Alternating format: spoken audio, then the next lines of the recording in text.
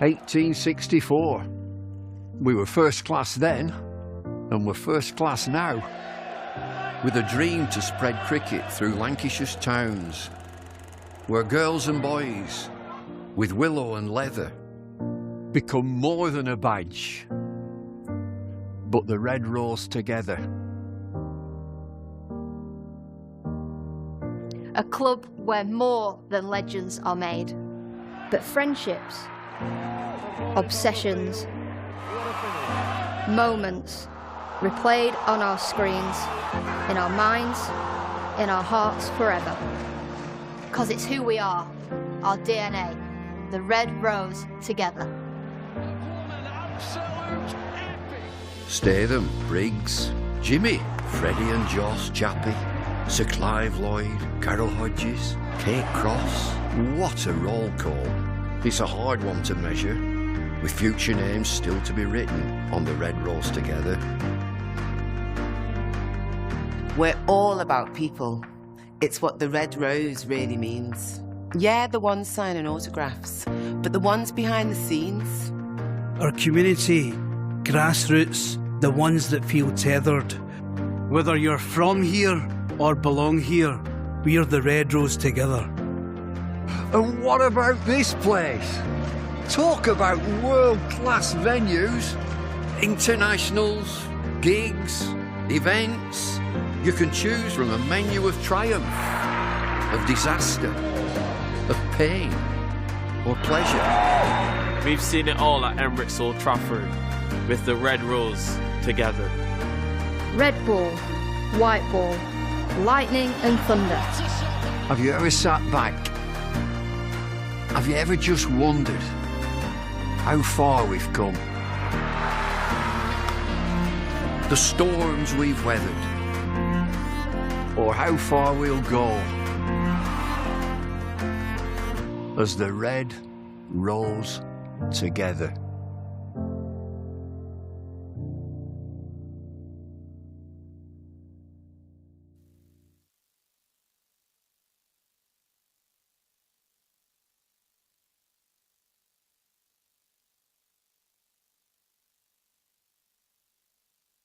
Good morning and a very warm welcome to a chilly and overcast Emirates Old Trafford, but we're going to start on time, which is excellent news because we had a little bit of rain around first thing this morning. Lancashire against Leicestershire in the third Rothesay County Championship fixture of the season. 2 draws for Lancashire and they take on the Division 2 leaders Leicestershire this week.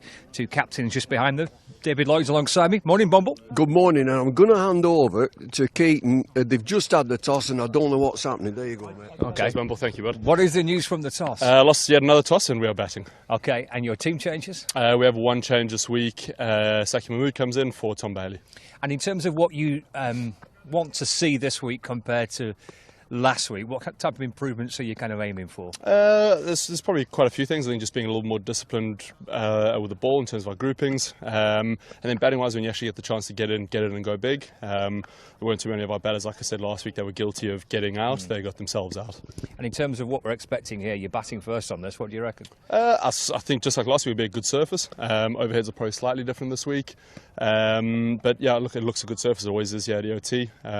First hour will be a challenge, but get through that, and like we saw last week, there's runs to be had. And is it fair to say you've done some decent stuff in the first 2 rounds of fixtures, but how eager are you to kind of kick on and get this first victory now? Yeah, look, you always want to win every game of cricket you play. I think for us it's about making sure we play really good cricket, be a little bit more disciplined than we have been, and when the opportunity comes, make sure we actually capitalise on it. We had the chance at times last week, which we didn't quite sort of jump all over, but hopefully this week we do. Okay, cheers, Keaton. I'll let you Cheers, get ready. Thank you, buddy. Thank you very much. Cheers, so that's the news. Lanky batting first, David. Yeah, I'm happy about that. It's a different surface completely and different conditions. There's a little bit of moisture earlier this morning, but it's set fair. It is a bit cloudy. It's a bit chilly. Now, I can tell you there's more moisture in this pitch. When you think back at that last pitch when it was bright sunshine, there's a little bit more moisture in this. The grass is a little bit longer and it's greener. And so he's dead right. You come to a situation like that you're batting first, you need a good first session. Get over the first session, the new ball is fresh pitch, and it'll get easier in the afternoon and evening session. Presumably batting first as well gives you the advantage of trying to control the game if you can get first innings runs. Exactly. I think that's so important in 4-day cricket, that if you bat well, if you're batting first or you're bowling first, whatever it is, you've got to do it well. So if you bat well and you get big runs in that first inning, you are actually bossing the game. And you're going to be hopefully bowling last on a wearing surface. So Saqib Mahmood comes into the team. I think that's a massive plus for Lancashire. It gives them a little bit more firepower. It's been such a frustrating time for Saqib because he is an international bowler. It's stop-start and injuries have come in, so I for one wish him well.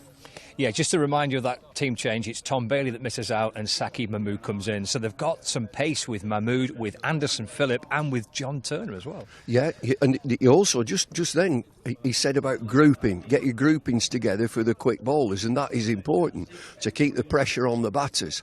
They've got the spin option. I thought Tom Bailey bowled really well in that last game. 30-odd overs, which is great as a spinner. You're not just coming on for 3 overs and 4 overs. You have a long spell and you get into a rhythm of bowling. So this is a very competitive league. It is unbelievably competitive. And so 2 draws, OK, you've got to start winning. And where's summer gone? Yeah, well, it's cricket season. It's all right. I wouldn't be too unhappy about this. Clouds are high. It's going to get a little bit warmer. I think we're OK for the weekend, Easter weekend. And so I'm looking forward to some good cricket from Lancs. We are. We're underway on time, which is the great news, at 11 o'clock.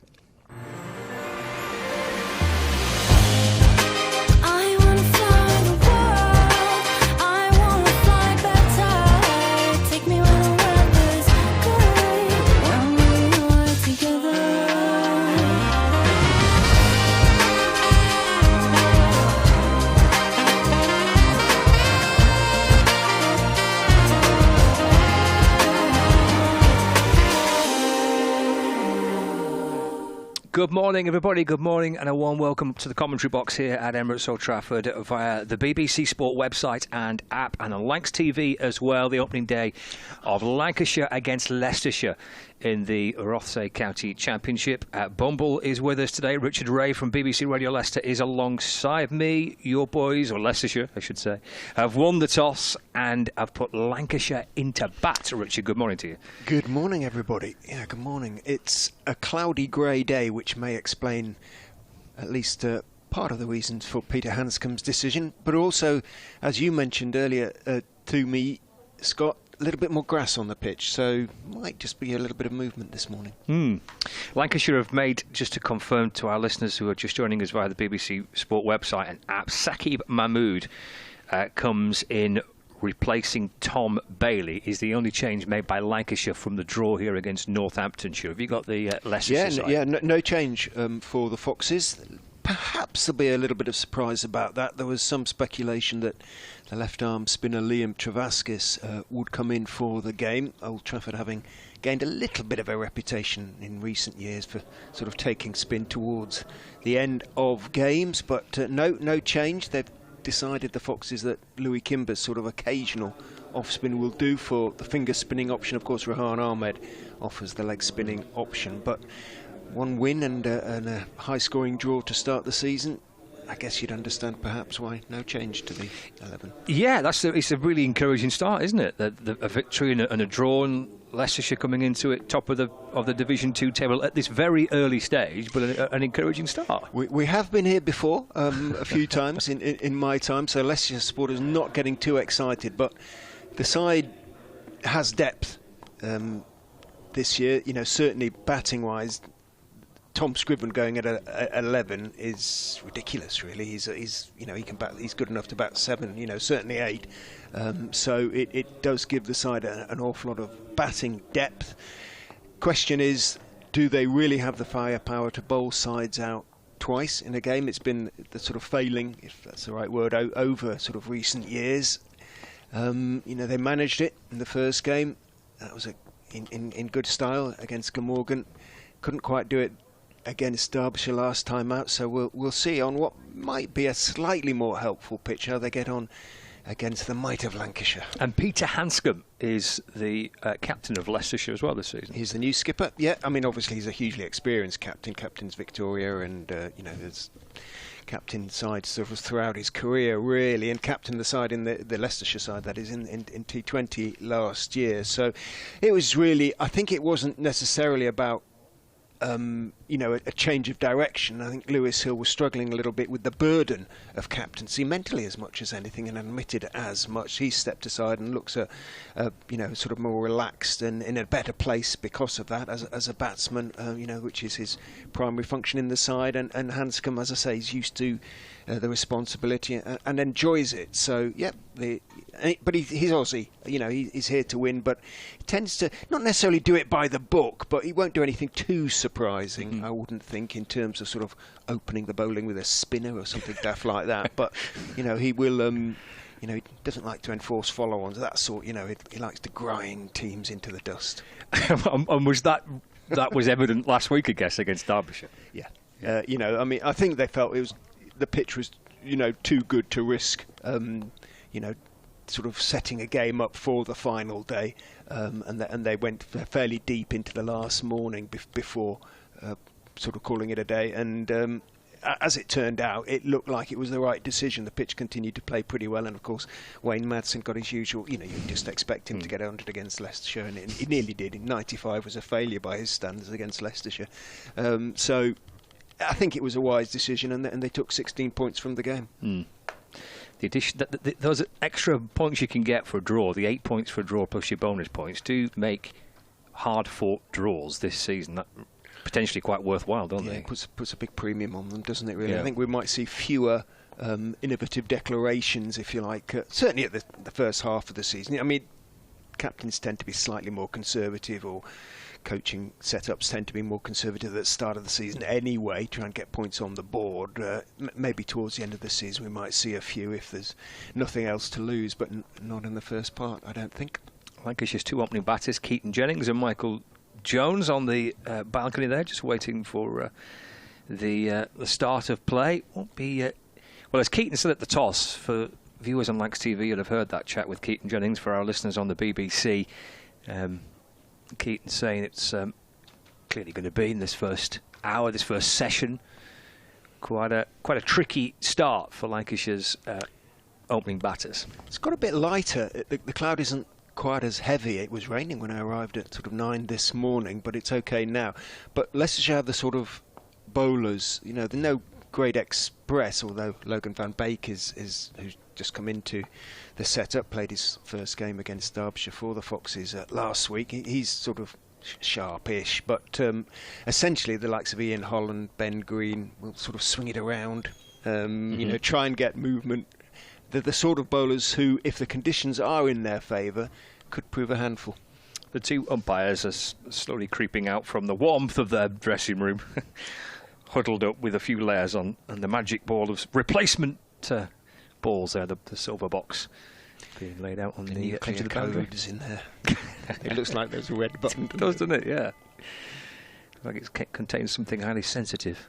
That's very pleasing. Ian Blackwell's got a very white sort of Panama style hat. Naeem Ashraf has got a sort of straw coloured appropriately hat. So not that they're going to be that difficult to misidentify, but at least it does help when they're wrapped up the way they are.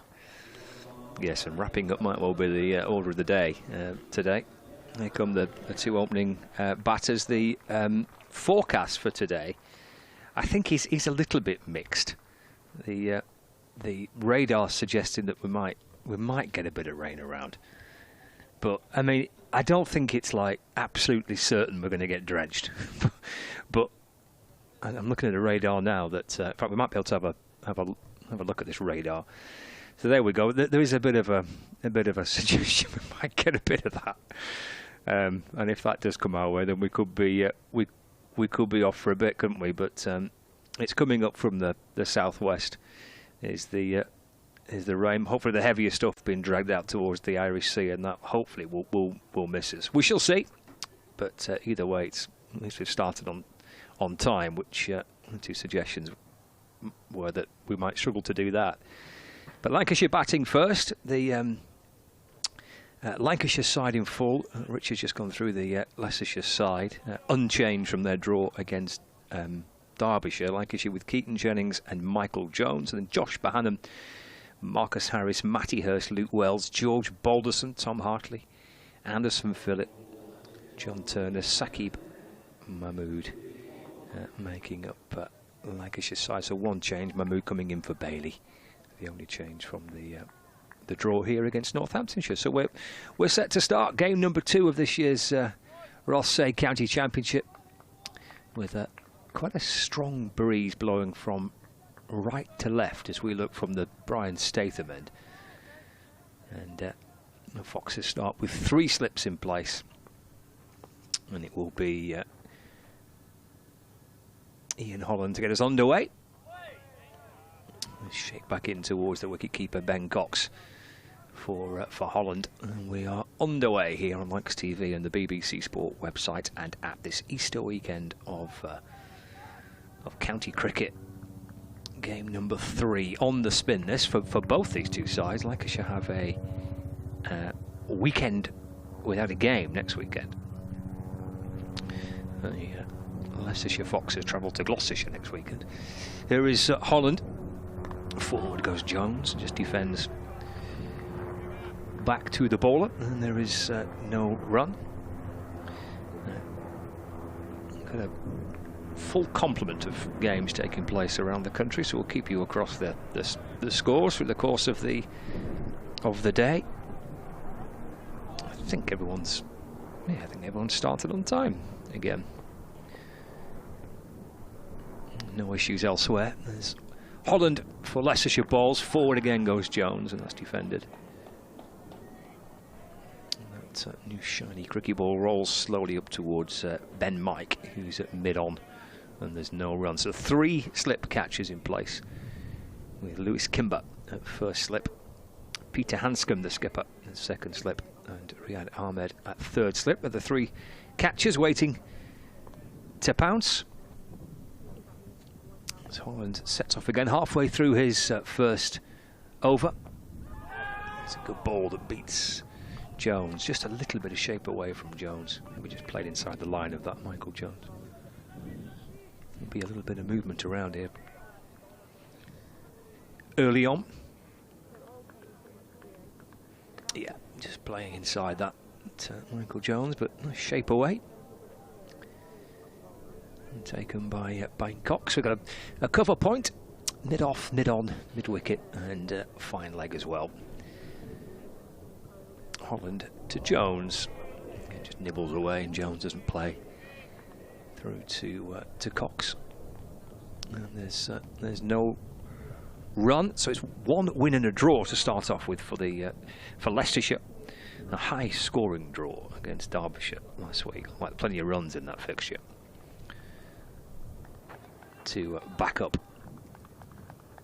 Leicestershire's opening victory of the season, opening round win, which was against Glamorgan. Driven beautifully for 4 by Jones. Lovely way to end the first over of the day. It's in a couple of deliveries from Holland, just seam away from Michael Jones. Plays a lovely straight drive for 4, a little shuffle down the pitch, and strikes that nicely through straight mid-off for 4 runs, and that completes the first over of the match then. Lancashire's first innings up and running. Jones on 4, having faced all 6 deliveries coming from the Sir James Anderson end of the ground. The Anderson end is the old pavilion here is at Emirates Old Trafford. For our Leicestershire viewers and listeners, may not have not seen their side play here for some time in 4-day cricket. The hotels are located to the right where we look from the Statham end, looking directly at the old pavilion with the point, the big red rectangular building to the left of the point as we look. And this is the Brian Statham end where the player and media centre is. There's always something different to look at Old Trafford when you come up, especially when you haven't been for a while, certainly, but plenty of building has gone on and continues to go on Logan van Beek is in from the Statham end. Bowls slightly short to Keaton Jennings, who's up on his toes, and as batsmen always do, indicates with his hand, having on the back foot just dropped the ball out in the offside, exactly what the ball did. A little bit of extra movement, perhaps a touch of extra bounce for Van Beek.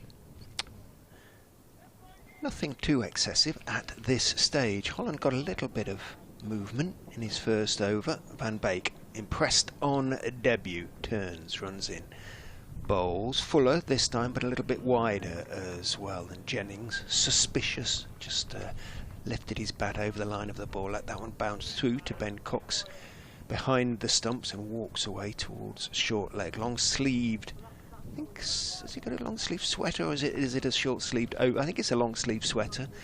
Jones, just the short sleeved shirt, hard man with a quite sure no sweater. He'll have something underneath that, I'm sure, to keep himself warm. It's not a warm morning. Outside off stump again from Van Beek, going further. Might just have seamed away a smidgen. We are perfectly positioned here, up in the media centre, right behind Logan van Beek's arm, as the fair-haired South African runs into bowl. Netherlands international, of course. The helicopter drones overhead again. Went the other way just a few minutes ago. It's seen enough. In goes Van Beek and bowls again outside off stump. Again, sort of a suggestion of seam movement, but too wide to persuade Jennings to essay a drive at this stage. The flags atop the pavilion, extending away from the city centre, which is sort of away to our right here. As Van Beek turns, athletic run is in and bowls. That shapes back in a touch to Jennings, who's equal to it, just strokes it out towards mid-off. I think that's Tom Scriven there at mid-off. All the Leicestershire players are in long-sleeved sweaters for the most part, just the three slips. Louis Kimber at first, clapping his hand. The skipper, Peter Hanscom at second, and Rehan Ahmed at third. I know he'll be dominating the conversation. Is he chatty? He is a chatty man, Rehan. Not so much to the media, but he loves to talk to his teammates. In goes Van Beek, short, seams away quite markedly, but again pushed across Jennings. He doesn't have to play. He'd have to play just at 2 deliveries in that over, I think. So Van Beek just taking a few deliveries to get his radar right. Still going to get a pat on the back from Rehan Ahmed. End of the over. 4 without loss. Just the one scoring shot, and a rather nice scoring shot it was from Michael Jones at the end of the first over. Is Van Beek here for the whole season? Yes, all forms as well. Oh, lovely. So, yeah. So Van Beek and Hanscom are 2 overseas. Come back to that. Okay. Well, Holland's coming in, but Jones had just spotted something that's caught his eye, I think, in the bowler's arm. So everyone turns around, has a look. The umpire's turning around and then look towards the pavilion. Someone's moving about. There are good white screens behind, sight screens, so and you can't get in front of them, can you? But just to the right of them, I suspect, was the issue. Sets off again, Holland. Jones on 4.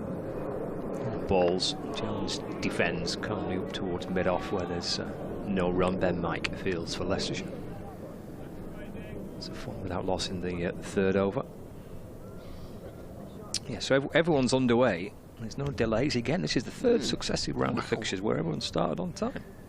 I think we lost 6 or 8 overs on the third evening against Derbyshire to bad light as much as anything, a bit of rain. Holland to Jones, that's a good ball. Sneaks past the edge of the bat to the gloves of that's Ben the only Cox. Cricket we've lost. That's good effort, isn't it? In the first 2 matches. Yourselves? Yeah, there've been no issues. Yeah, we've had full 4 days. Easy for April, isn't it? It is, really? it's absolutely ridiculous. We've been fortunate with that. Holland again. Forward goes Jones and defends. Ball deflects out towards mid-wicket.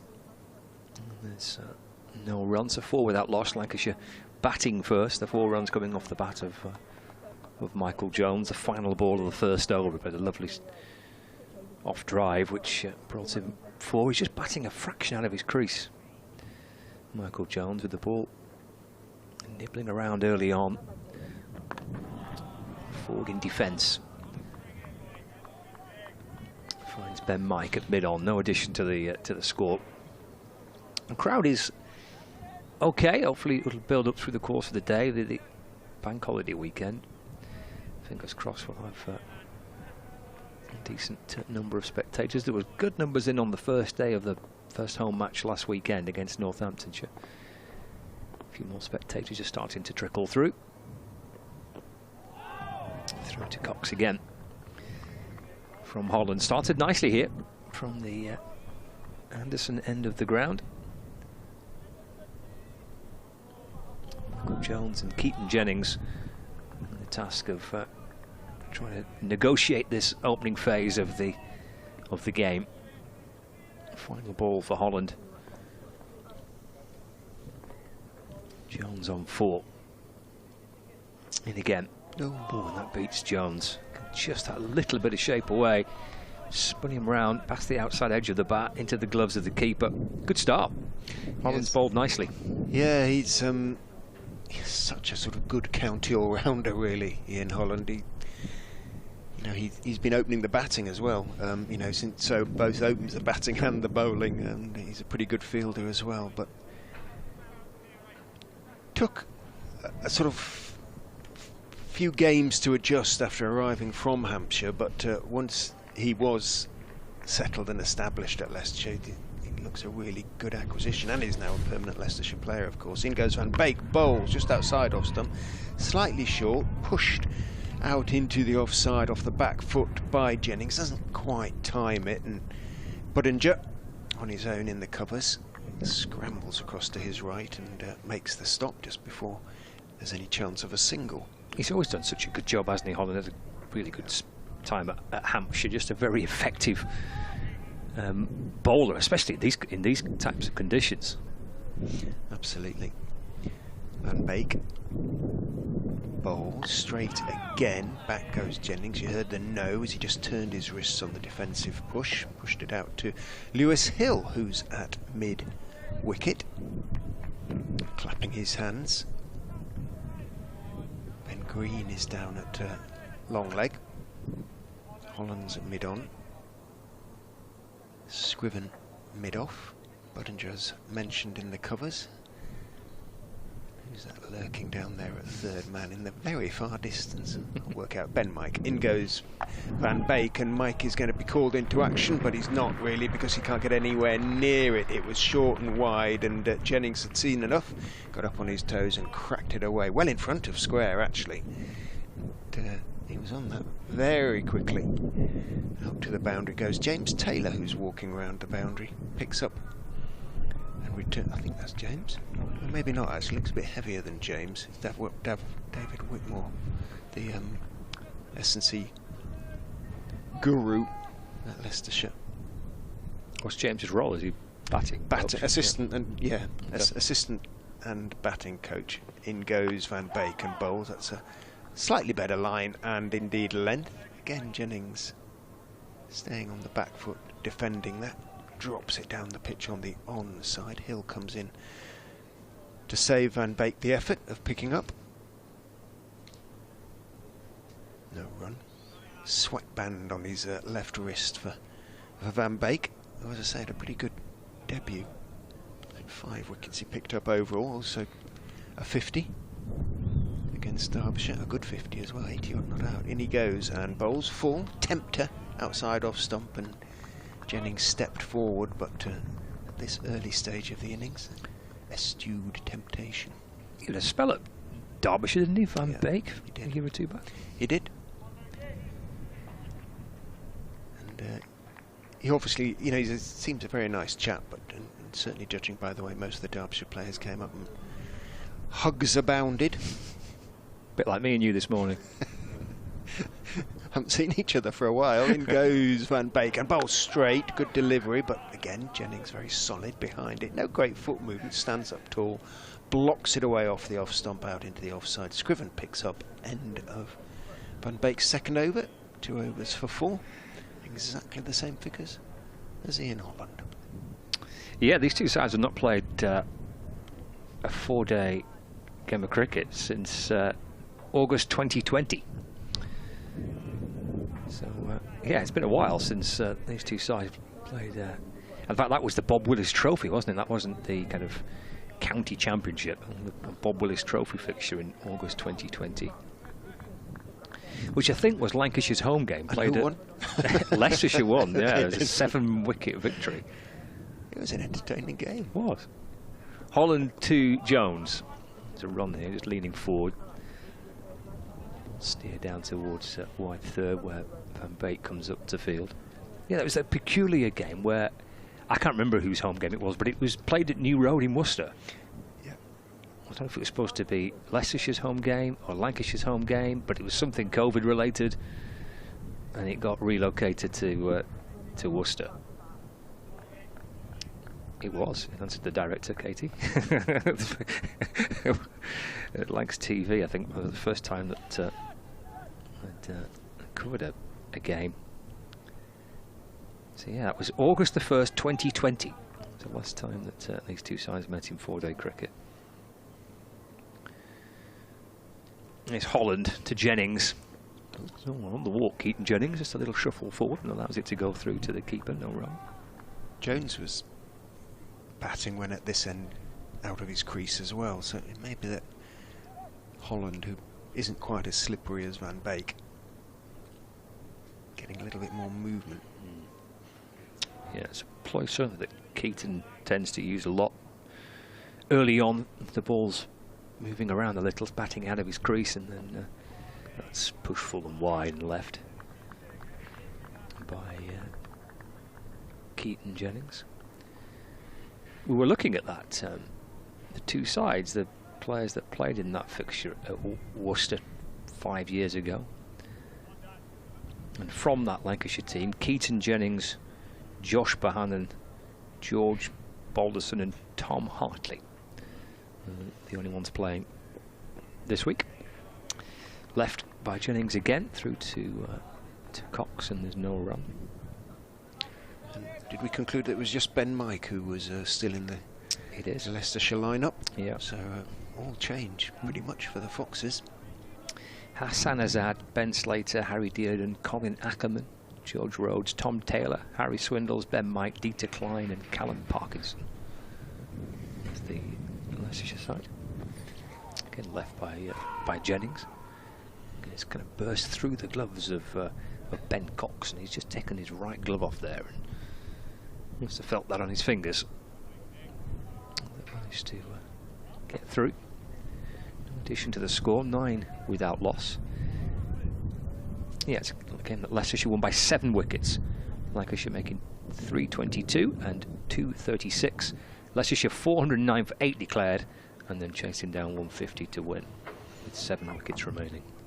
I remember it being controversial at one stage. Around the wicket this time, Holland. Change of line, having gone over the wicket to Jennings. It forces him to defend, and he's pushed it away into the offside.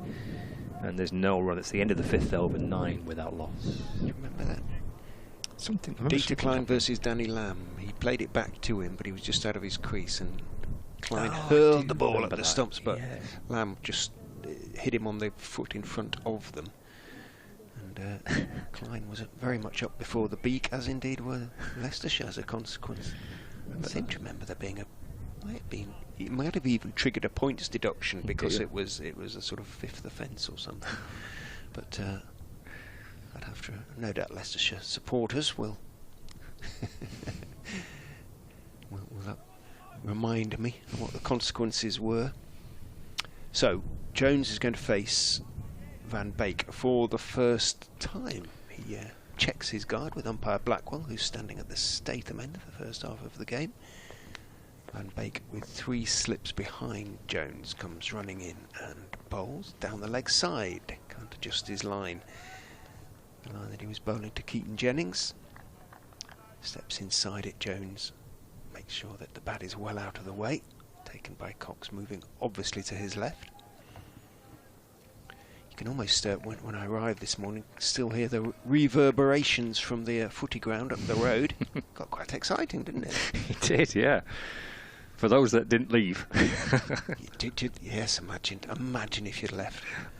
In goes Van Beek, bowl just outside off stump, little bit short, and Jones just gets up on his toes and just rides it very calmly and all the time in the world down to third man and jogs the single. No great movement for Van Beek yet. 10 without loss after 5.2.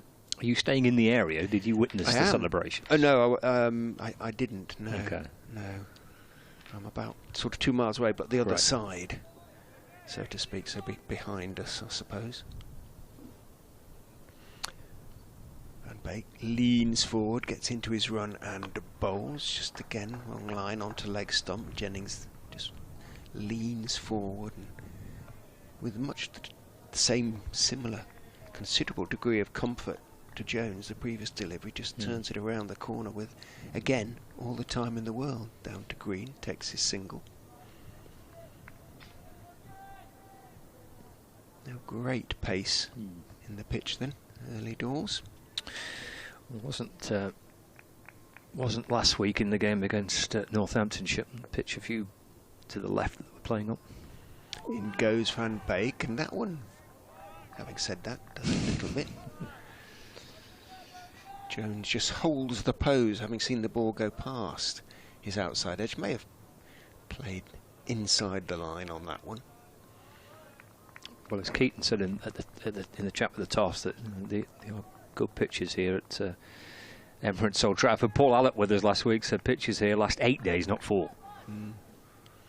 Did he indicate that he would have bowled, or probably would? In goes Van Beek and bowls straight and, well, Midland leg line. Jones again, it's slightly short of a length though, and Jones with an awful lot of time just to wait for it, turn it round the corner down to Ben Mike and jog the single.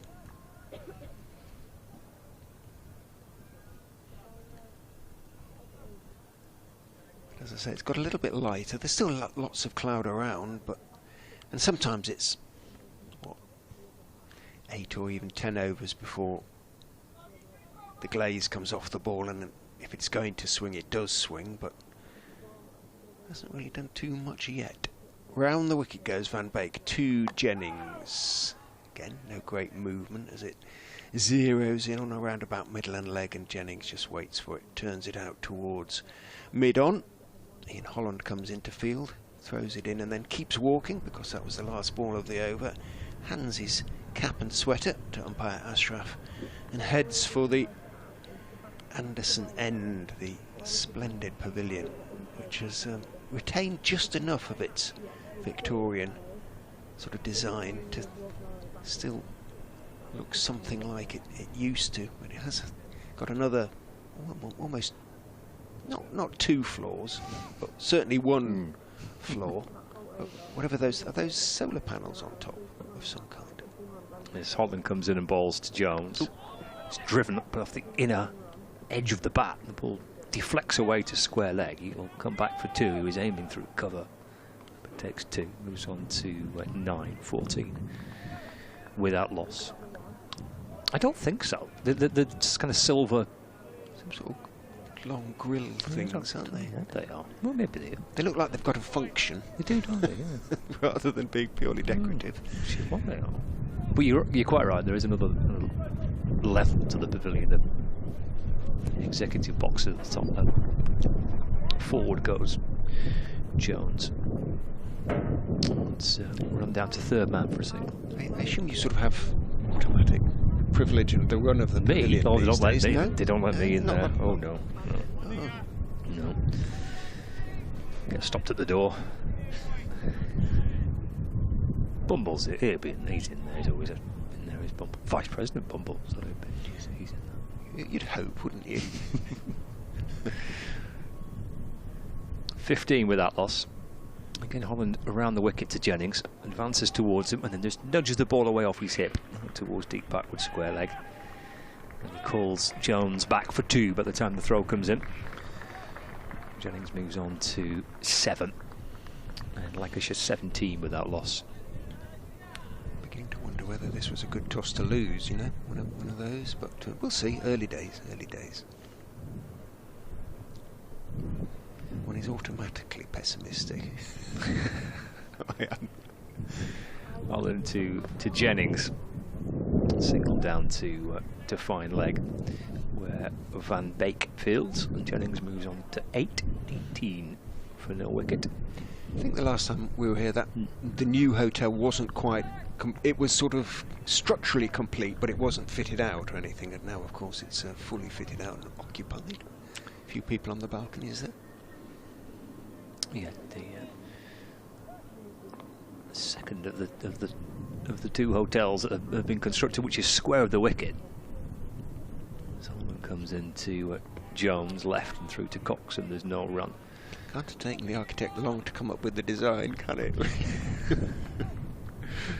It is a rectangle. It's not unpleasantly so. Functional, I would suggest. Been in there? I haven't. No. Okay, they don't let me in there. I'm allowed in this Just building. in this bit. And that is it. It's the only place I'm allowed to go. Holland in. Oh, and he's bowled Jones. Wow.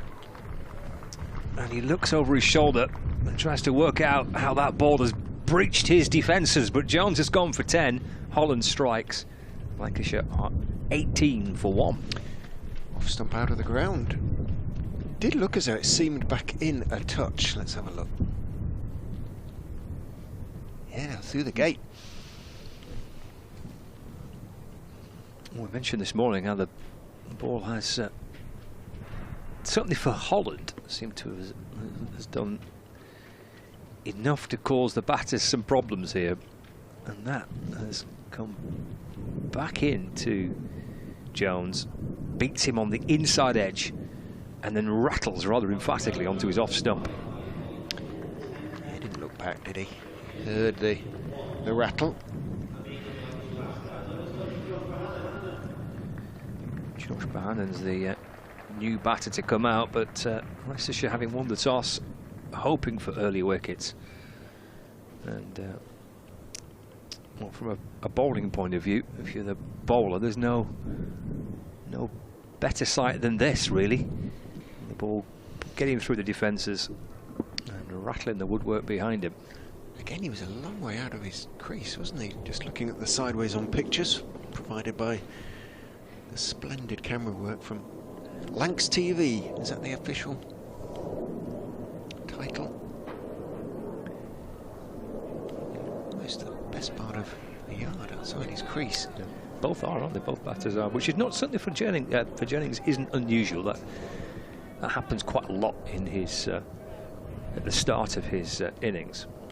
I'll get through this over, then I'll have to go and update BBC Radio Leicester. We'll hear from the first time today from David. In goes Van Beek, round the wicket, bowls to Jennings. No, he calls as he defends that one on the back foot, out back down the pitch on the off side, picked up by Scriven, and there's no run. Comes into this game on the back of a terrific century in Lancashire's second innings. They were following on last week against Northamptonshire, and he made 155 in that rearguard effort by Lancashire to make sure that they didn't lose the match. Great effort, and he's watching on at the moment as Van Beek is in, bowled slightly fuller this time, again from round the wicket. Again, Jennings waits for it and plays carefully, doesn't try and on-drive it, pushes it firmly out towards wide-ish. Mid-on, Holland picks up and gets to work on the ball straight away. Jennings 8 from 23 balls, 18 for 1 from 7.2 overs. He's got a touch heavier, the cloud, hard to tell. In goes Van Beek, bowls, better line now, off stump line. Jennings walks into the defensive push, really. As Scott said, he likes to sort of move forward, almost, batting out of his crease sometimes. But everything's neat and tidy and close together and doesn't look as though there's any way through. glances down at the ball, leans forward, gets into an athletic run, doesn't bowl, gets almost to the crease and wound himself up, but didn't go through with his action. No idea why. Something wasn't quite right, clearly. Bohannon walks across and just clears a little bit of loose something or other from the pitch.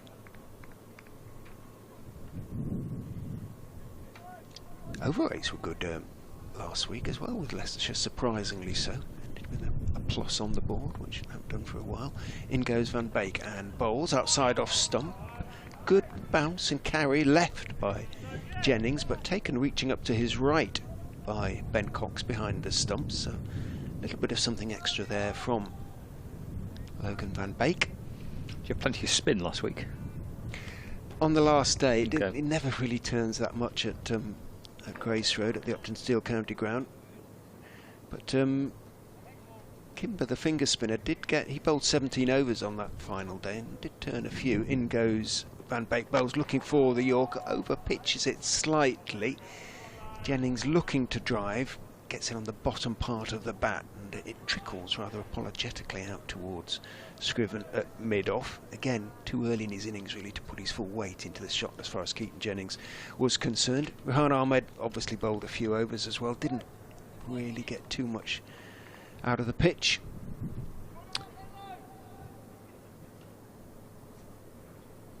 Derbyshire spinner bowled quite nicely on the third day. In goes Van Beek, just tucked off his hip by, well, a bit lower than that, by Jennings. Just lost his line at the last delivery. Van Beek, and it's turned down to wide-ish long leg Greenfields, and the single is taken. Updates time. Thanks, Richard. I'll bring David Lloyd into the commentary box. Yeah, there was 57 overs in that final innings of the match last week for Northamptonshire's leg spinner Calvin Harrison, bowled 57 overs for 7 for 119. He had quite a big role to play, but in the end it was unable to bowl Lancashire out. They finished 9 down, Lancashire, and earned to draw from a difficult game for them. Northamptonshire, across certainly the first 3 days, the stronger side, as Holland comes around the wicket and bowls and Jennings leaves. And through it goes to Ben Cox. David Lloyd's alongside me. Good morning, Bumble. Yeah, good morning. Bit breezy this morning, a bit chilly, cloud around, different sort of pitch than we saw last week. There looks to be a touch more grass, and there's certainly a bit of moisture. Nothing much at all. You can see where the fast bowlers run off. There is no real marks, but I think there's a touch more moisture in this pitch. 3 slips waiting with Jennings on strike. Edged, gone. Taken at first slip by Lewis Kimber. Big breakthrough for Leicestershire. Keaton Jennings been in fabulous form this season, but he departs for 9, and Lancashire on 19 for 2. It goes through nicely, does this, to first slip. You can see where he catches it. From around the wicket, the ball pitches and moves away towards slip, and it's round about midriff height. It's a beautiful height for slip catching at first slip. So both openers are back in the shed. I think you've got to bowl the right line and length on this pitch, and it's got to be a fullish length and good discipline. And so an excellent start for Leicestershire. They've nipped the openers out, and Jennings, as we see many times, he's on the walk, coming out of his crease and takes an outside edge defensive shot. You're trying to be as tight as you can, which brings Marcus Harris in at number 4. Bohannon yet to face. So an excellent start by the seamers. I think it's so important when you win the toss, your disciplines have got to be there. You've got to bowl the right length, and on this pitch we just talked about a touch more grass than usual. It's only a little bit. It's a full length. Get it up there full, make and play, and bring your slips into play. What I find quite interesting and unique is that Leicestershire win the toss, will have a ball first, and from ball 1 they've had a third man. And you just think, well, you know, we're hunting wickets, we shoved them in, we think it's going to do a little bit off this pitch, get all the catches we can, but both ends there's a third man. which in itself is a rarity, isn't it? It is, yeah. And it's a defensive position. You're saving a 4, where that 4 would probably come off a thick edge, which might just have gone into a catching position. It's Holland who's picked up the 2 wickets so far. Matty Hurst, the new batter for Lancashire, left alone by Hurst. And through to Cox. Well, Holland potentially the perfect kind of option here in these type of conditions, with a little bit of grass left on the pitch and the ball nibbling around. Holland for plenty of years now has thrived in these situations. And he's started out beautifully here for Leicestershire. 19 for 2 Lancashire. Back into Hurst. It's Harris, isn't it? Carefully defends into the offside. No run. It is Harris, you're quite right. It is Harris. And again, just watching Harris in his setup, left-handed bat. And we all talk about trigger movements. What's the first thing that he does? His left foot just moves slightly, just across his crease, which sets him up and gets him moving. Holland is around the wicket to him, right arm round. Into Harris. Through to Cox, and there's no run.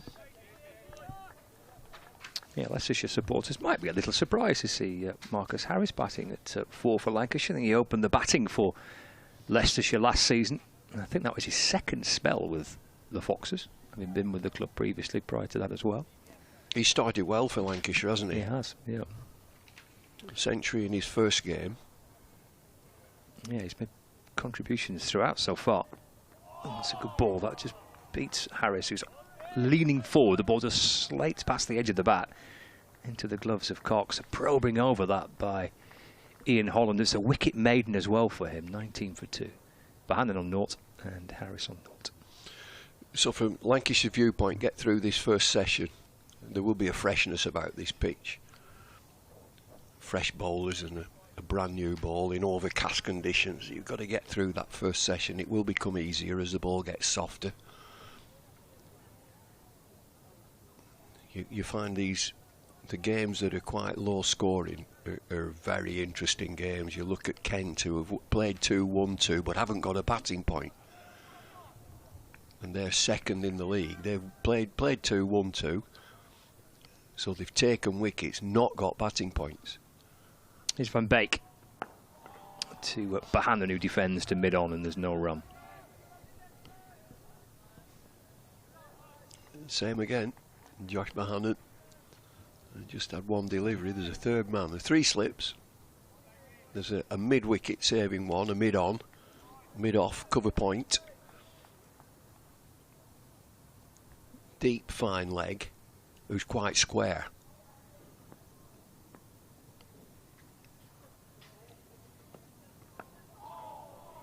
Single down to third man here for Bohannon. Gets him off the mark. 20 for 2. Just a little bit. That last delivery, it's a full-length delivery, and there was a little bit of shape away from the right-handed batter towards slip, a bit of swing, and the breeze is not the normal breeze. It's coming from the city across the ground. It usually goes the other way. The prevailing wind is from the Stretford end across the pitch now, as it is since it's been turned round. But the breeze is stiff across the ground from the city. I was in the city last night. Were you? Yeah. You know, the football match was on, and I thought I'd get here before, but the M62 was snarled up, and I'm right in the middle of it. Van Beek to Harris. That's defended to mid-wicket. There's no run. And so, you know, I had my plan. You know, you get, this is how I'm going to plan my day, but I didn't plan that the M62 is going to be snarled up, and it took me 2.5 hours to get over. So I'm going to get into football traffic here, and got to the ground. I thought, right, I get on the metro and go into town. So I got off at Castlefield. I'm going to go into a bit of a wander into a pub or two here and there, and then the fun started. Van Beek to Hurst. That's wide and left. So I get off at Castlefield, and so my platform, there's only a handful of people that got off. On the other platform, there must have been 1,500, 1,000 French supporters. singing loudly. Sorry, you can't get off. You can't get off. What do you mean I can't get off? I want to get off. You can't leave the platform. Why not? Well, because of the supporters. I'm going about my business. Van Beek to Harris, left again, no run. I'm not here to listen to some songs I can't understand. I want to... No. Anyway. When this security person wasn't looking and turned away, I ran across the lines. Oh, cheeky. I did, yeah. Oh, you little rebel. No, I've got to tap myself off. I've got to tap myself off, which was a bit of an encounter. Van Beek swings one back into Marcus Harris. That's clipped out to mid-wicket. End of the over, 20 for 2. You know, you tap yourself onto the metro, and then when you get off, you tap again so that they know that's your journey and you're charged appropriately. But I couldn't, with the whole, you can't get off. I need to tap myself off, and I need to get off. And so then I run across. I thought, how am I going to get back? I've got to go. Right, I'll go and check in my hotel, and then come back and tap off. Yeah. So I did that. My hotel I could see it. It's a nice little place to stay. Very convenient for that metro line just into Emirates Old Trafford. It was perfect. So it was I had a good night from then on in. Everything went. Yeah, it was all right then. Right. It's Holland into Bahan, and that's wide and swings away and taken by Cox, who's collected it right across first slip where Lewis Kimber fields for Leicestershire. There's no run. Listeners and viewers will know where I've been. So I got off at Castlefield and went across and into Peveril of the Peak, and sort of had a bit inside, bit outside, stood outside, chatted to some guys. Then went to the toilet, the Temple of Convenience. Yeah. So you like that one, don't you? I do, but they've had licence issues, but it's back open again. Holland to Bahan, that's a good delivery. That beats him through to Cox, no run. Up to Sangam for a nice curry, quite a hot curry. Okay. Some poppadoms and some lamb chops, and then came back to Britain's protection. Happy days. And then into my digs, which was nice. I was back in there at 8:30. Oh, she weren't out when all the chaos was happening with the football then? No. And you were back it wasn't on any screens either, so I didn't actually see it. Right. Holland to Bahan, through again to Cox. Testing stuff from Ian Holland. So in this first session here, when you've been put in, you're looking actually not to play. And the ball's past the outside edge. I'm just looking at Bohannon now from side on, and he's stood well outside of his crease, trying to nullify any sort of movement. Which Holland is getting from the Anderson end. Defended this time towards mid-on, where Ben Mike fields, and there's no run. You got to make him ball at you, like that last delivery, which is comfortable. It's at his body, so he just defensively pushes it to mid-on. What he doesn't want to do, Bahan, is start playing just outside off stump, where there's 3 slips in play, wicket keeper. Waits Bahan. As Holland balls, that's driven away off the inner half of the bat. It's actually gone towards the right of mid-on, where Ben Mike will catch up with it. Not where Bohannon's aiming, but maybe another example of that movement that Holland's able to get here early on. 21 for 2.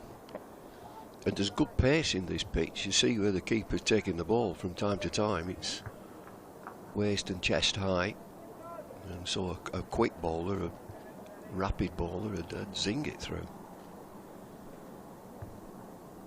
Josh Bohannon and Marcus Harris together. Lancashire have lost their 2 opening batters, Keaton Jennings and Michael Jones. Both to the bowling of Ian Holland, who's around the wicket, to Harris. And that's just clipped out towards the leg side. And Saul Bullinger fields at mid-wicket. And there's no run. So 21 for 2 Lancashire. 11 overs gone here at Emirates Old Trafford on Lancashire TV and the BBC Sport website and app. The early dismissals of Jones, bowled by Holland, one that came back in, beat him on the inside edge and rattled the top of his off stump, but rooted the off stump. Jones for 10, and then Jennings Stick behind to the second slip. First slip fielder, Lewis Kimber. Jennings departing for 9.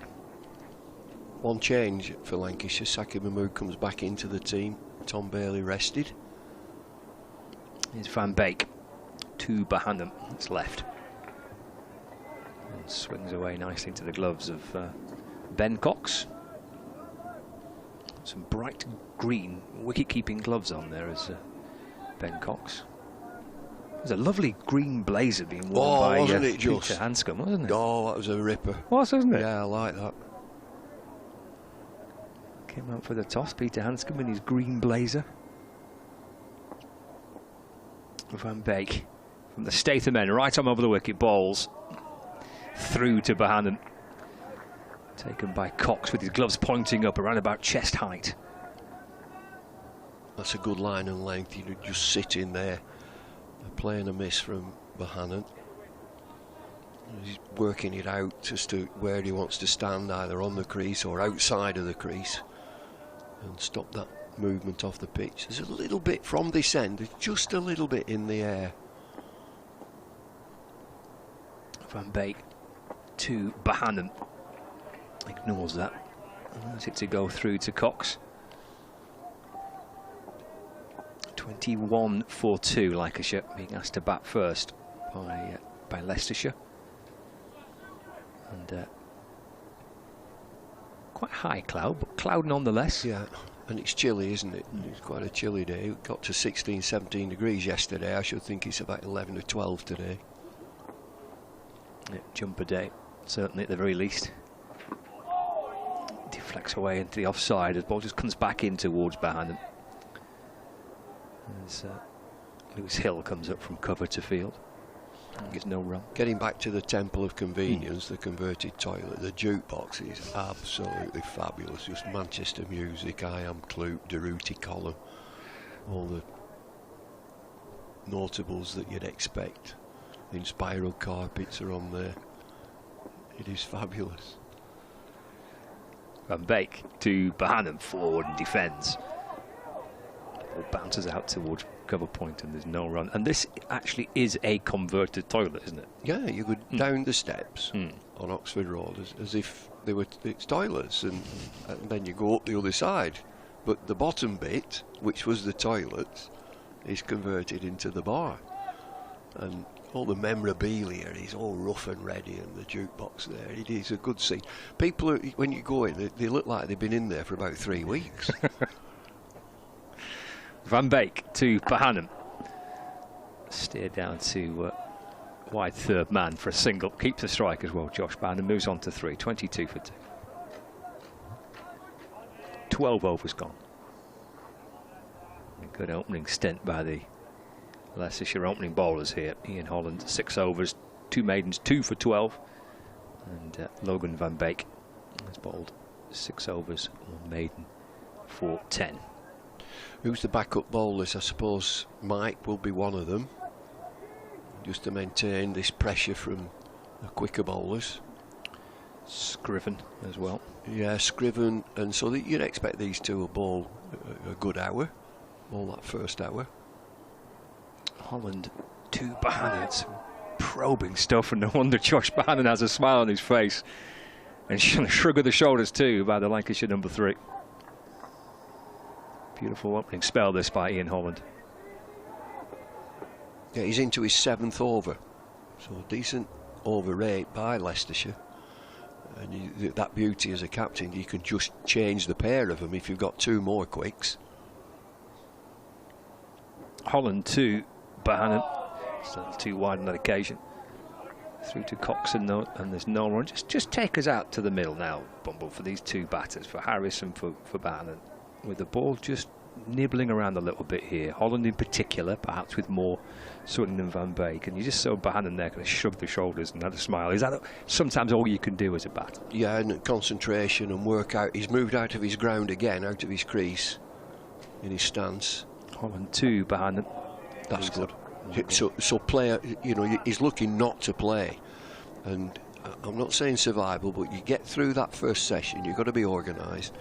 Get through the first session, which is going to be difficult, and so you've got to rise to the challenge, You got to dig in. It's one of the great phrases of cricket, dig in, because you ain't having it all your own way here. The bowlers are on top. Your defence has got to be sound. Your concentration paramount. As Bohannon waits for Holland, comes back in towards him, just deflects off his pad, looping out towards the leg side. No run. Now that's definite in swing. He set that up to be in swing, and it did swing. His line was ever so slightly wrong, but it's a good delivery. I wonder if also Holland, he looks a big strapping lad, he'd have a ball at the other end. Get it swinging away. Bohannon waiting for Holland, who's in. It's driven away. Gathered by Saul Budinger at cover, and there's no run. You just saw at the end of his run there that Holland had a glint in his eye and a smile. I think it was mid-off, as if to say, I'm enjoying this. He's got 2 for 12, coming to the end of his 7th over. Sets off again from the Anderson end. Still 3 slips awaiting. Balls to Bohannon. That's wide and left that time. And through to Cox. No run. Another maiden that for Ian Holland. 22 for 2. Super stuff so far by the 2 opening bowlers for Leicestershire. Survival the key for Josh Bohannon, for Marcus Harris for Lancashire, as we edge up towards the hour mark here on the opening day. So you got to, sometimes you've got to dig in, as I say, before you can wrest the initiative. And how do you wrest the initiative? Is to build a partnership, get the bowling changed and move the field back. This is one of those classic first sessions. Got to get through this first session. The 2 openers are back in the shed. You've got 3 and 4 in. Harry's still to get off the mark out of 9 deliveries, just having a little look at it. Ben Green's the first bowling change, replacing Logan Van Beek from the Statham end. Right on round the wicket to Marcus Harris, who's up onto his toes and just nudges the ball away to the leg side. Jogs through for a single, gets his first run. Lancashire 23 for 2. That's the delivery you want as a batter. That's the one that you just back of a length that you can just get onto your toes and knock it into the leg side. So you're not thinking about movement off the seam. You're not thinking about movement in the air. It's just nice. I can get me single and get up the other end. He's got a grand moustache as this lad, hasn't he? Like Lloyd Lucan.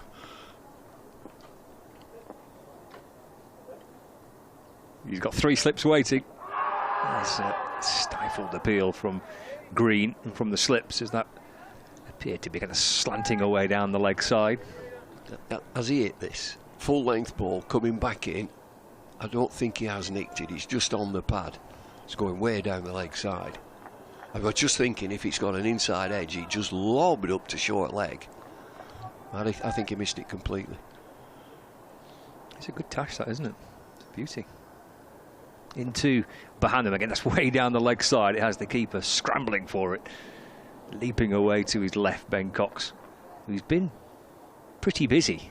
The ball's come through to a good pace and good carry, and he's had to be quite sharp on his toes as he was there. 23 for 2. They've got the same green as the numbers on the shirts. The green is exactly the same as the jacket the captain wore at the toss. Green into Bohannon. That's wide outside off stump. And through to the keeper. There's no run. He's been around Hanscom, hasn't he? Played at Middlesex for a while. He was in Australia's team. Found himself captain of Leicestershire. Cameron Bancroft, who's he captain of Gloucestershire.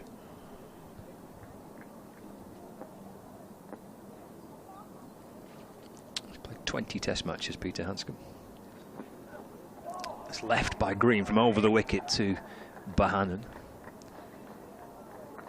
Through to Cox, and there's no run. 20 test matches, 22 one-day internationals and 2 T20 internationals for Peter Hanscom. He's finished with that now, hasn't he? His international days have gone, probably. 33, Peter Hanscom. Forward goes Bohannon. safely defending off the front foot, just pushing the ball away into the offside. And there's no run. So that's 14 overs gone of Lancashire's first innings. 23 for 2. Bohannon 3 and Harris on 1. He's got a terrific first-class record. 12,000 first-class runs, an average of 40. 26 centuries.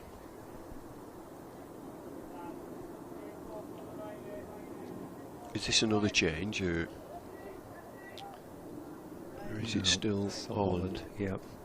This is his 8th from the Anderson end.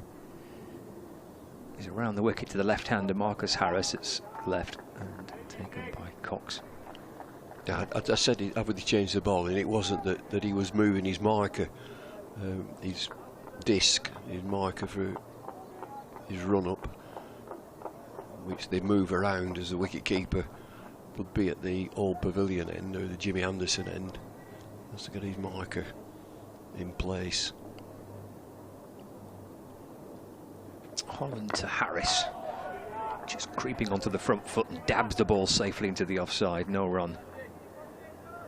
It used to be a party piece, did that? As the marker was down for the quick bowlers and you were at slip, just move it back a yard. Just see if he notices.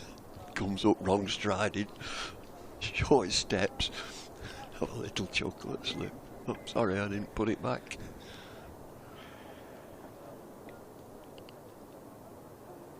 Holland to Harris, just through to the keeper. There's no run. And it was a way of winding the quicks up as well, because I mean they can get cantankerous and quick bowlers. Just move his marker back here and rev him up a bit. What are you doing with this marker? Just leave it alone. And that's not. It's just got him chivied up a bit as that. And put an extra yard on. Bit of a flat period in the game. Just rev him up. It's Holland to Harris, shuffling forward and defending the ball. Deflects to mid-on. Tom Scriven fields for Leicestershire. There's no run. Remains on 1. Marcus Harris, Bohannon on 3. He's had a terrific start to the season. Harris 43 and 50 last week. And in the first game of the season, 138 and 52 against Middlesex. It's edged down to third man. Slightly nervous glance over his left shoulder as the ball came off the thickish edge of the bat down to third man for a single to Harris. Doubles his total. He moves to 2. Lancashire 24 for 2. Who are the coaches at Leicestershire? I thought Alfonso Thomas, yep. James Taylor. They were here. There's a pair of them. I think it's Alfonso Thomas's second full season. Okay. As head coach. Holland to Bohannon, plays forward in defence, and there's no run. It's the end of the over, and it's 24 for 2. Let's have a little look around the games elsewhere in Division 2. Go on. Everyone's playing again. No disruptions. So we'll start with the game at Derbyshire. There's some wickets falling there. Derbyshire against Northamptonshire. Wade Madsen, who got runs last week against Leicestershire. Brooke Guest currently batting, but they're 3 down. Derbyshire against Northampton, 60 for 3 in that fixture at the county ground in Derby. And it's Green from around the wicket bowls. Flicked down to fine leg by Harris for 1. He moves to 3. It's 25 for 2. Kent, having had that terrific victory against Middlesex last week, taking on Gloucestershire this week in Canterbury. Gloucestershire batting first, 41 for 2. And there's one other game in Division 2. There's Green bowls to Bohannon, that's left, and through to Cox. There's no run. And this match is taking place at Lords, where Middlesex are up against Glamorgan. Glamorgan batting first are 42 for 1. Sam Northeast, former Middlesex batter, got a triple century, I think, for Middlesex at the start of last season. Currently out in the middle for Glamorgan. Then the Division 2 fixtures. Green in bowls, full and wide and left. And through to Coxon, there's no run. There's one delay in the fixtures in Division 1. Warwickshire against Nottinghamshire. They're off for rain at Edgbaston with Warwickshire 34 for 2. But they're playing Sussex. The other games. Good start from Sussex, look at that. 78 without loss after 13 overs against Surrey. They had a terrific victory against Somerset last week. They had plenty of runs in that fixture last week. Here's Green. 2 behind and nudged away off the hip, down to fine leg for a single. And a good start against the defending double champions for Sussex. Yeah, Hughes on 53 and Haynes on 20, so 79 without loss. That's a good attack for Surrey, and Sussex is 78 without loss, and Gus Atkinson's playing. Dan Worrell, Jordan Clark, Matt Fisher. That's a good attack. It's off the back foot, played nicely by Harris down towards third man for a single. Moves on to 4, 27 for 2. So Durham score 8. Is it Yorkshire and Durham at Durham? It is. Yorkies are batting first. Lytham Bean. 39 without loss. What's the attack? What's Durham's attack? Let's have a look. Rain, Potts, Coughlin, Doggett. Good attack. It's Green over the wicket, 2 behind them, driven, beautiful shot. Down the ground, towards the boundary below us here. Chase on, but Ian Holland can't catch up with it, and Bannon gets 4. 31 for 2. Do you know, there's the swing for Green. He's bowled probably all over the place, leg side, offside, and not straight enough, but there is swing.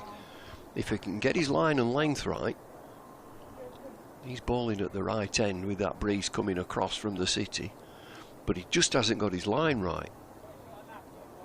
Bannon with a straight drive there, he got a finger end on it, did the bowler, but it still went for 4. Outfield will again be quick enough. We've not had any substantial rain. There was a smattering of rain. Now have we got a change of ball in 88? Who's this? We have Scriven. Scriven, yep.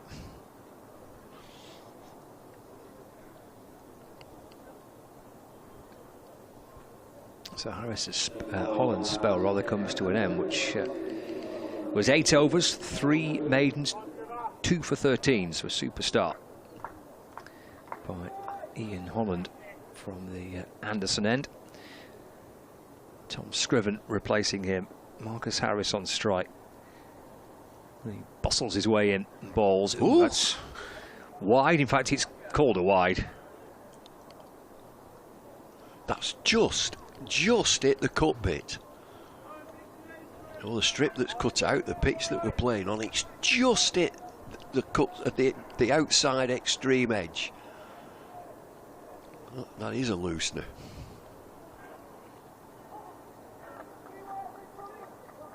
.32 for 2.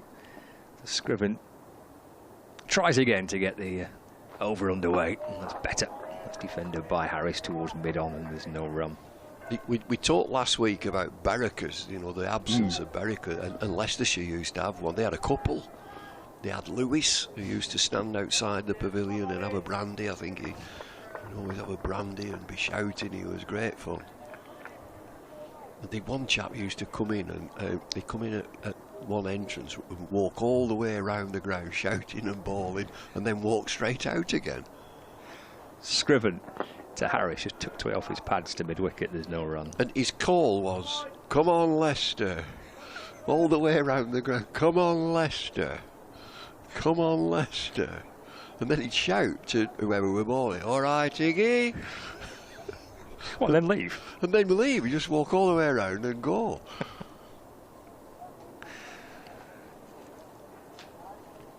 It's Scriven. With Harris on 4, 3 slips still in place. It's around the wicket to Harris, plays forward and defends. Richard might remember him. He was a real character. It was certainly when I was playing, so that very early 80s when I packed up. I used to just round the ground, "Come on, Leicester." And you could hear him coming into the ground. past the houses. Oh, here he comes again. The absence, we talked about it, the absence of the barracker. Every ground had one. 32 for 2. Scriven to Harris. Clip down Sharp. towards fine leg. 4 runs behind square on the leg side. Timed nicely by Harris. He doubles his score. Moves to 8. 36 for 2. Real flick of the wrist here. Scriven around the wicket. And he's just worked the angle there, Harris. Down towards the second hotel. We packed last night, them hotels, for the football match. Absolutely packed. Scriven to Harris, forward in defence. And there's no run.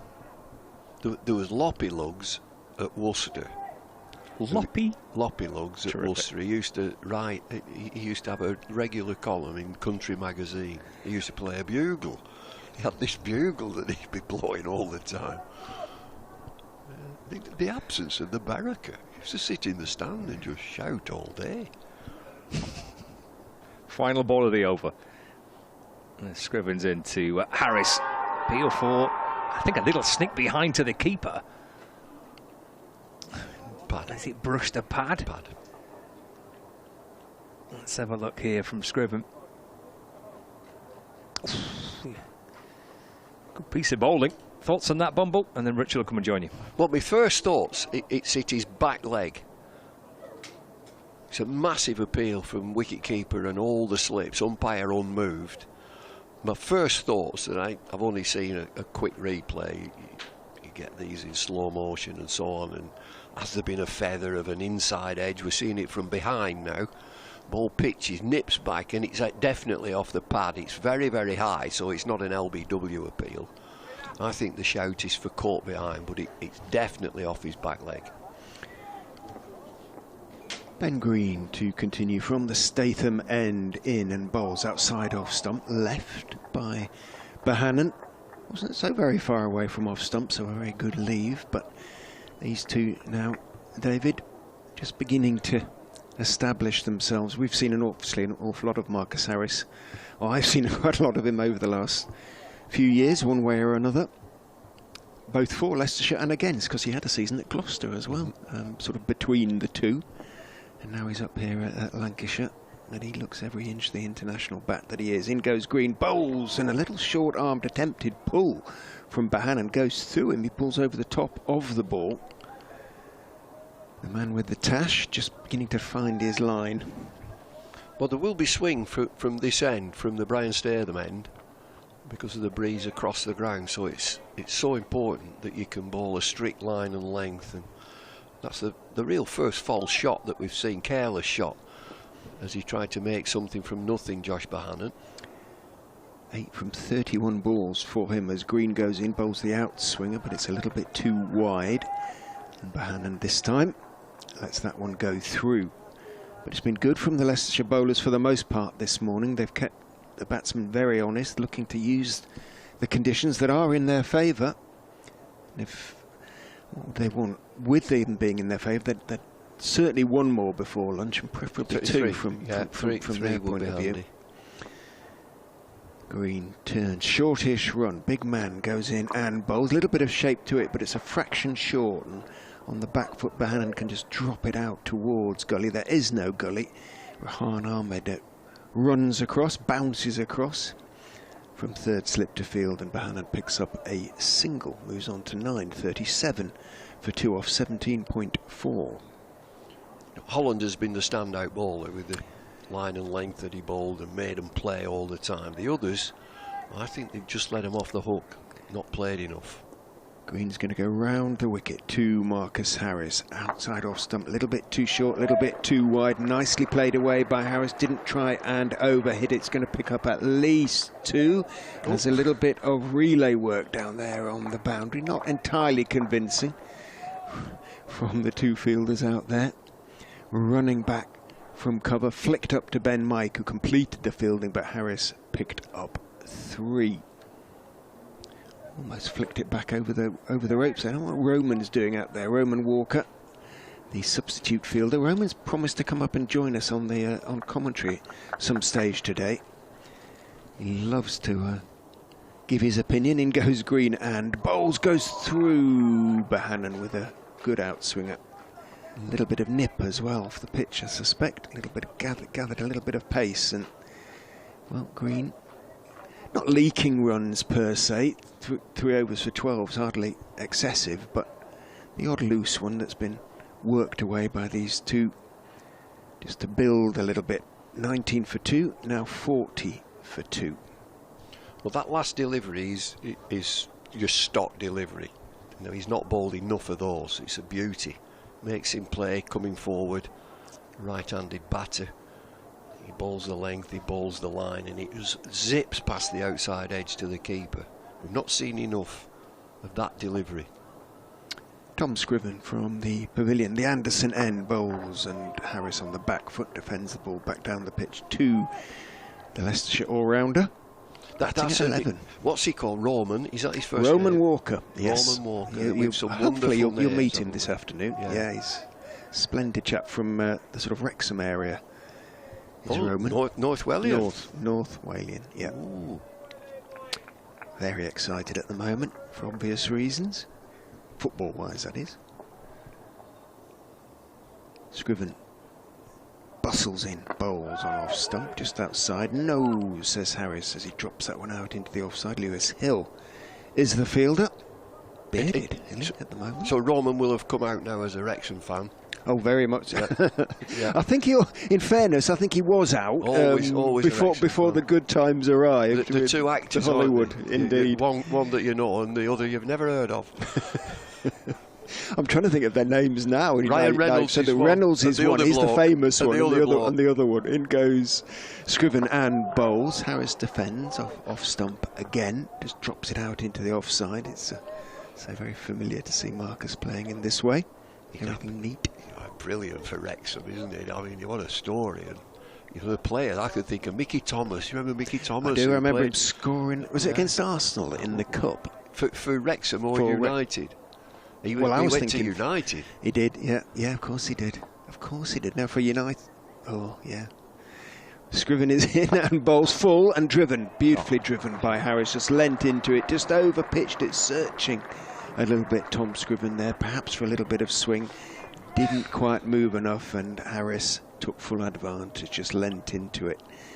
Played beautifully, batting outside his crease and just over pitch. Well, a genuine half volley, and he put it away unfussily. I like that from the pair of them, standing outside of the crease, trying to just stop any sort of movement and to make the ball change his length. Scriven staying round to Harris, just drags his length back a bit. Harris, who was shuffling forward slightly, defends out into the offside off stump, and there's no run. It's not the situation where the wicket-keeper will see two batters stood outside the crease, so I'll stand up to the stumps. There's too much movement, and there's probably, I don't know, a little bit too much pace, so I think he's dead right in staying back. There's too much going on. Scriven in, bowls. Harris again looking to drive. It's a touch straighter, so he just has to check the shot slightly and plays it firmly out to mid-off. He did stand up to Holland and sometimes Green in the last game, but that was obviously at Grace Road and the pitch wasn't particularly pacey. So yeah, so he can, yeah, it was flatter pitch, yeah. So he did stand up because they were batting outside their crease, the Derbyshire batters, but didn't really change things. The pitch just wasn't quite enough in it to force an exciting finish as you had here. Well, it's a competitive league, you know, teams with ambition wanting to get into Division 1, so Division 2 is very competitive. You know, you've got to take a risk because you need to win matches. Green is into Bohannon, slightly squares him up, thick outside part of the bat as he defends that one out into the offside. Keeping the 3 slips in Hanscom, there is still, as Bumble said, enough going on. I would definitely, having won the toss on this pitch in these conditions and the cloud, third man, that is defensive. You're attacking. You could have another catcher. Green in, bowls. Nice shape to the delivery and off stump, but well played by Bohannon. Derbyshire didn't have a third man in Leicestershire's first innings last week and conceded, believe it or not, 117 runs through third man in the innings. So it is, I know what you're saying, it is defensive, but as I say, when sometimes for some batters it is a big scoring area, isn't it? But with 3 slips, in goes Green and bowls down the leg side, doesn't swing, and sort of gestured at by Bohannon as it's taken by Cox with those almost fluorescent green gloves on.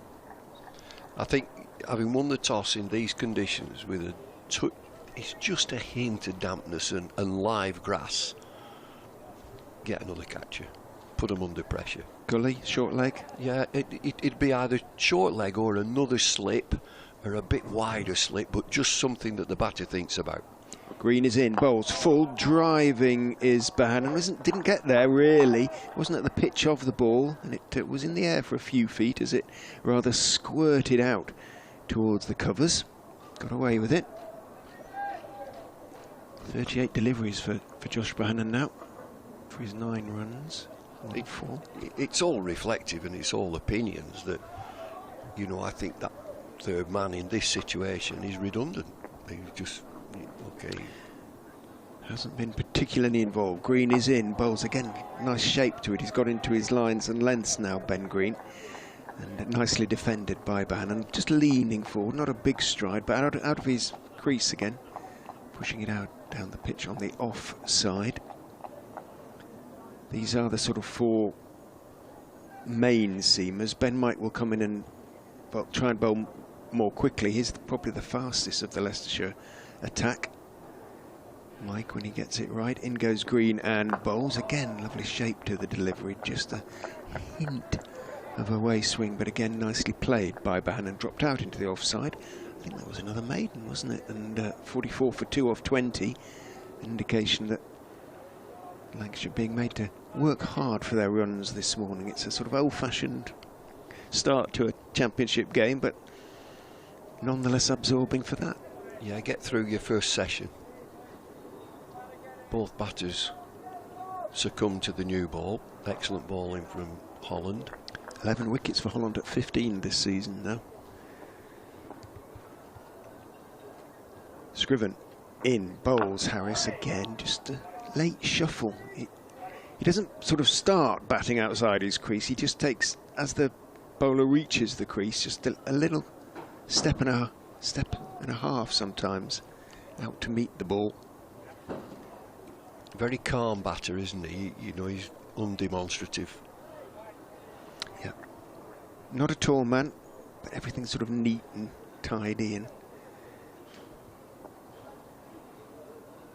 Scriven is in, bowls to him. He leaves outside off stump. Big leave, lifts the bat over the line of the ball, like your former teammate Harry Pilling. Was he left-handed? No, right-handed, right. Harry. He was short, wasn't he? Yeah, but, he was sort of Bohannon, that sort of stature. He might have been a shade smaller than Josh Bohannon. I always think of him in my mind as being shorter, but he had giants like Clive Lloyd around. I suppose everybody looks a bit shorter. In goes Scriven, bowls on off stump. Harris defends out towards mid-off. He had. I remember when I first started, he had a Harrow bat, which is a size below a full-size bat. Yeah, the Harrow. Yeah. But then he had a bat with a shorter handle. Right. Manufacturers would make bats with short handles, the same size of blade. He was a good player, Billy. Oh, hard man to get out.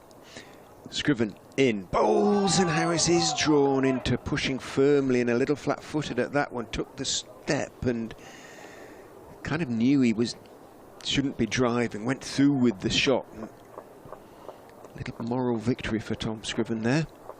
Harry he was quite superstitious. He had a good year, and he wouldn't change his jockstrap. Wore the same jockstrap all season, and Brian Statham set fire to it at the end.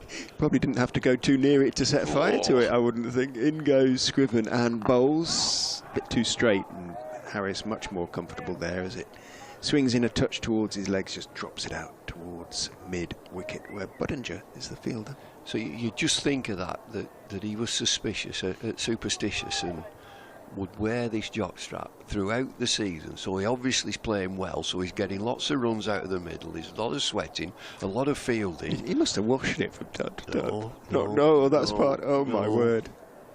In goes Scriven and bowls. Harris is forward on off stump, playing it out to mid-off.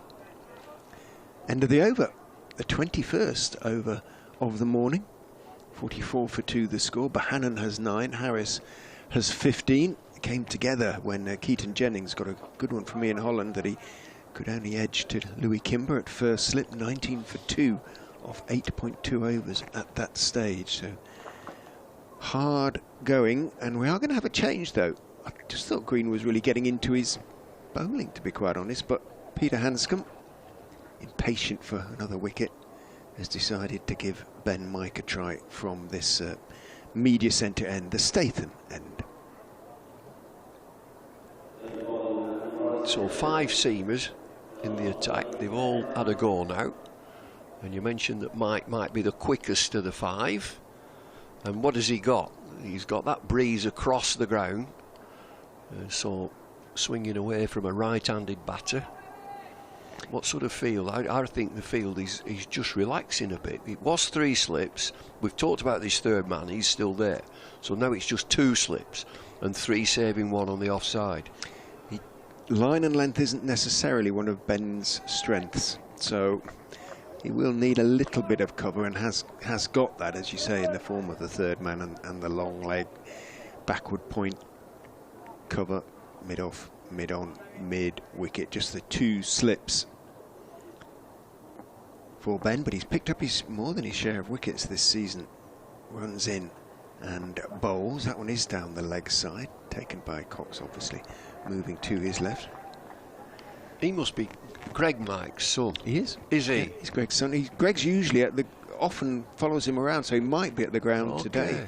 Grandad sometimes comes as well. They were at bless him. They were both at the Upton Steel last week when Ben finally got in at the end of the day, and you can guess what happened next. No. First ball. Oh no. He did. Out of 400, massive amount.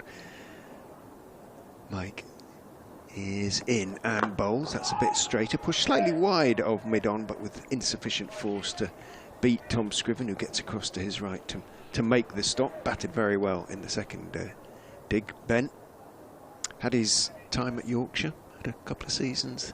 He did. Ben, that didn't work out. for him. Didn't get any. He got, I think, 1 red ball game. It seemed a strange signing, did that, with what they already had. You know, he'd have a struggle to get in. I'll tell you what he has got, just watching this, he's got a fantastic run-up, real aggressive.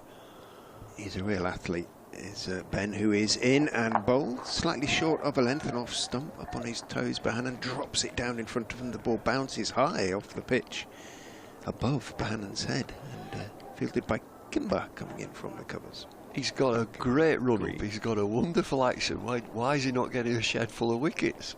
Well, he's got a few. I think he's got 9 this season already. Say that Holland 11 at 15, Mike's be something like 9 at 30, something like that. He tends to be a little bit expensive, but he does pick up. They've used him to come on and with an older ball as well and bounce the sort of lower order. In goes Mike and bowls full down the leg side. There's an appeal for a catch behind. He's gone, strangled down the leg side. It was, with respect to Ben Mike, a sort of nothing delivery, speared down the leg side. Bohannon, as batters do sometimes, just sort of gestured at it. Must have just flicked the inside edge of the bat, and Ben Cox takes the catch, two-handed, falling away to his left. Unlucky for Josh Bohannon. He goes, though, after well, tough hour for him out there, but he'd worked his way through it, but he's gone, caught Cox, bowled Mike for 9. He has that knack of picking up wickets. Well, he's done just that.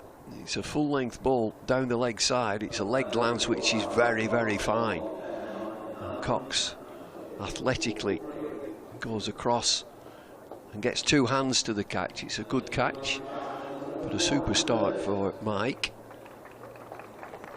Lancashire having just got that partnership going between Bohannon and Harris. The change of bowling has done the trick for Leicestershire. And it's 44 for 3. Matt Hurst is the new batter. So they've still got lots of work to do. We mentioned earlier when you put the oppo in and that first session, what do you want? Well, you want the minimum 3. Well, they've got the 3. And they've got plenty of time before the lunch break to get to work and nip another out. The conditions are not going to change for quite some time. No, it feels sort of set in the cloud, doesn't it, for the day? It's high cloud. It's high-ish, yeah. But it's a blanket, isn't it? There's no breaks in it. And the wind,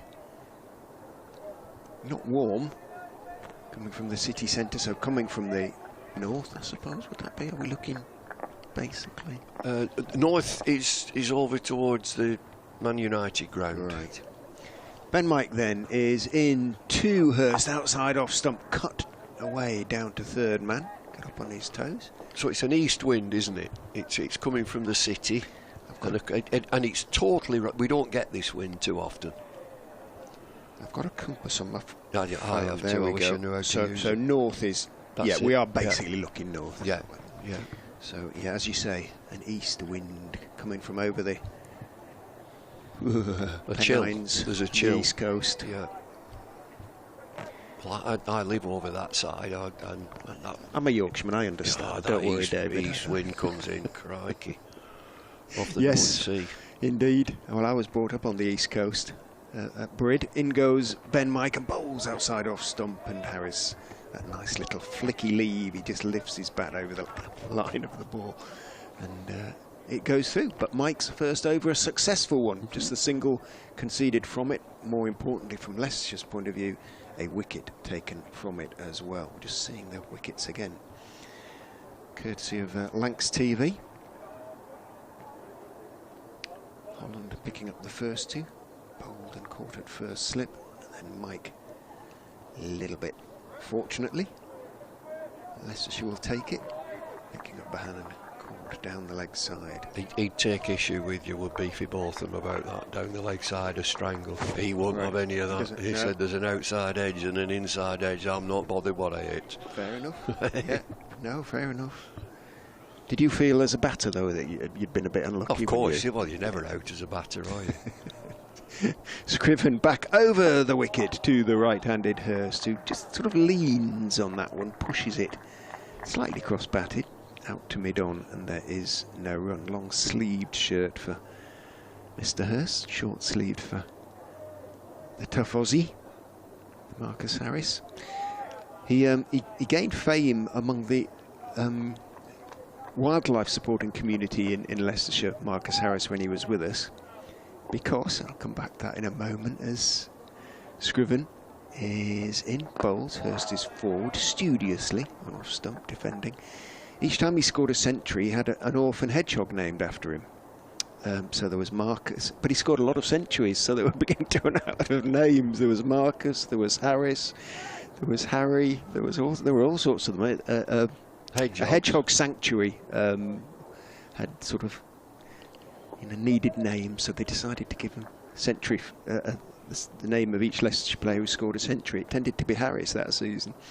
Scriven is in and bowls, goes flat, dropped by Cox. He found the edge, and Cox's weight was on his left foot. It did quite a lot, and Cox stuck out his right hand, diving to his right, and just could only deflect it sort of round the corner. Kimber, I am certain that was edge. Kimber ran down to third man, and yes, it was. Big edge. It was low. It was a difficult one. It was sort of dipping, but the keeper would be disappointed. He's setting off to go down the leg side. It would have been a super catch. It is very, very low. Diving one-handed towards slip. Scriven is in, and Hurst leaves that one, having gotten away with one. Picked up 2 for it. He's just dropped the next ball.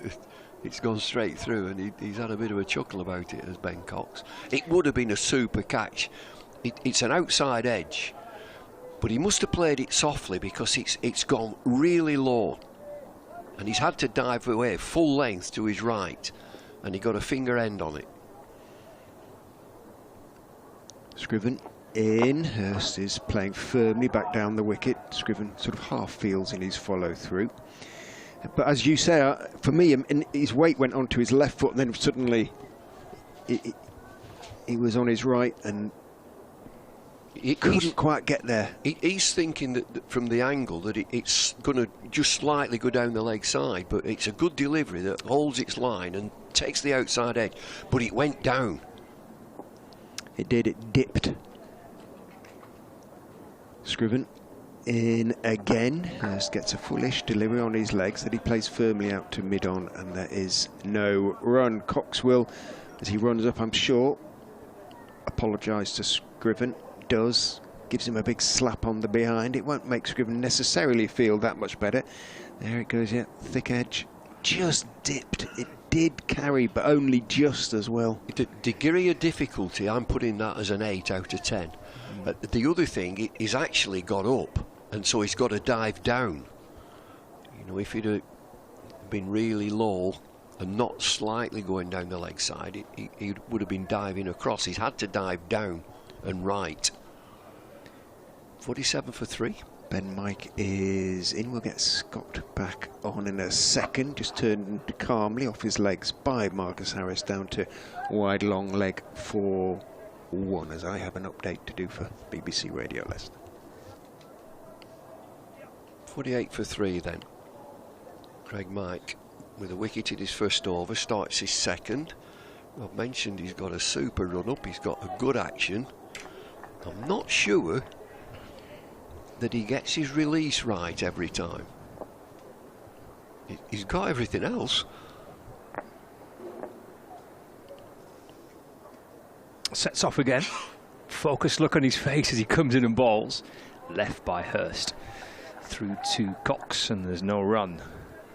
48 for 3. Awkward half an hour to go before the lunch break here for Lancashire. Yeah, you just get through that first session. I think winning the toss, you want to get 3 for with a brand new ball and a fresh pitch.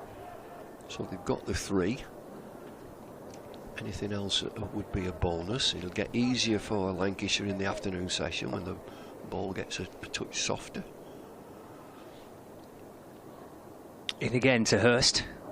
Edged. Oh, put down by Ahmed at third slip. Second lifeline for Hurst. Dropped by Cox. Put down by Ahmed. Lancashire 48 for 3. Should have been 4. Perfect delivery, exactly where you want it. Right arm over, makes him play defensively. Third slip, straight to him. Straight in, straight out.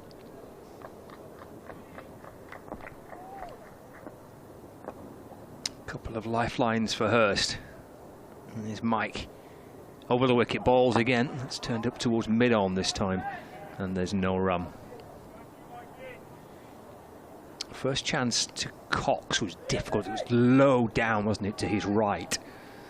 Did get a glove on it, the wicket keeper. He did. He got a finger end on it. It was a difficult catch. You know, you look at other keepers, I know nothing about wicket keeping, he'd tell you, you know, the degree of difficulty.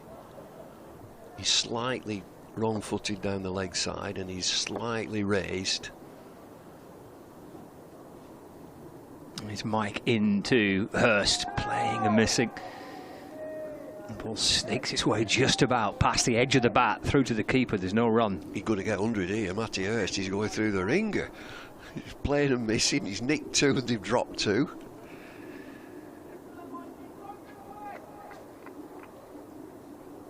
.48 for 3. Another testing, probing over Ben Mike. Fortunate not to have another wicket next to his name in to complete the over. Hurst waits on 3. And that's driven. It's just easing onto the front foot and pushing it up towards Ian Holland, who's at mid-off. And there's no run. 48 for 3, Lancashire, with around about 25 minutes left of the morning session. And well, probably should have been 4 down, but Hurst and Harris are still going. Harris on 16. Should be 4 down. Talk about get 3 minimum. They've got the 3. They've had opportunities. Sparse crowd today. understandable, it's chilly, overcast, Good Friday, Easter weekend coming. Last round, certainly in North Yorkshire, last round of friendly matches before the season starts. Might pop in and watch a game tomorrow. It's Scriven from around the wicket, balls to Harris. That's pushed away to the offside, and there's no run. Sheriff Upton Bridge tomorrow versus Easingwold. That's it, like next villages. It used to be real rivalry, but Easingwold are not just the team that they were, and have dropped out of the Premier League. So we've got a friendly match. But it'll be nice and friendly. It'll be okay. It will, Okay. Yeah. It's a gentle start to the season. Yeah. 48 for 3. Scriven to Harris. It just nips back in again. Ball deflects away to the offside. No run.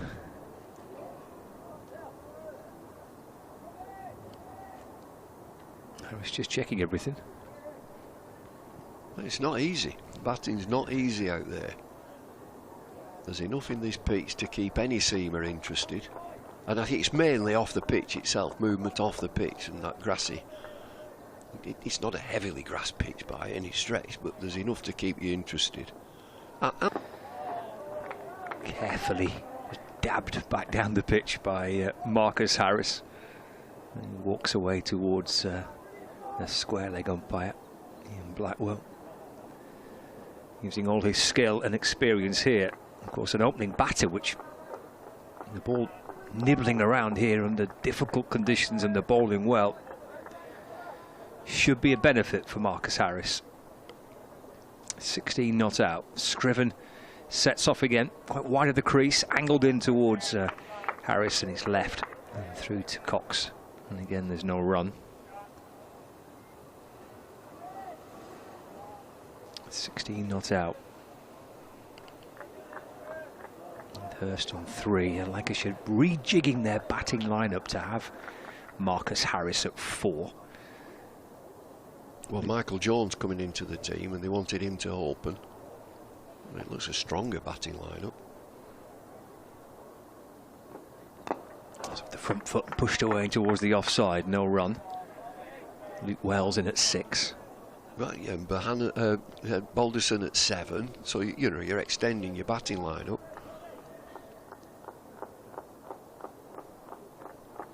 Saqib Mahmood playing in this game. Tom Bailey just left out having a rest. Rotate your quicks. Final ball of the over. Again, Hurst leaves through to Cox, and there's no run. 48 for 3. 25 overs gone. Bumble takes a break, heading up towards the lunch break. Back after the lunch interval, David Lloyd, Richard Ray will come back in and join us. Got about 20 minutes remaining of the morning session here, live from Emirates Old Trafford via Lancs TV, and listeners across the BBC Sport website and app. Really interesting morning session cricket. It's been very, very good from Leicestershire. They've bowled beautifully to the conditions. There's enough, as Bumble was saying, in this pitch to make batting difficult, which is how Lancashire have found it so far. Oh, Mike goes in and it goes through Hurst. Is it me? It is you. Thank you, sorry. It is now. I wasn't quite sure. Was it, I was just between rooms for the second drop. Was it Ahmed at third? It was, yeah. It, how good a chance was it? Good chance, yeah. About knee height, both hands on it. They'll be kicking themselves about that. They didn't drop any against Glamorgan, but they dropped a few against Derbyshire. And it will annoy the coaches no end. Ben Mike is in, bowls, middle and leg line. Doesn't do too much, that one, and Hurst can shovel it, sort of, out towards mid-on. No run, 14 deliveries. Matty Hurst, and 2 drops already. Harris will be... He has infinite reserves of patience, basically. He's 16 off 44. He may need them today, the way things are going, but he has them. And he could be a vital figure in the innings. In goes Mike, and bowls looking for the Yorker. Over pitched, full toss, low full toss, but Hurst slightly uncertain, can't get it away. Tries to sort of work it through mid-wicket, but doesn't quite time it. And as a consequence, Budinger can run across to his right at mid-wicket and field, and there is no run.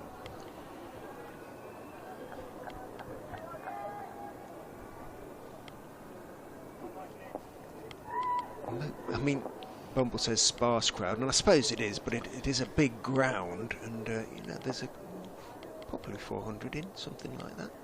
Looking around, in goes Mike, and bowls down the leg side. Is he going to get another strangle? No, he's not. Nothing on it for Hurst, although he did try to clip it away. Taken by Cox. Two-handed running away to his left. Yeah, I think crowd certainly down, and probably quite considerably down compared to the first day of last week's game against Northamptonshire. But maybe Easter weekend, Good Friday, people do have plans and family things and stuff like that. The weather is rather different. Yeah, that's very true. Yeah. Mike charges in and bowls. Good line on off stump. Inside part of the bat. Plenty of inside part of the bat from Hurst as he plays that firmly back down the pitch.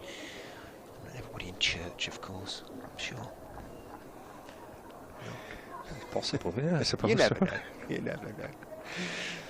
I don't know how long it lasts for. Chapel, as I said to Eddie. Eddie Bevan, that is, of course, down in Cardiff last week.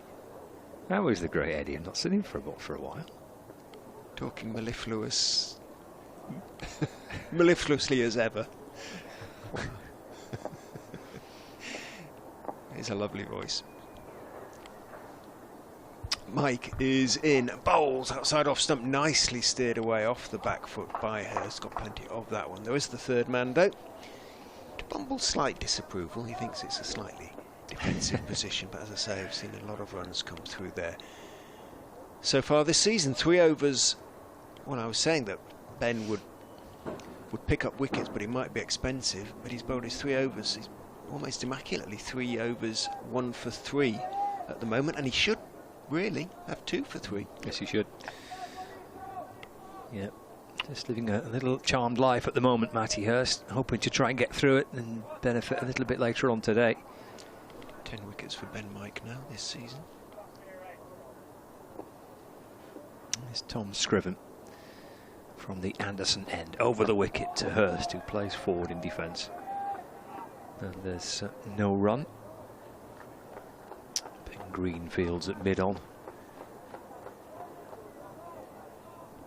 We've got about just under 20 minutes now, Hurst and Harris, to try and get Lancashire to lunch. There is, I think, a suggestion we might see some showers after lunch. Rain heading up from the southwest. Let's see if we get lucky and we can avoid it. It nibbles its way through again to the keeper. Spins away and walks away to square leg. There's been quite a bit of that from the Lancashire batters this morning. A little bit of, well, not quite sure what I could have done about that. Just lucky I've not, pleased I've not edged it. Yeah. Just looking at the shower sort of radar. We are kind of on the edge. Might be lucky, you never know. No, sometimes it does just head out towards the keys rather than across the ground. That swings away from Hurst. The run rate 1.85, but it's been tough out there for the batters. In fairness, as you said, the Leicestershire bowlers have bowled pretty well at them in these conditions, and if they had one more wicket they'd feel they'd done a really good morning's work. They kind of have. I mean, 49 for 3 off 26.5, but... Scriven to Hurst, to the front foot in defence. Deflects it to mid-off where Van Beek fields, and there's no run. Yeah, it's a pretty good morning session this for Leicestershire already, isn't it? 4 down, which is what it probably should be. Yeah. It's even better. I think if it was 4, they'd be really satisfied, but... couple have gone down.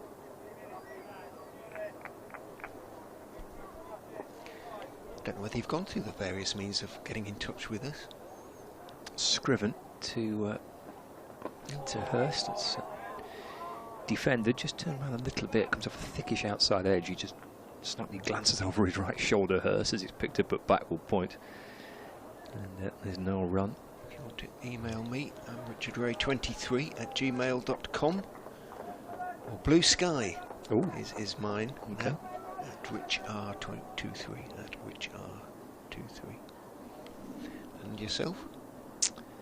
We'll stick with that email address. Yeah, It's always good to have one, isn't it? Final ball of the over. Again, that slides away past the edge of the bat. It's been a morning where there's been plenty of celebration, but also some smiles, both of relief from the batsman, who have found a way not to nick it, and almost a bit of gallows humour by the bowler and the fielders. It's a lovely delivery to end the over. Just snakes away past the edge of the bat. And through it goes to the keeper. 49 for 3 with 15 minutes remaining before the lunch interval. Super stuff by Scriven to end the over. Really good all-round bowling by Leicestershire in this morning session. I think the only one who'll be slightly disappointed is probably Van Beek. Early on he just bowled a little bit wide and didn't really make the batsman play as much as he should. Ben Mike is in, bowls outside a stump, and he doesn't make Marcus Harris play. It is too wide. Harris, having let it go through, just steps across and plays a little practice drive through the offside. Holland is just stretching his hamstrings off. He might just get one or two more before the interval. Sitting at mid-on. Sitting to stretch his hamstrings, just reaching out, touching his toes. The Old Trafford turf clearly not too damp as Mike is in. Bowls outside off stump. I think Harris had a little feel for that. Might get a replay if we do. We'll have another look, but it looked like he was just dangled the bat very slightly at that. Ben Green too is just swinging his arms, the various ways of warming up. So, you reckon? Just tucked his bat inside. Yeah, it's kind of teasing the bowler, wasn't he? A little bit of a kind of semi-flirt with it. Mike is in, bowls. Harris works it wristily as ever out down towards third man and takes his single. I saw Ben and Marcus having a good sort of laugh together when Marcus came out. He has a lot of friends in the Leicestershire camp, of course, Marcus Harris. Having spent basically a season and a half, really. A full season and pretty much a full season and half a season. The helicopter's back, skittering overhead towards the city centre.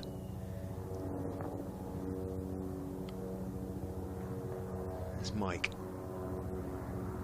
runs in athletically and bowls to Hurst. It's going down the leg side and Mike doesn't bother to appeal. Cox and Hanscom as ever. The second slip started to go up, but they knew. They quickly realised it was going on down the leg side, did a little bit too much. He's sending Hanscom Budinger back from sort of mid-wicket to deep backward square. The implication, of course, being that we might see a bouncer. I don't think we've seen a bouncer so far this morning. Leicestershire have not wasted anything really too much.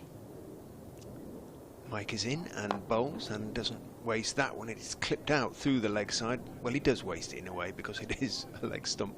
Not quite half volley, but not far off. And just waiting for it, Hurst. Relieved, I'm sure, just to clip it away down towards Budinger and take the single. He moves on to 5:51 for 3. We did not mark the half century. No, we did not. Really, but not that it's something to really celebrate. Too much at this stage. Just thinking Leicestershire, I haven't seen the scores elsewhere, but they may have extended their lead at the top of the one bonus point. Might be too clear now, who knows? Mike is in and bowls to Harris very straight. Harris, everything behind it, pushes the defensive shot back down the pitch. On the onside, Mike fields in his follow through and then hands the ball to Holland. Doesn't take his sweater or cap, so his work may not yet be done. 28 overs gone, 51 for 3, Lancashire. Well, the job here for Hurst and for Harris is to get to this lunch break. Leicestershire having won the toss, inviting Lancashire to bat first. And they've picked up 3 wickets so far.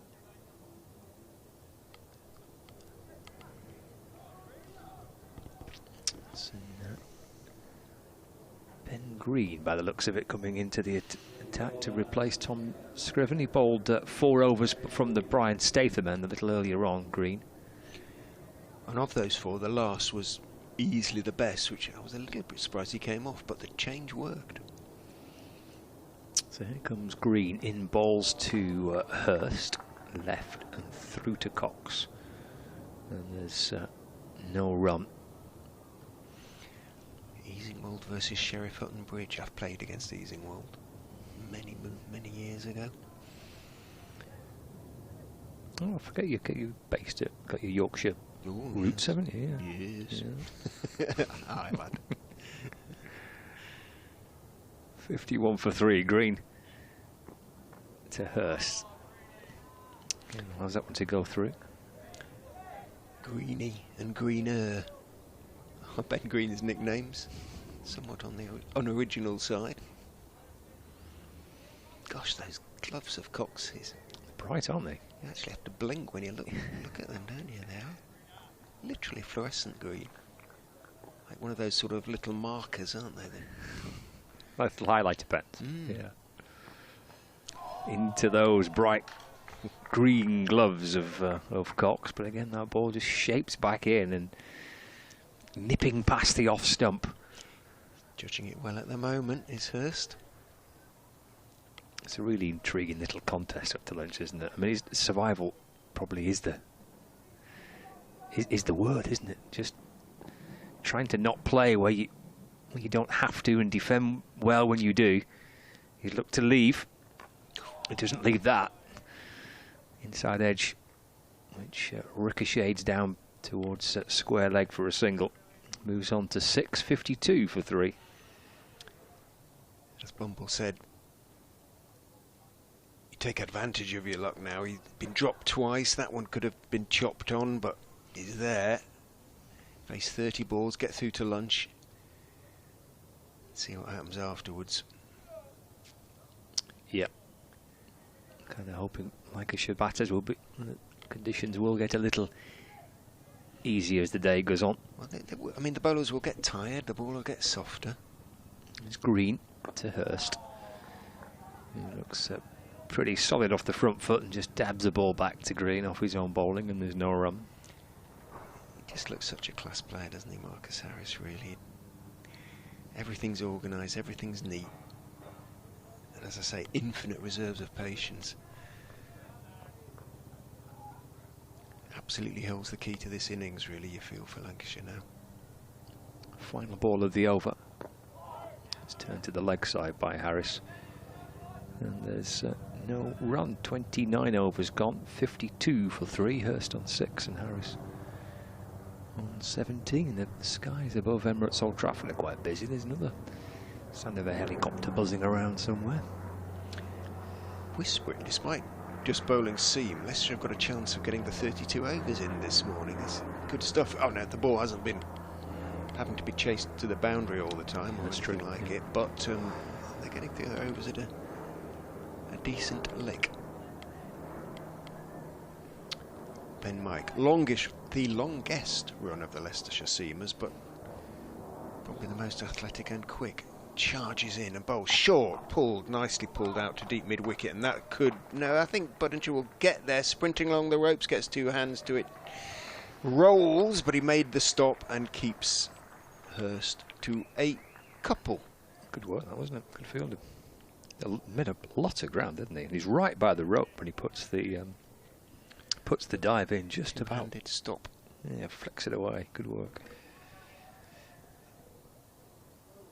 Had a good start to the season as Sol Budinger with bat. I bet he's glad he's not batting this morning, though. Not really his conditions. Likes the ball coming on.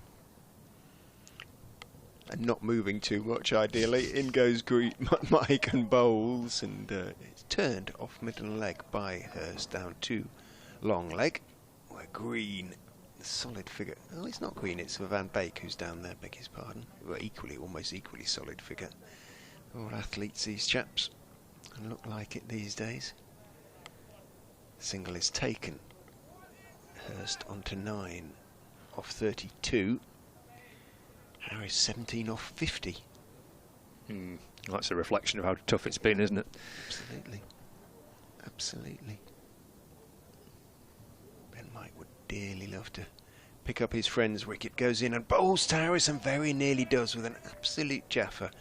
Just outside off stump. Little bit of shape to it. Little bit of nip past the outside edge into the gloves of Cox. Yeah, it's a lovely ball, isn't it? Ben Mike. And it's, as well as moving, what we sometimes forget as sort of club cricketers is the pace at which it's moving as well. It's the big difference between first-class cricket and good club cricket is that extra sort of yard of pace. It's all done more quickly, and for some of us, it's a big step. In goes Mike and bowls fullish, driven a little bit in the air, a little bit aerially, but behind point where Rehan Ahmed sort of went down on his knees, ready to sort of dive away to his right. It was too far wide of him. Harris picked up a single. It was a bit uppish, that, wasn't it? Just for a fraction, backward points in position there. Just for half a second. Yep. Leicestershire's hopes rose, I'm sure. Harris was in and knew where he was placing it. You can't really sort of see Trafford Town Hall anymore, can you? You can see the tower, or one of the towers. In goes Mike and bowls, and a little bit short, just outside off stump. Oh, hesitation between the batsmen. Hurst wanted it, but Harris just wasn't sort of really interested. It went backward of point. There was one in there. They'd both gone, but Hurst went once. Then he went again, but again Harris wasn't having that. Sent him back, and Green, who sort of, he's not the sort of quickest over the ground, sort of scrambled onto it, but didn't hurl the ball at the stumps. But could have been an awkward moment. Had Hurst gone through with the run, he waits with bat raised as Mike is in to him outside off stump. Grunt of effort, but that one doesn't move, and Hurst safely leaves. End of the 30th over. 56 for 3. There might just be one short of the 32 they're supposed to bowl in the session. Yep, 3 minutes to 1. Certainly at least one more, but probably just one more. Good morning session for Leicestershire. It really has, for the two batters on screen for viewers on Lancashire TV there, Harris and Hurst. You look at the balls faced, it's a reflection of how difficult this has been. Harris has been in really good form for Lancs in the first 2 fixtures, but just having to stay in there at the minute.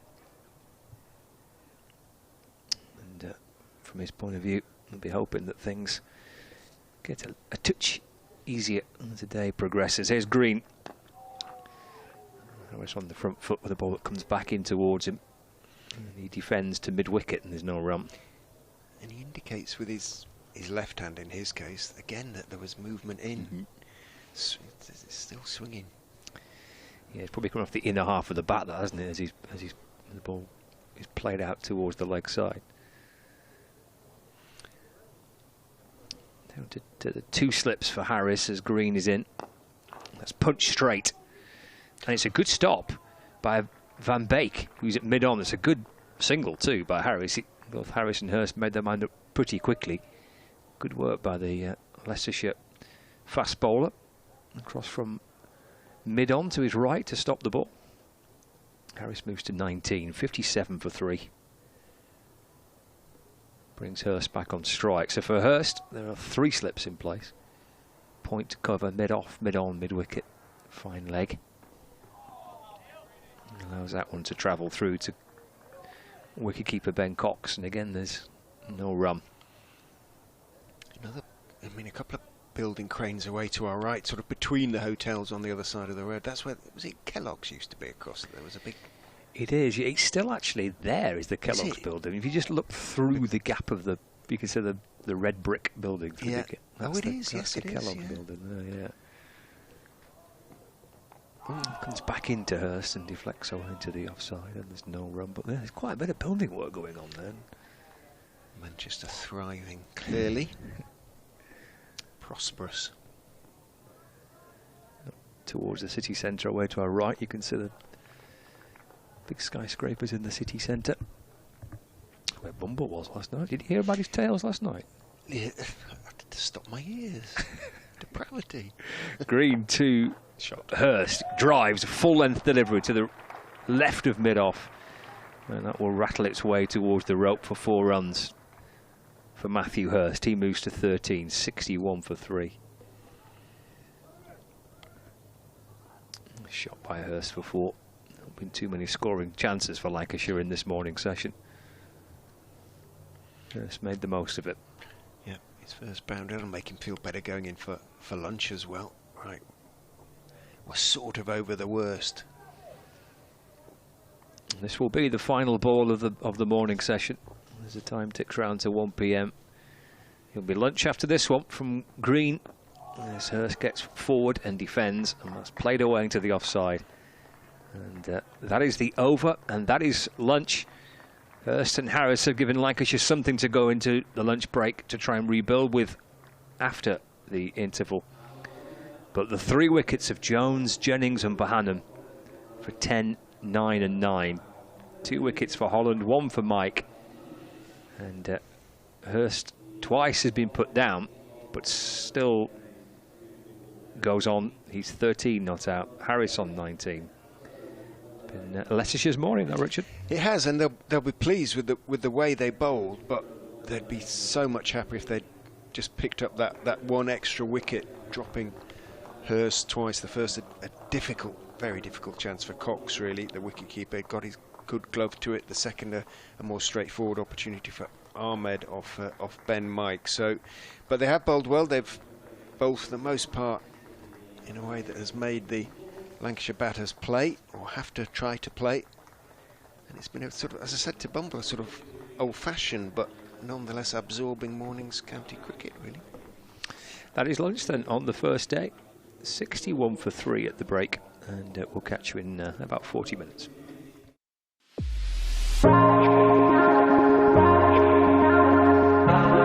Two names rich in history. Barton's, our family-run business with over 100 years of experience in drinks distribution, and Lancashire Cricket, a club drenched in tradition, heritage and globally recognised moments.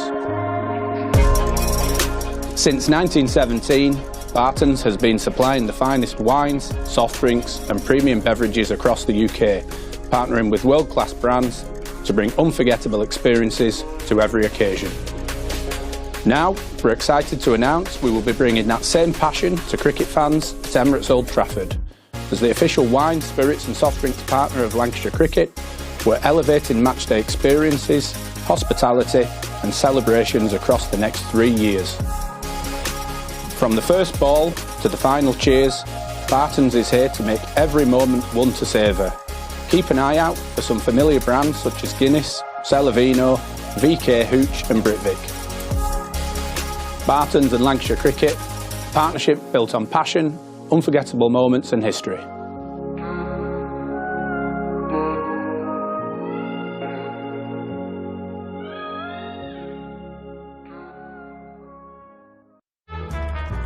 L is for the way you look at me. O is for the only one I see. V is very, very extraordinary. Welcome to the opening day. Oh, that is a wonderful shot.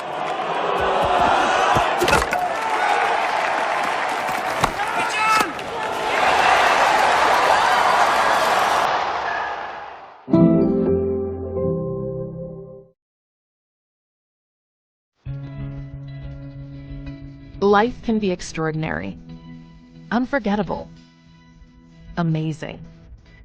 Life is about the joy of being together. It's sharing every moment, indulging your passions, and making memories that stay with you forever.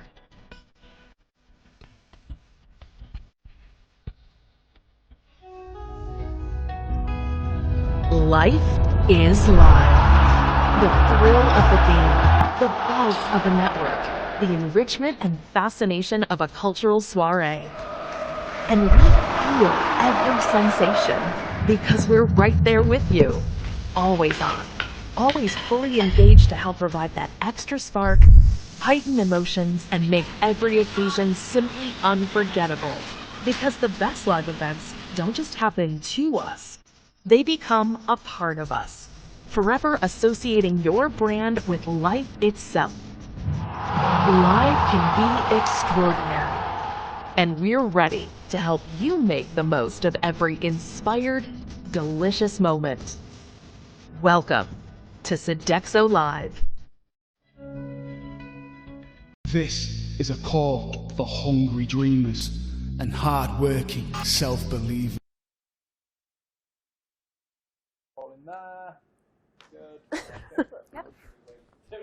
I know, yeah. Let's not wait too long. Hi. Hello. How are you? How are I'm fine. How are you? I'm good. You just got back from holiday, haven't you? I've been training camp that was turning into a rehab camp. Oh, okay. Yeah, 12 weeks now since I. But they're talking. I don't know. I can't interrupt them while they're talking. Come on, you can come in the middle. Well, you've interrupted Hi, now. I'm here. Who was writing here?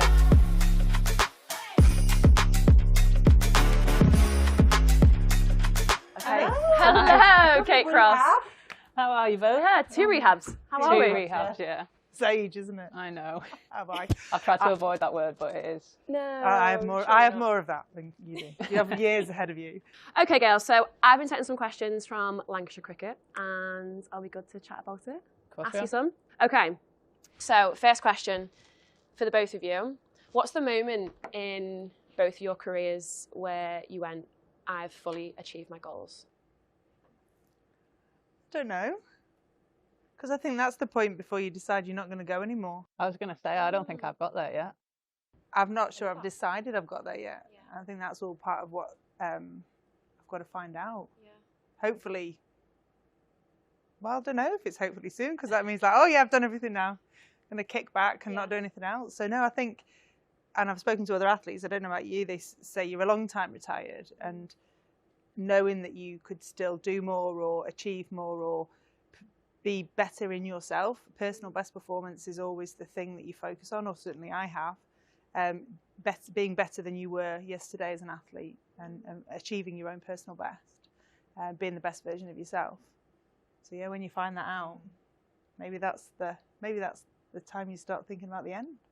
I feel like there's definitely things I've wanted to achieve that I have achieved. Like mini goals? Yeah. Would you say like you have mini goals as an athlete? Yeah, I think you have to, because otherwise the picture's too big. I think you have to break things down. And especially I think for me, having a bit of a split career, like kind of with Lancashire and then also with England, then there's things that I still want to achieve with England. There's still things I want to achieve with Lancashire. So I think that motivation is what keeps you going as an athlete, and probably what makes it really difficult to retire, because there's always something around the corner. There's always something that you want to or think you can achieve. So yeah, I definitely wouldn't say that I've achieved probably half the things I want to, though. That's exciting though. The dial can always keep on moving for the both of you. Yeah, I think there's things I've achieved and never anticipated. Like I never imagined I'd ever be a cyclist when I was a little girl. So I think you go into different parts of your career and new opportunities, and you take them with, 2 hands, or in my case 1, and just try and do the very best that you can. What the other things in cycling, that every cycle race, every road race is on a different course. So knowing what the course is going to be, for example, like last year at the Worlds, it was a really hilly, it was the hilliest course we'd had with the longest climb in the road race. It was the longest time trial we'd had. And that was the sort of race I'd always waited for and was living for. And it makes you think, oh, well, if they're going to give us that sort of course, what might they do next time? And it makes you excited to see what the opportunities might be. So yeah, there's loads of things that I've achieved that I never anticipated or never dreamed of. I feel really fortunate for those. And then there are other things you're waiting to see. Oh, but where might we race next time? Still got loads of time left. Hopefully. Oh, yeah. Yeah. I love that the first question you've asked, we've both gone, I don't know. That's a good start. That's all right. That's fine. But We've I got a lot also of time. think a lot of people think that athletes have got it all worked out, Yeah. that they know exactly what they're doing. And we know what we're doing day to day. We know the foundations that you need to be a strong athlete, to look after yourself as best you can, or you have mishaps, as we've both had in the last winter. But you have a kind of a way of working, kind of a operational principles, if you like, of being the best athlete you can be, of getting enough sleep, eating the right things, planning your logistics around recovery training from travel days, and all the different things that you have to do. We have certain things worked out, but we don't have everything worked out, and I think that's okay. What are the biggest changes that you've both found since being in women's sport? Well, for me, it's definitely going from an analog age into a digital age. My first international call-up was in 1992, so were you born? Just, yeah. Just. I was 91. I was like, hang on a minute, I've got to do the maths here. I wasn't there yet, but that's okay. Yeah. Come back. Only by a year. Only by a year. And so, learning how to promote yourself twice, if you like, because when you were trying to promote yourself, get sponsorship, move up in the world outside of your sporting achievements, you had to write letters, like snail mail letters. The internet hadn't been invented. You had to put pen to paper. Not everyone had a computer at home. Not everyone had a printer at home. That might sound daft. You couldn't print something directly from your phone. There was no such thing as wireless. Everything was cabled. So having to learn how to promote yourself twice, and then learning how to utilize the digital age as an older athlete, those have been the biggest changes for me, apart from the sort of sporting things. But you have to be able to get that to be able to settle on the sports field, I think. So do you feel like you've had to promote yourself? You really feel like you have to promote yourself twice? You've had to learn how to promote, learn how to do that, learn how to move forward with a career. Because in sport, you never know how long your career is going to last. So knowing that you've got something to fall back on is always really important.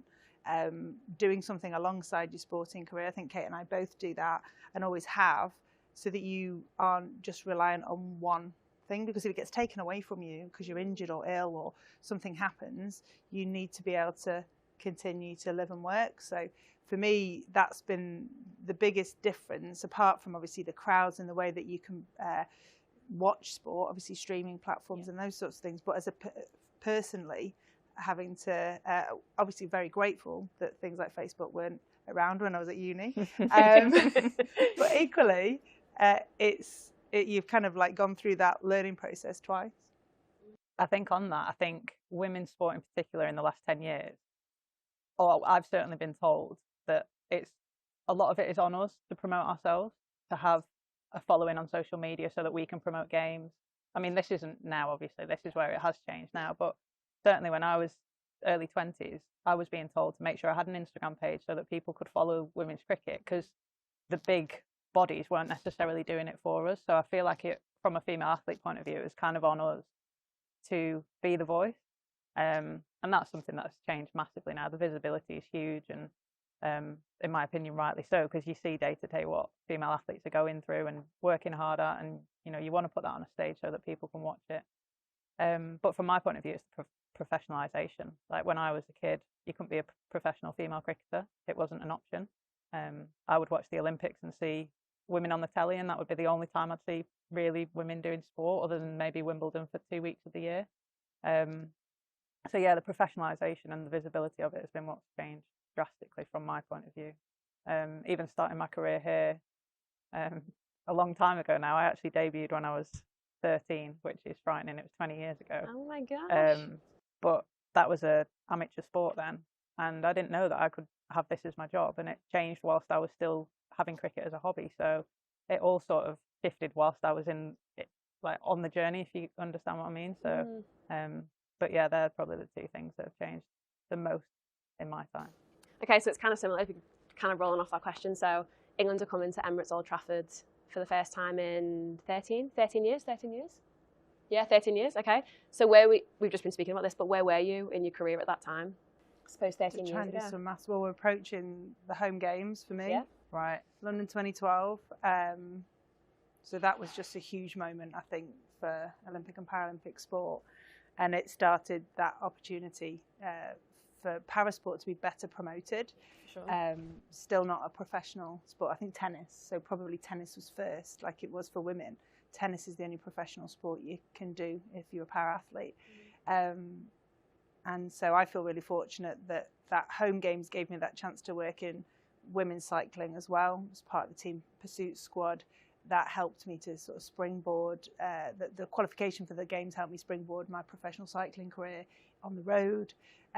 So yeah, London was just huge, and it's insane to think how much has happened in that time, and that we haven't had a women's international here, because I have an 11-year-old daughter who was born the year after that, and so yeah, it's mad. I'm so excited to see what comes, and the crowds, and that partisan crowd is what you live for as an athlete. So England are going to be goosebumps here, and that's similar to how we felt in London in 2012. I'm excited. Kate Cross, what was about I doing? So it was around 2012. So I made my debut in 2013, the winter of 2013. So I would have been aspiring to be in that team. And I remember I was really close friends with Sarah Taylor when she was in the squad. And she was up in Manchester, so I came and met her for a coffee before they played the game the next day. And I remember thinking how cool it was that the England girls got to play at Old Trafford, because at that point I'd not even represented Lancashire at Old Trafford. So this was like the holy grail. I'd not even dream. Yeah, not been out on the grass. It was like a bit forbidden. And I just, in my head, I just thought that that's the norm, that you get to play at your home ground, your home county ground, when you're representing your country. And I've still not been able to do that. And realistically, probably still not going to be able to do that either, because I'm not aligned with T20 cricket. So it's probably unlikely that I'll be able to get to play in that game. But for the likes of Sophie, Lammy, Ellie, all the young girls aspiring to play for England, obviously Sophie's a dead set in that team. But, you know, for all those young girls now, I hope that kind of shifts the narrative, and that we do get more cricket up here, and that this does become a hub for women's cricket, because I've had so many great memories here, and I'm reliant on Lancashire really for the career that I've had. So I want other girls to have that experience, but also be able to then almost take that into their England careers as well, and make sure that this is a place that England women come and play cricket and have success at. It feels really exciting for women's sport. It's like proper exciting. It feels like it's now, the focus has shifted onto women's sport finally. Well, and really it just feels has. this real big excitement and buzz around it. And it's the depth of that is being felt. So my daughter plays in an under-13 side, and what's your daughter do?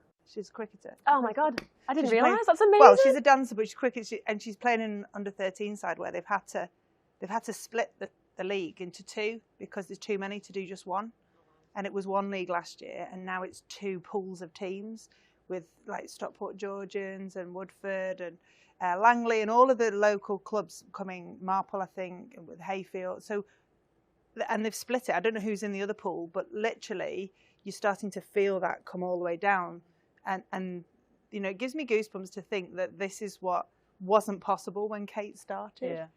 And they'll be able to come as a group, as a league even. They could all come together. I'm going to be making sure as a mum on the sideline, be like, we're not going to play that. You know, it's obviously not going to play that night. You're coming straight from school. You're coming to Old Trafford because, like you say, this is what they should be able to aspire to be able to do on a regular basis, regardless of who's touring. Well, by comparison, when I was 11, I was the only girl playing at a boys' club, and my local team was in Sheffield, the closest women's team that I could play for. So even in that short, I mean, it is a long amount of time, but in the grand scheme of things, and yeah, it's a short amount of time, and things have changed so quickly.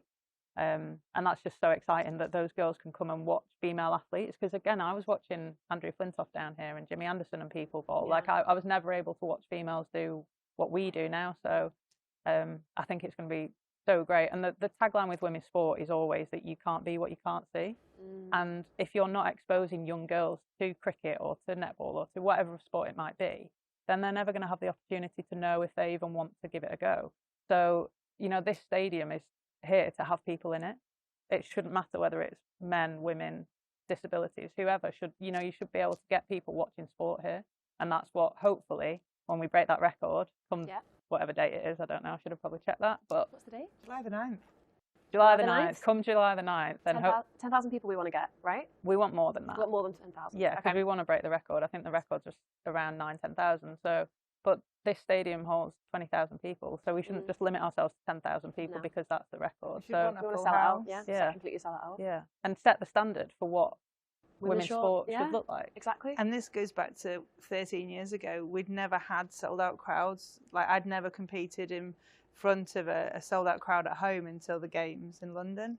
So we do sport over here. Like we used to talk about the Australians, and I competed in front of 17,000 people in a swimming pool in the games in Sydney, and that was like a goosebump moment. I was really glad I'd gone to the pool the day before my first race because I needed to see it, because I could never have imagined it. I was 22 or 23, I think, and it was just like, wow, this many people in a swimming pool, that's insane. And that's what we need to become the norm, that those full houses are not seen as something that you might or you might not get. It's just something that's there because people enjoy watching great sport, enjoy watching great cricket. I know we spoke about this a little bit earlier about women's sport finally getting the recognition it deserves. And with it getting the recognition it deserves, do you think there's still a long way to go with where we're at now? Well, unfortunately, we still don't get the level of coverage. So globally, sport is worth X trillion, but the percentage of that's allocated to women's sport is still the same percentage. So it's all grown, and women's sport's got more, but percentage-wise, it's not any different. And that's the problem. And some sports have moved on further than others, but when you put them all together, it's not increased sufficiently. So there's a lot of work to do. That's why we are promoting the way we are for the Lancashire team here now, the Tier 1 system that we have in England, now that we have the international game here on the 9th of July. That's why it's so important that in cricket we do what we do. That's why it's so important that we do what we do in an Olympic and Paralympic sport. That's what's happening over at the other side of Old Trafford with the women's team. That's why each of us who own a little part of it, it's our role to make sure that we continue to lift, because column inches still isn't there, and the amount of airtime still isn't there. And this is a pivotal moment, like every opportunity that we get to promote women's sport, especially in cricket, because it's going to be in the Olympics in 2028. That's so crucial. And I think Paris was the first time the Olympic Games had a 50-50 male-female split, which was crazy to think it got to 2024 before that was the case, but that's one of the measures that shows us that we're still not quite there. And also, there were no females in the top 100 earners in the world last year, which is another example of why we're not quite where we need to be. So it has improved, and the opportunities are absolutely there. But when you zoom out and look at it from a global perspective, we still need to keep doing what we're doing and keep working really hard. And we need those male allies as well. And we know the names of them, and we need to have way more of them to be able to help bring our daughters and our nieces with us on this journey. Yeah, I mean, I can't really add much more to that, to be fair, but I also think that it's people's perceptions of women's sport that's changing. So I think 20 years ago, you probably wouldn't have got people watching women's cricket or women's rugby or whatever it might have been. But now, I mean, I'm saying this on the back of actually just hearing what happened in Australia with the guy on the radio. I don't know if you heard it, but there was a really misogynistic comment about one of the guys on Triple M talking about the Matildas and saying that it was like watching year 10 girls play football and stuff like that. It was just, it almost felt like you'd gone back 30 years. And yeah, you'll always get those one or two people. Yeah, and you will, and it is thankfully now becoming the minority. But what happens is those comments are still getting people feeding them. So there's still perceptions there that, in my opinion, need to change quite drastically. But you're only going to get that by having the right visibility, having the right columns, having the right split at Olympics, etc. So there is still a long way to go. But if you look at how far it has shifted in the last 15 years, then it has shifted significantly. So it's almost knowing what fires to fight. And I think that's something that I've learned as well throughout my career, is knowing what you can change and what small part of your corner of the world you can change. But actually, some bigger pictures are really difficult to make. It's a marginal gains approach, isn't it? If we all do our little bit, when we add it together, it'll make that significant difference. And sometimes when you're at the coalface, as we are, you don't notice the changes year to year. But then, like Kate says, when you zoom out, you do notice that we have made significant strides. We just need to keep that momentum up. I think it's too easy for people to say, oh, haven't we done a great job? And we're doing a great job. I think that's the difference. We haven't done it yet. We're doing it, and we're all still committed to keep, pushing that dial and making it, more possible, so that more girls can be following in our footsteps and in an even easier way. I think when we get to a point where we've got a women's game here and we don't have to have this conversation about how do we break a record, that's when you know you've nailed it. But we're still having those conversations, and things are happening for the first time, or for the first time in 13 years, or whatever it might be. So there's still, things that you kind of want to push it along and boot it down the road quicker. But like I said, you have to know which fires to fight and when to do it. So both your careers, very successful women in sport. If you could relive one of your moments in your career again, one of the moments that you would deem to be like, that was just such a success, what moment would it be? Can I pick it all? All right, that's a great career. If you're picking it all, that's great. I'd love to pick. So as a swimmer, I really enjoyed, I think back to being 14-year-old in Barcelona. I'd probably redo the jump onto the podium so I didn't nearly knock over the Queen of Spain. That would be a good day to redo, but kind of edit. I'd love to be able to do something before I had kids and relive that opportunity in London in a home crowd. But then Paris, where Louisa and Charlie were both there together, and I beat a 19-year-old, that final sprint in the road race, I do relive that regularly because I just still pinch myself to think that last year went the way it went. So I've chosen 3 because I'm greedy. Right, let's do 3. Go on. Oh, I'm not 1 to 3. 1 to 3, Kate Cross. I've not got kids, so I don't need to take any kids back or bring my age up or whatever. I think one of them would be my test debut, which was back in 2014. And I only say that because it wasn't really covered. It was on a live stream, so it wasn't really televised. I don't really have much footage from it.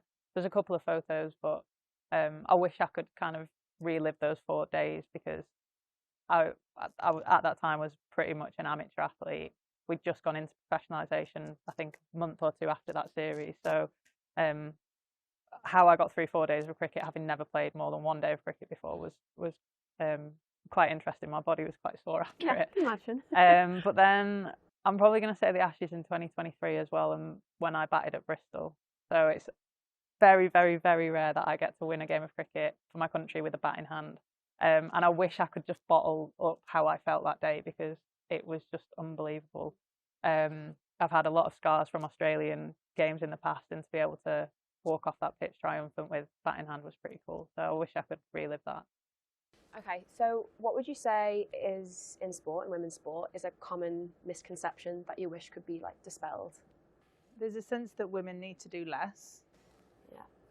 And so if it's based on time, so the reason the distance is less is because you're going to take about the same amount of time. But in the swimming pool, the women don't do 90 metres front crawl because it's roughly the same amount of time as when the men do 100. So I really struggle with why other races have to be different. And we've started to address this in cycling. They're still addressing this. So they finally moved the time trial on the track up to 1 kilometre to be the same as the men. But up until I stopped racing the track 3 years ago, we were still doing a 500-metre time trial to the men's kilometre. At the Paralympics last year, my time trial was 14 kilometres, the men was 28 kilometres. So we still have that issue that the women need to be doing less. And it isn't based on time because some of the men that were doing 28 kilometres were riding half as quickly as me. So that isn't a reason. That isn't the reason. So for me, it's that idea that women need to be doing less for some reason. We're not capable of doing the same. Who's making those decisions there? It's just men. It's archaic. It's just been there. That's what it's been like. If you think that women weren't allowed to do the marathon till, was it 1984? They weren't doing the steeplechase on the track and field track until 1992. There's other events. I mean, they still do the heptathlon instead of the decathlon. Don't know whether that needs to change. That's something for the track and field athletes to kind of dig into. I know the women in tennis attempted to increase their sets to 5. They play 3 sets.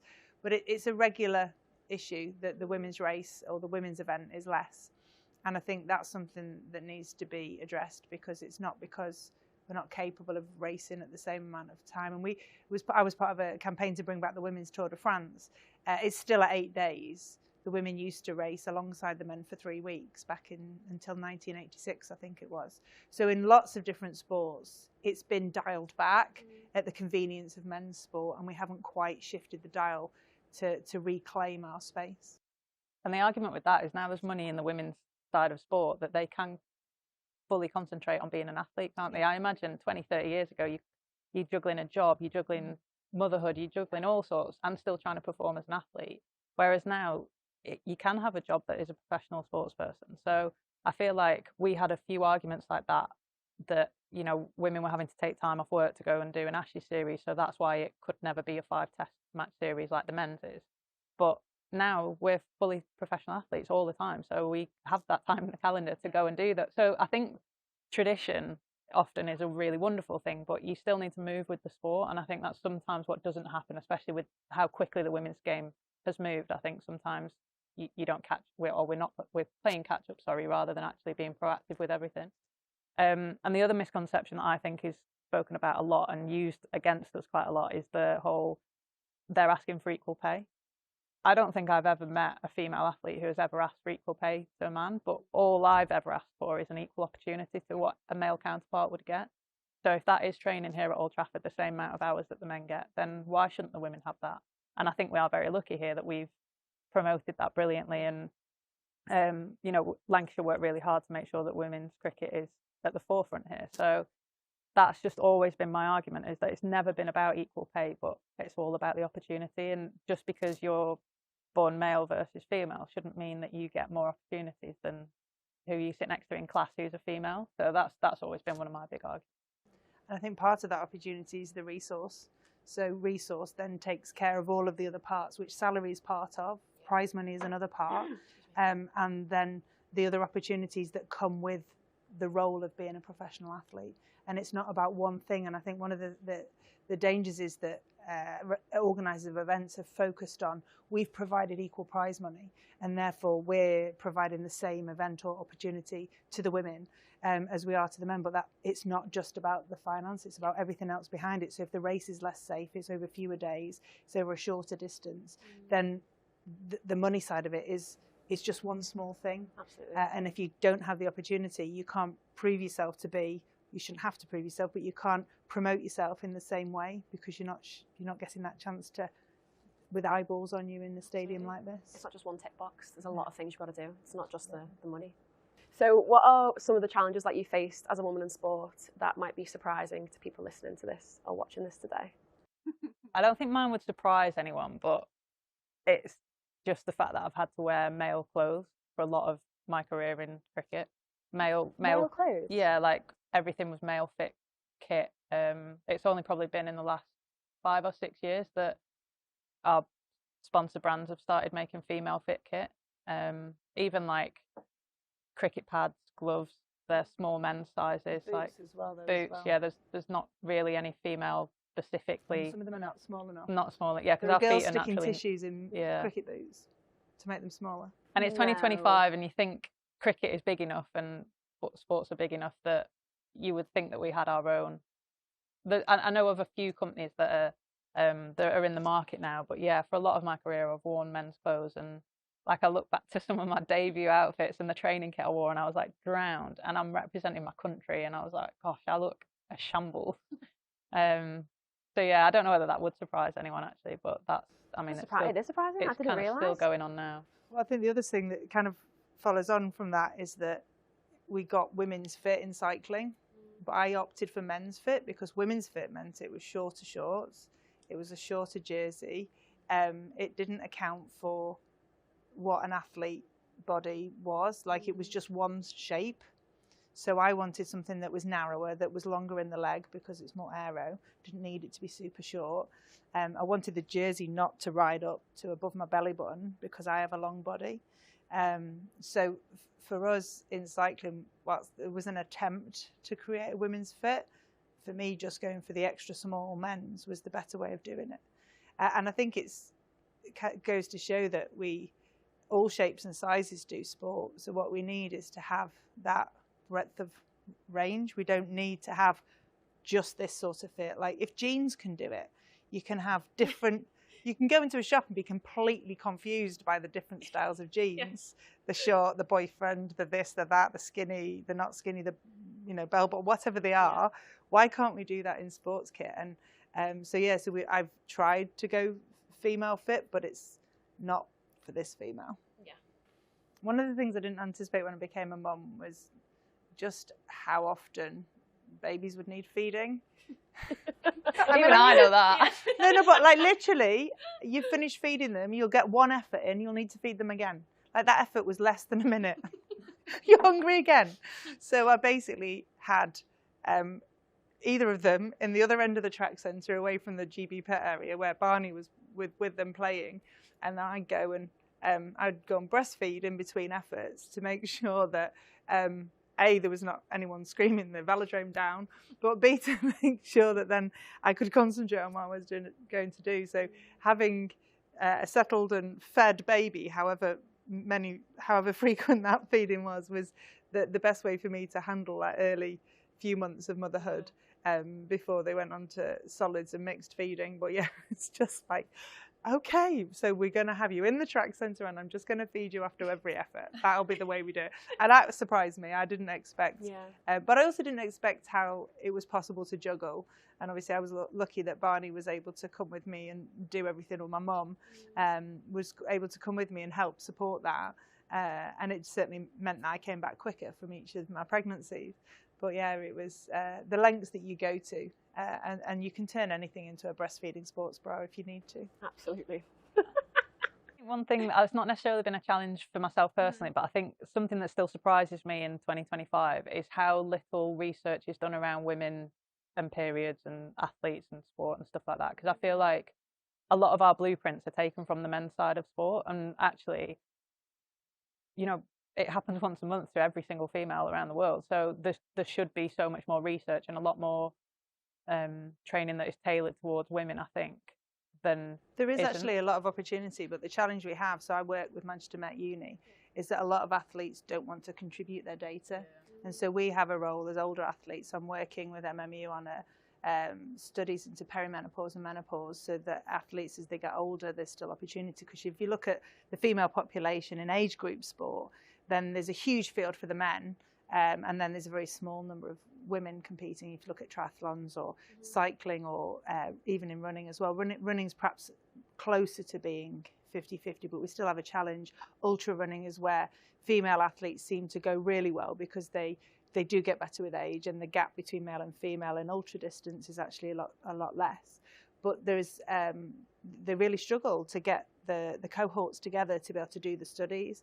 And I think it's really important that if there are women out there who are struggling, and young athletes that are struggling, that they are willing to contribute their data and what they're finding. Because there are a lot of myths as well around cycles and training to your cycle, but you've got to manage your symptoms and train like everyone else, because not everyone has those problems. So what we need to do is try and give them that confidence that it's not going to compromise them as an athlete. If they let out those secrets, it's not going to make them judged. Because I think a lot of women feel, or a lot of young athletes say, if I admit this feels like it's a weakness, and if I admit that I'm struggling with cramps or pain or debilitating symptoms, then I'll be judged, and that'll be part of my selection for something. And that's absolutely not the case, but I think that's one of the reasons why we have fewer athletes contributing to the studies that are out there.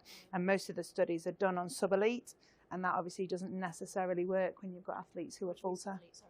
So amateurs. Right. So they're sort of regional and national aspiring athletes, or they are older in a sense that they are in their 30s, they're not in their teens and 20s. And there's lots of reasons for wanting to study at all ages of the menstrual age, sort of child rearing age, because you need to see where bone density usually peaks at around 19, 20, 21 years of age. And the menstrual cycle has an impact. So a healthy menstrual cycle and laying down good bone density will help mean that it tails off less as you get older. When you lose estrogen and progesterone, then in your 40s, that's where bone density can really plummet. Mm-hmm. So all of those things are kind of interlinked, and trying to make sure that we have enough of those younger athletes. But it goes back to that challenge, is if you can't see it, you can't be it. Yeah. They're not coming into the sport in the first place. There isn't enough of them to be able to study either.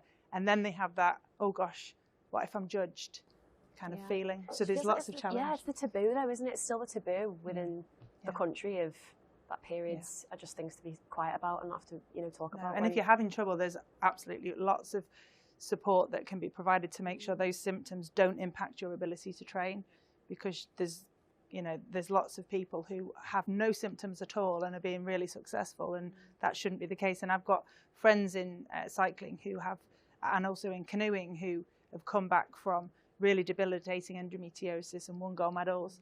And they were told, oh, you'd never be able to do this, you'll never be able to do that. And I think there's a difference between kind of primary care medicine through the NHS route and then sports medicine, and the support that we can give people with more challenging conditions around the menstrual cycle to mean that that doesn't impact on their ability to perform as an athlete.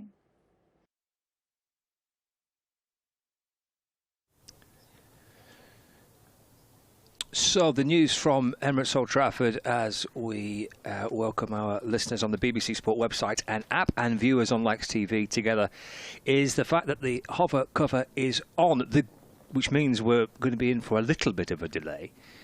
However, the ground staff haven't started to kind of batten down the hatches. So the fact that the main hover cover is protecting the pitch tells us there's a bit of rain around, but they've not dragged out the extra sheets to cover the square or the bowlers' run-ups. The umpires carrying their hat. It's always a telltale sign, isn't it? They're carrying their hats and not wearing their hats. If is there ever a bigger clue in cricket that play's not going to get underway, Richard? Is that an official sign of not being on duty? I think it is. I think it is. Hats yeah. off. Hats You off. carry your cap. We're not on duty at the minute. But they had their coats on. They're not, you know. That's true. Yeah. So they're coming out to gauge the ground staff's opinion. We take them off. We get a start. Forecast doesn't look great. Just looking where the showers are coming from, they look like they're heading our way. More of them, but for the moment, as you say, no covers for the square or run-ups, which is a hopeful sign. Yes, means we're not waiting for too long before a restart. But if you've not seen a radar, for our listeners on the BBC Sport website and app, we can, I don't know if the viewers can just see a little look at that radar again. There it is. There's quite a lot of rain heading up from the southwest. Plays not, for example, not resuming after lunch at Edgbaston in Birmingham for the Warwickshire game. So there's a lot of rain coming, but whether we end up getting all that or bits of it, or I'm not sure. Plenty over the Irish Sea. Yes, there isn't there. Yeah. The Warwickshire game's not got back underway after the lunch break. 34 for 2, the Bears in that fixture, but it's just 9 overs they had this morning. Is that all they managed? Yeah. In Brum. What is happening? Is it elsewhere? Is it? Is everybody underway? Well, obviously the Warwickshire game isn't, but what's that? Well, this is Durham. Durham, okay. The lights on up there. Well, yeah, they won't get it until possibly this evening. Yeah, that's true. Yeah. So they might get another good session in. They too had 31 overs this morning, 75 for 2. The Yorkies. These are Division 1 games. Oh, somebody's limping off. Oh, yeah, that's Michael Pepper, isn't it? That limping off. Oh, looks like there's a hammy gone, or if that was a footballer, it'd be carried off, wouldn't it? Or it'd be on a stretcher and just walk off. So that's Essex at 94 for 4. They're taking on Worcestershire this week at Chelmsford, and also we're looking at. And they're not playing. They're not back underway after lunch between Hampshire and Somerset. Somerset 94 for 6 in their first innings at the Utilita Bowl against Hampshire, but there's rain on the south coast, so a delay to that game there. But they are playing at Sussex. Oh, it looks lovely on the south coast. Always seems that way when you're at Hove, doesn't it? Just wow, look at that, 126 for 2 off 29. They made a very good start to the season. They have, yeah. Heck of a win at Somerset. So Sussex just getting back underway after lunch, nice and sunny on the south coast. Into Division 2, they are playing in the East Midlands at Derbyshire. Derbyshire 115 for 3 against Northants. Well, of course, Wayne Madsen, he's going well. 35 off 37. There's Fletch.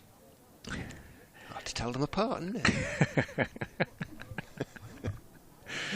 It's a slightly more impressive beard for Fletch, isn't it? I think that's about it. And this is Glamorgan, isn't it? At oh no, this is Gloucestershire rather, at Kent, at Canterbury. So again, nice and sunny. Down south. 101 for 3. Gloucestershire batting first against Kent at Canterbury.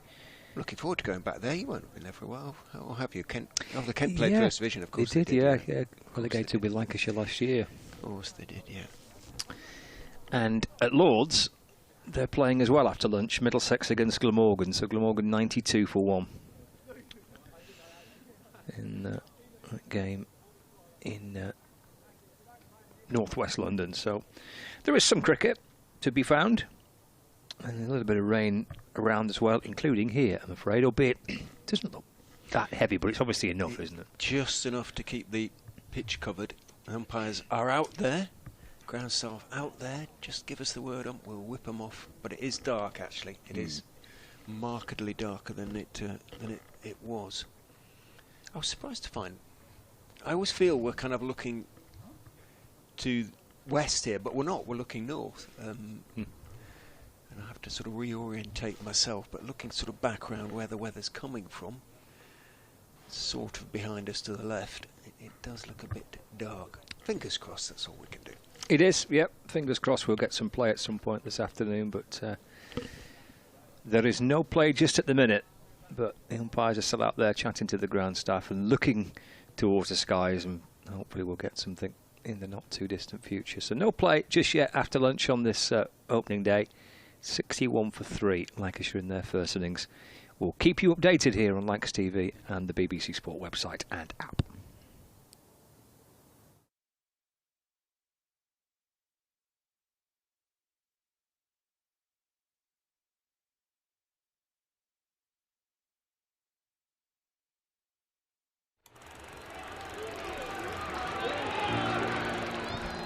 "1864. We were first class then, and we're first class now, with a dream to spread cricket through Lancashire's towns, where girls and boys, with willow and leather, become more than a badge, but the red rose together." A club where more than legends are made, but friendships, obsessions, moments replayed on our screens, in our minds, in our hearts forever. 'Cause it's who we are, our DNA, the red rose together. Statham, Briggs, Jimmy, Freddie and Joss, Chappie, Sir Clive Lloyd, Carol Hodges, Kate Cross. What a roll call. It's a hard one to measure, with future names still to be written on the red rose together. We're all about people. It's what the red rose really means. Yeah, the ones signing autographs, but the ones behind the scenes. Our community, grassroots, the ones that feel tethered. Whether you're from here or belong here, we're the red rose together. And what about this place? Talk about world-class venues, internationals, gigs, events. You can choose from a menu of triumph, of disaster, of pain, or pleasure. We've seen it all at Emirates Old Trafford, with the red rose together. Red ball, white ball, lightning and thunder. Have you ever sat back? Have you ever just wondered how far we've come? The storms we've weathered, or how far we'll go, as the red rose together.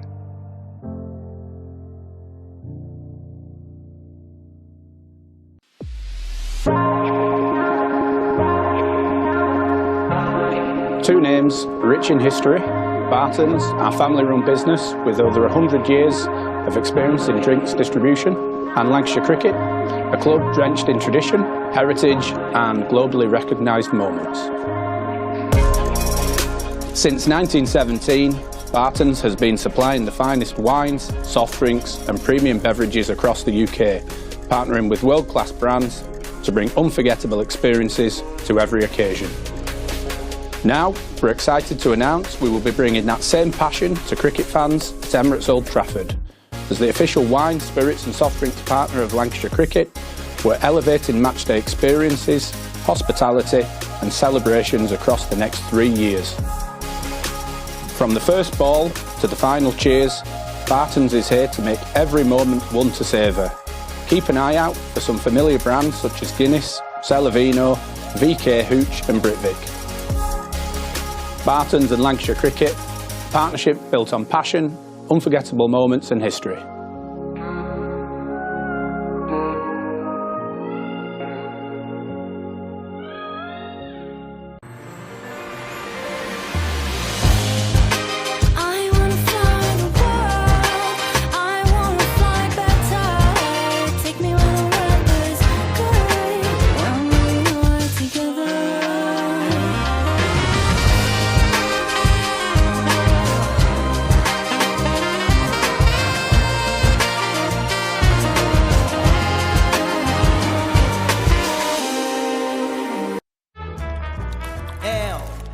Is for the way you look at me.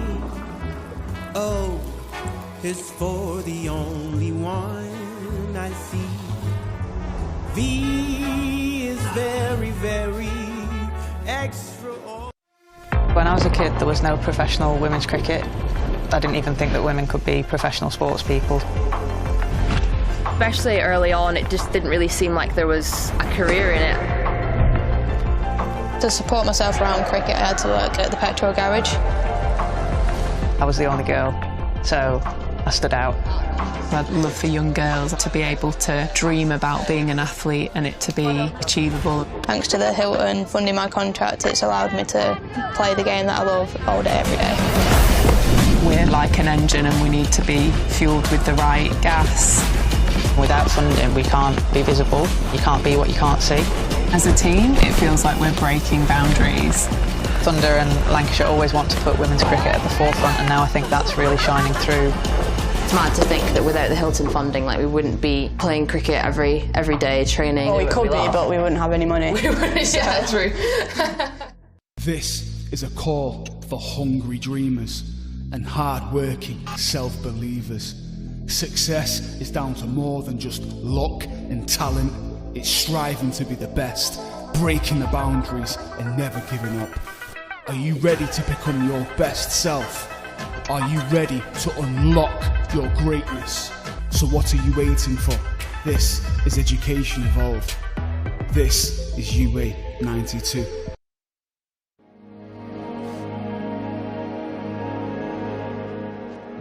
The team that you're trying to break into, you had to be not just good, you had to be outstanding. You played any number of one-day internationals for Australia, but only ever one test match. I remember coming out taking guard, Heggy's up to the stumps. I said, "Here, you're looking for a number 4 batsman." And he goes, "Yeah, we are, mate, but it's not you." We had standards. If we didn't maintain our standards, our level of play disappeared. But we sat in the dressing room at the end of that game, and I reckon we sat in a huddle around each other for 45 minutes before anyone got up and said anything. When I took over the captaincy at Queensland, I was very, very young, very naive, and a couple of the senior players pulled me in the line and said, "It's not your team, this is our team. What can I do to leave my legacy on Australian cricket?" And that was to make Queensland the strongest, most feared cricket team in the world. Hello and welcome back to Beyond the Boundary. This is the first edition of 2025 and I'm delighted to say that I've got a former Lancashire stalwart with us from the early 2000s. Fantastic player who began as an overseas player, became a British citizen and then obviously had qualified for England, but made his name basically in Queensland in Australia. And then for Essex before he signed for Lancashire. It's a delight to say that Stuart Law is alongside me. Stuart, welcome to Beyond the Boundary. Cheers, Paul. Thanks for having me. No, that's good. Let's just start at the very beginning, because Queensland was your home.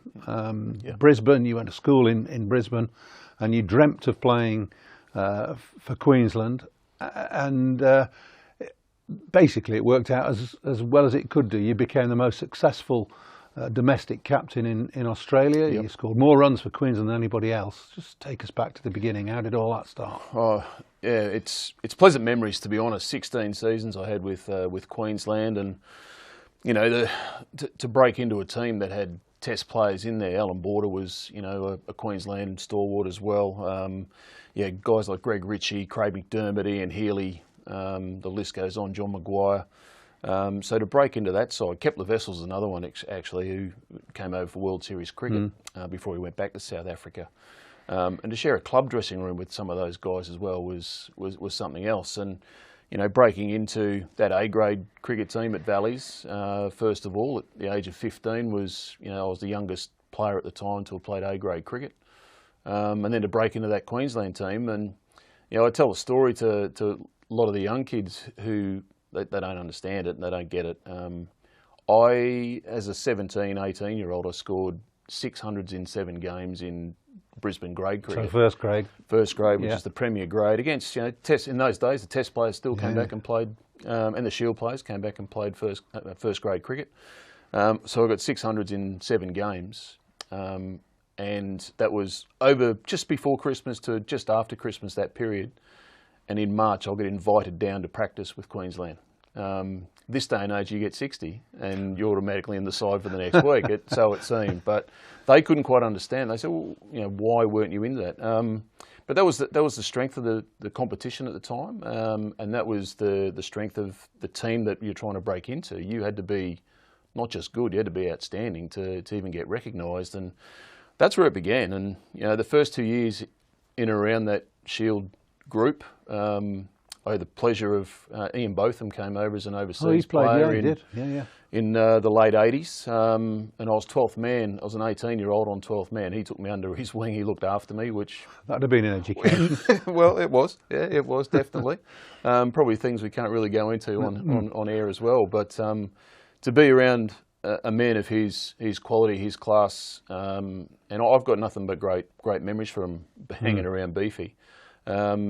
And to be around with those players, to learn your cricket from them was something outstanding. You mentioned Alan Border initially, and he must have been your prime mentor, I suppose, in Queensland, and with his pedigree for Australia as well. Yeah.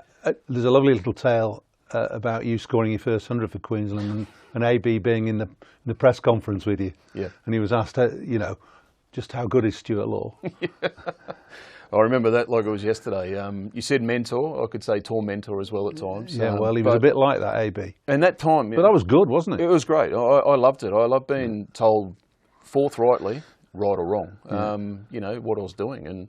And AB wasn't shy in coming forward. And don't forget, it was a time where Australia needed a captain like Alan Border to take them out of the hole they were in and drag them forward. And he didn't stand for any messing. And he brought that back to club cricket. He brought that into Shield cricket.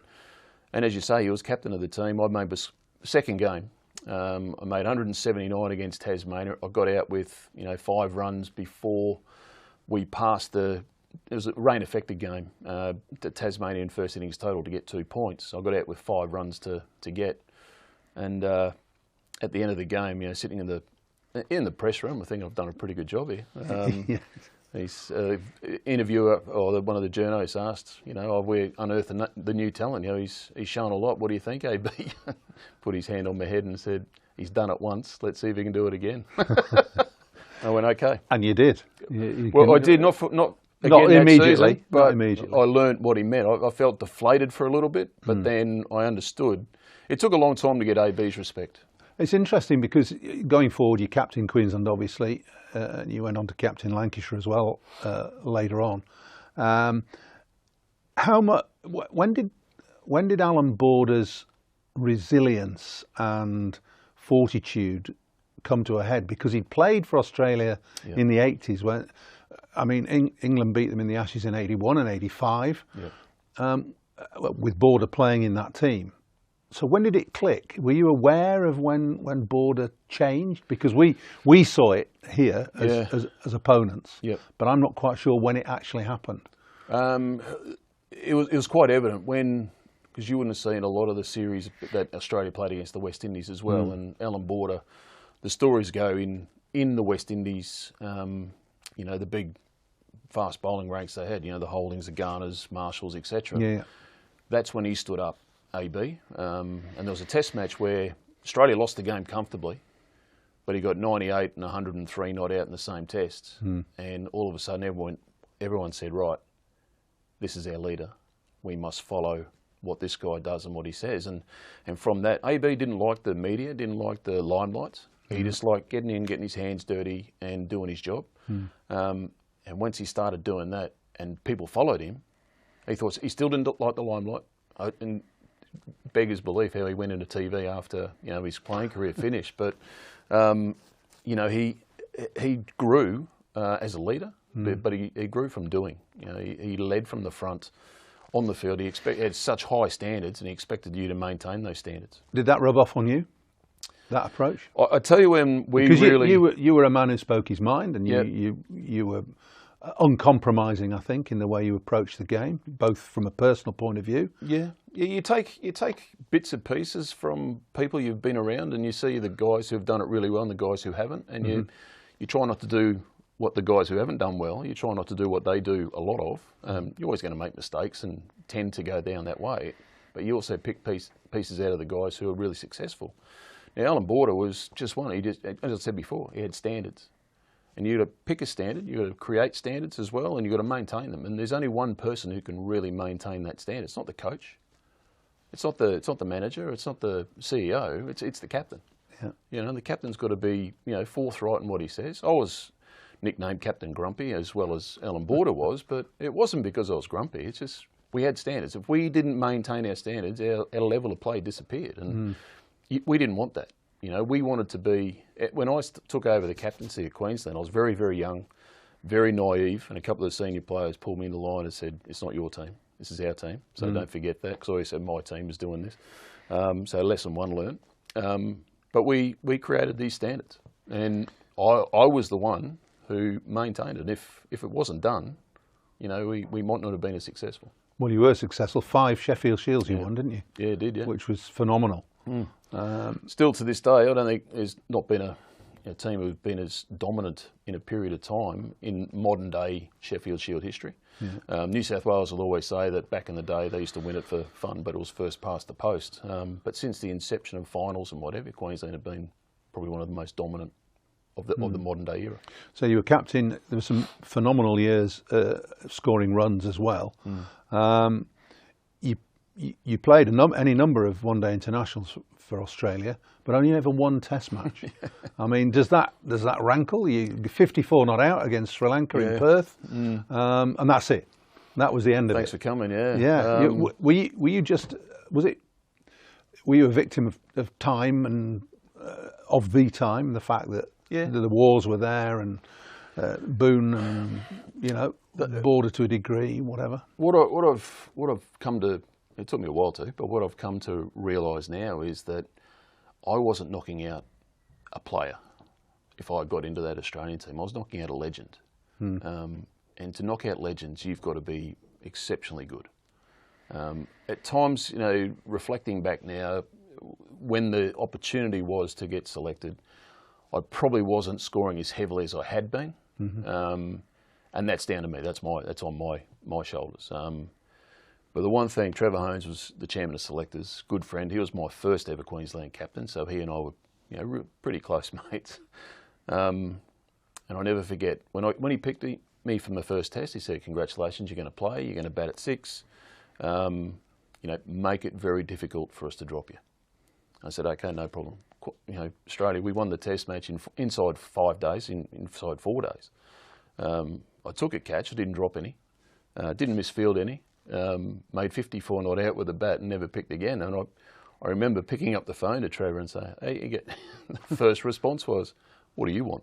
Well, this is what you told me. And David Boone was always going to retire at the end of that series. Yeah. So Trevor came out and said, "Right, you're going to be the next cab off the rank. Boone's retiring at the end of the summer, so be prepared to take over." And here I am still waiting for the phone call. Well, what happened in the interim? I can't remember who would have Greg come Blewett in. was around. Bluey, yeah. You know, well, he didn't establish himself, did he? And no, he didn't. Bluey, he played a fair bit, but yeah, but it was well liked within the group. You know, yeah. and that's part of it as well. Matty Elliott, left-hander, wasn't he? Yeah, great player. You know, and you had guys like Jamie Siddons who never played. Jamie Cox never played for Australia. So, you know, I got to the stage where I thought, okay, it's not going to happen. What can I do to leave my legacy on Australian cricket? And that was to make Queensland the strongest, most feared cricket team in the world. And we took on back in those days. We played the touring international team before the first test, and we always played them either at the Gabba or at Allan Border Field. And the instructions were, don't give them any practice. So win the toss and try and bat for 4 days. And I said, no, we're going to beat them. Which Trevor Hone said to me, no, you're disrespecting Australian cricket. No, mate, we're going to beat them. And we often did beat the touring team. And I'd cop a phone call or hauled over the coals for not following, you know, the Australian team's protocol and whatever. And I said, mate, how do you think they feel? They've just been beaten by little Queensland. They're about to face Australia. They're feeling this big. I'm going to keep doing what we're doing. I think we're going all right. I'd like to think you were right, to be perfectly honest. Inflict a defeat on a touring team in those days when defeats still matter, obviously, but it in the build-up to a test series, and particularly the first test, good attitude, dead right, yeah. So you had a wonderful time playing for Queensland.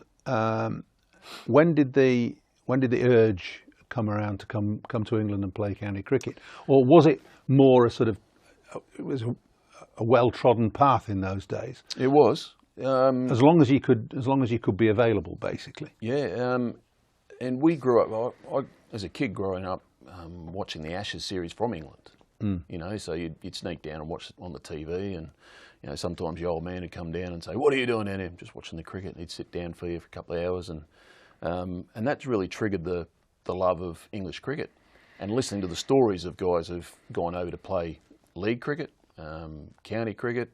AB played at Allan Essex, Border of played course. at Essex, yeah. So I was wondering where the Essex connection came. He and Graham Gooch are good mates. And Goochie just, on the off chance spoke to AB and said, look, we're looking for an overseas player. Mark Waugh had announced he wasn't going to go back. Gooch asked AB who he thought. AB put my name forward. And I'll never forget the phone call he gave me. He goes, right, mate, expect a call from the Essex captain. Graham Gooch has called me. I've put your name forward. I said, oh, mate, it's brilliant. Thanks very much. He goes, don't let me down. That's all he said. And I went, right, okay. So I went into Essex, and it came about. It came down to me and Brian McMillan from South Africa. Right, they were looking for an all-rounder. I said, well, you're looking for barking up the wrong tree here, mate. I'm nowhere near Brian McMillan's standard as a bowler. You bowled a bit, but not quite like... Well, put it this way, no. if I had to face me for a living, I would have been happy. So I remember talking to Paul Pritchard, and Paul Pritchard and I are still very close. And he just said, we want you to consider coming and play for Essex. I said, it'd be an honour. That's all I said. I don't know what Brian McMillan said, but it'd be an honour. I'd love to come and play. And Pritch, do you want to talk about money? He said, no, doesn't matter, mate. I just want to come and play for Essex. I want to play for Essex, knowing that AB is still barking in my ear. It's ringing loud and clear. And I turned up, and for the first month and a half, I never realised how tough county cricket was. You go to bed with your pads on, every day rolls into the next one. So it was a great learning curve for me. And moments, I spent 6 years down at Essex. Moments I cherished down there. We had some great times on the field, great times off the field. Still really close with a lot of the players that we played with. And it was just... You won a couple of one-day we did, and we won. NatWest. We got to three finals, won two of them. Won the NatWest the second year and the Benson Hedges the following year. So we've had some success, and they were great fun those days. During your early time at Essex, were you still... did you still have the thoughts of playing international cricket, in Test cricket? I mean, yeah. And did that drive you the way you performed for Essex in first class cricket here? Did that continue to drive you? It did. And remember in those days, we're talking mid '90s. same thing. If the England players weren't playing international cricket, they were playing county cricket. Yeah.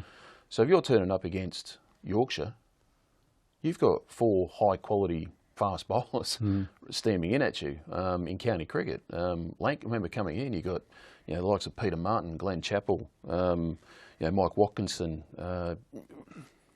They had a few overseas bowlers as well. Wazim Akram and Murali. Yeah. So every time you came up against the county in those days, you're playing against a test lineup basically, and that drove me. That was my test match. Yeah. And going back, I remember, having a couple of seasons at Essex where I'd score, 1,800 championship runs and, 1,200 in the white ball formats, etc. And going back to Trevor Haynes, no, it doesn't matter. County cricket doesn't count. And I've gone, okay, well, I'm doing it in England. Yeah. Where Australia are touring very soon. Can you please keep an eye on it? He goes, yeah. And that didn't work for me. It worked for Justin Langer. Is he not your best mate, Trevor Haynes? Well, he was the agent for Kookaburra as well, my sponsor. So I spent a lot of time with him. Maybe that was the problem. So you say you had 6 years at Essex. You loved it. You won a couple of trophies. Was there a bit of a falling out, or did you just come to Lancashire because you fancied a change? Well, having married a girl from Lancashire as well, she was coming home. I played league cricket up here for Littleborough in the Central Lancashire League back in the early 90s. And I remember every opportunity coming down to here, whether it be a championship match, a Sunday league game, a test match. And I just loved the fact that Old Trafford, it was special. The ground was something special. I remember watching it from back home in Australia in the Ashes. And I thought one day it'd be nice to play there. And I had the opportunity.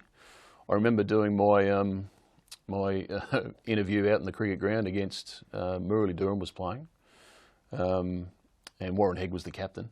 And it was just when John Crawley was going to move to Hampshire. Oh yeah. And I remember coming out taking guard. Heggy's up to the stumps. I said, "Hey, you're looking for a number 4 batsman?" And he goes, "Yeah, we are, mate, but it's not you." And I went, "Okay, no problem." Just joking. Well, he would say that, wouldn't he? Yeah. And then, 300s later, he goes, "Okay, we might need to have a chat." You got 200s in the first class game and 100 in the was it a Sunday game? Sunday league game, yeah. 2 not out hundreds.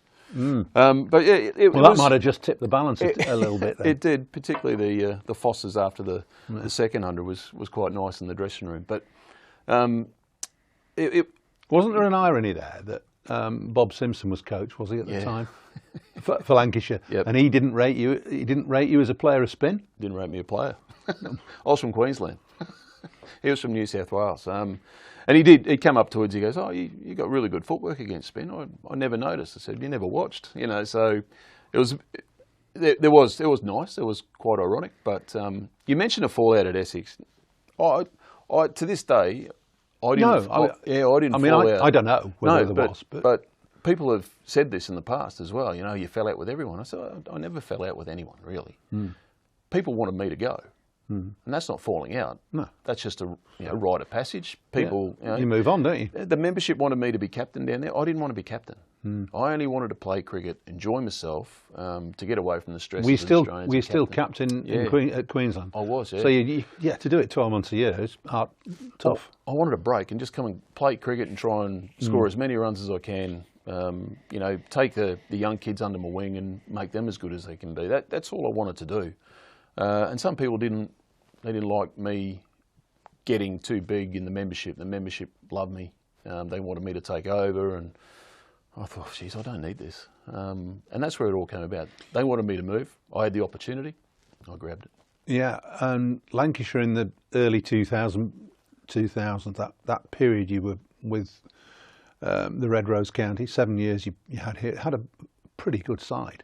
And yet, we didn't win anything. No, crazy, wasn't it? I mean, how? Well, my biggest bugbear of county cricket, never won a championship. To me, the 4-day game, like Test cricket, is probably the toughest format to win. Never won a championship, but here, I remember we came second a number of times to Sussex, and they'd beaten us. One year was by 5 points, another year was by 15 points, and throughout the year we'd lost 1,000 overs here, and they'd lost 200 down by the sea. And I remember mentioning this, and Chris Adams got really upset. So, we're just a better team than you. I said, yeah, no problem, mate. But I reckon in 1,000 overs we could have picked up 5 or 10 points, mate. We were pretty good. So we can sit here and blame the weather. I'll never forget the last game of the season against Surrey, where we had to chase 484 in the last. I was commentating on that for Sky, and that was. He was so close. What did he lose? 25 runs. 24 short 24. We were, yeah. And that was heartbreaking. You know, to get that close. I remember we were into Mark Butcher as well before the declaration. Come on, mate. You don't want the Sussex team to win. He goes, yeah, but I don't want you to chase down 400 plus. That'd look bad on me. But yeah, losing by 24. You know, I remember I played a dumb shot in the second innings to get out to Jade Dernbeck, and that just left Corky to try and do the job at the back end, and just too much. But what a game of cricket. VVS Laxman played in that game. VVS he got a big 100, didn't he? He got 100 in the second innings. Yeah. He got 70 in the first, he got 100 in the second. And after the first innings, chasing the big total, he said, I must bat 3 and I'll get 100. So he batted 3 and got 100. And I just thought, well, it was a moment where you batted with him and he made you feel about that big. It was just so good. It was just a shame. That was probably the best game of cricket that I've ever played in, with coming out on the wrong side. And with so much at stake, was just heartbreaking. I remember interviewing Chile at the end, and he was in tears. I mean, the emotion that was coursing through everybody at that time. You know, me as a former Lancashire player and then commentating, I was choked as well. You know. Well, we sat in the dressing room at the end of that game, and I reckon we sat in a huddle around each other in the away dressing room for 45 minutes before anyone got up and said anything. You just couldn't. No. You couldn't move, and heads were only looking at floors, and eventually, you know, you got up and said, look, boys, that's one of the best games we've ever played. Yes, we didn't win, but don't walk out of here feeling down. No one couldn't have done any more, could you? There's a reason. There's a reason that no one chases 400 in last innings of a game. It's difficult. You know, not many people do it. It's difficult. So. Some fantastic players alongside you in Lancashire history, but you know, you had Warren Hegg as captain for a time. You had Glenn Chappell, Andrew Flintoff. Yep. Who of those really stands out for you, or is it all of them really? Well, look, they're all special in their own right. You know, Glenn Chappell probably the best fast medium seamer of England. How did he never play? To never played, you know. I know he got opportunities towards the back end, but you know, probably not enough opportunities. No. He deserved something. He was quick. Yeah. On his day, he was very sneaky fast. Slippery. Did stuff, knew exactly what he was doing. High skill, repetitive, beautiful action, what have you. Freddie stands out because of his exploits with England. Yeah. But I tell you what, he came back and he gave 1,000% for Lancashire every time he played as well, which you really sit up and you take notice of. You know, and there's the unsung heroes of, you know, like the young kids coming through, the Tom Smiths, the, you know, Kyle Hoggs. Gary Keady got a load of wickets, didn't he? Keady there's another one, should have played for England, could have played for England. Yeah. You know, you got Stephen Croft, who's just finished now, who came at the start, you know. Jimmy, you were around when Jimmy started. I played in his debut, Jimmy, and he bowled to Jamie Cox. I don't know if it was his first game or early on in his career, and Cox, he faced the fastest bowlers in Australia week in, week out, and he just said, geez, you've got something special here. He was slippery. He was quick in his young days. He was. He nearly got ruined by the system, but thank goodness he listened to his body and his mind. Yeah, he did. He had a year and a bit out, didn't he, with that back. And then came back to do what he's done. The great, fantastic. I was looking through some of your scoring feats were phenomenal. 2003 especially. You got 700s, you got 1,800 runs, average 90 odd. Yep. And I was looking through the scorecards and I couldn't believe the batting lineup, because coming in after you was Carl Hooper, for goodness sake. And he scored runs for a laugh as well, didn't he? There was 2 games in a row where we played Warwickshire and then we came here and played Middlesex. Both times we scored over 500, maybe 600. Yeah, 700 in one game. 700 in one game, okay. And the top 4 of the top 6 got hundreds. Chile got 100 a couple of times. Chile, myself, Mel Loy. Yeah, that's right. Yeah. And we did it twice in a row, just to prove it wasn't a fluke. But yeah, Carl Hooper coming in, great story about Hoops playing Durham, chasing down a total, and Cork's batting with Hoops at the time, and they're holding back Gareth Breeze because they know Hoops just murders off spin. And he gets to about 23 runs to win, and Corky's on strike, mid-wicket conference. Hoops says, "Give me a single." I finished the game. Cork got the single. Next 4 balls went for 6. Fantastic. And to have that guy in your dressing room, he was such a cool customer, even when he played international cricket. Cool Carl. But to have him around was just unbelievably good, and a real calming influence on the group, and high quality skill. You were into your 30s by then, really, weren't you? And you decided that you wanted to become a UK citizen. And got that in 2005, was it? I think, yeah, was it 2005? It was leading up to the 2005 series, yeah. Yeah, and you were, I think, 36. And the question was then asked, because you were churning out all these runs, averaging way over 50 into the 70s, 80s, 90s in individual years. The question was asked, well, would you play for England? And you, whether you were joking or not, you said, well, I'm not going to discount it. Yeah, I had a real hard think about it. Yeah. And I was a bit, growing up, you hear people talk, players talk, when they get to 30 plus, the game speeds up and you slow down. Yeah. And I reckon I was probably just past being able to be good at that level. I was okay down here, but to go to that level, I reckon I was probably, as you say, 36, that's probably a couple of years too old to be really successful. And to perform the way that England wanted you to perform. I remember getting a tap on the shoulder. Might have been a phone call. I can't remember. Well, David Graveney was quoted. Yep. A few. Go on, I'll let you go. Yeah. So Grav, and then Dusty Miller as well. He was the chairman of selectors. Grav was on the panel. Grav spoke to me and asked me the question flat out. Dusty called me and asked me the question flat out. And I said, look, give me time to think. So I did what all good Australian boys do, and he rang the old man, my father. And I said, what do you think? And he said, oh, mate, what a great opportunity that'd be, but I'll never be able to talk to you again. And I went, okay, well, fair enough. And then I sat down and I went, you know what? I've represented Australia. England have always been, the enemy. To then jump sides, I don't think I could wake up and look at myself in the mirror. And it wasn't nothing against England, nothing against the opportunity. I was flattered that they even considered asking me. And it just so happened to be before the 2005 Ashes. So silly me pulls out. Could have been one of the greatest stories of all time. But the flip side of that, if it wasn't me, for me not being there, Kevin Peterson came in and did what he did, and that was probably a far better choice. And they dropped poor old Thorpe as well, hadn't they? Yeah. Because Thorpe came out and Peterson came in. So. Yeah. So it was flattering, but I never really committed to going there. I became English here. Yeah. So we could get another overseas player.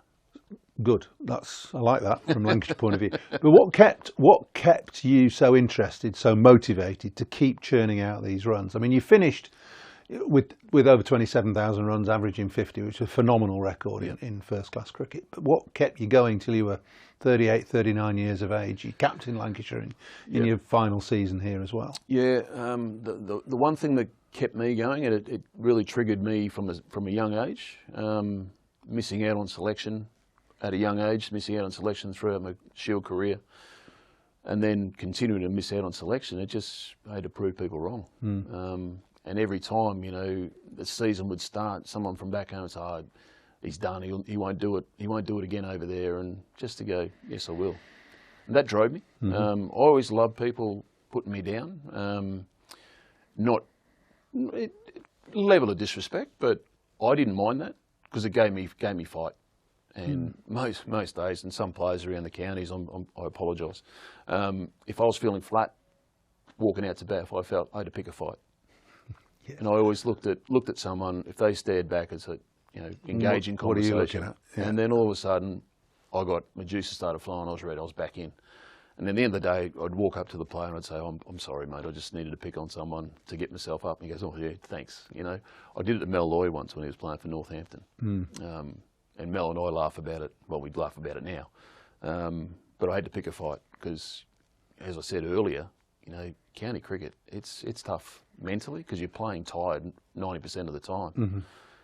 And some days you just turn up and you're so flat, you just got nothing in the tank. You need something to spark you. And that was it, you know. And then that triggered me to continue to do well, just to prove people wrong that I was good enough to play the game. You said earlier that when you came here, you liked the feel of the place, the ground, the history, the legacy of this ground and Lancashire and the Test matches that have got. Did it disappoint in any way, or was it really fantastic? No. I used to love at the end of a day's play, the old dressing rooms. You go into the members' bar, and you'd sit around. We had beers, so you're either talking to the umpires, you're either talking to fans or members, you're talking to the opposition, and then all of a sudden you get the guys on the board come down, and you got Jack Simmons, you got Clive Lloyd, and they're coming in, and I just went, wow, this is what a cricket family to me is all about. It's about the old with the new. It's about sharing ideas, mixing, listening to stories, because we were always told, respect your elders. The guys who've been before you have done it. They've been through exactly what you've been through, probably more. You can still learn from them. Just don't fob it off. Give them the time of day, and bring that in, and then use it to your advantage out there. And I found that everything here just gave that and more. It was steeped in tradition, the history of the ground. As an Aussie walking out, a place where Don Bradman, has come out and scored Test hundreds, to do the same as him, walk the same journey, something pretty special. That's really good to hear you say that. I think times moved on. I don't think times are quite the same as they used to be. No, they should be. Yeah, but I don't think they are. Is that sort of that way of behaving and absorbing the interest of the game, has that followed you through into your coaching? Because you've been, ever since you stopped playing, you've been coaching for the last 12, 15 years or so. And all around the world, in the West Indies, Bangladesh and Sri Lanka and wherever else, the USA. So is that part of your philosophy as a coach? It comes down to respect, and to go into another culture. If you're a white man going into an Asian culture or a West Indian culture, you've got to buy into that culture. You can't do anything else. So it's like me coming from Australia to play for a county over here, whether it be Essex or Lancashire. You've got to buy into that culture. You've got to embrace that culture to make it work. You've got to become part of it. So everywhere I've gone, I've tried to do that.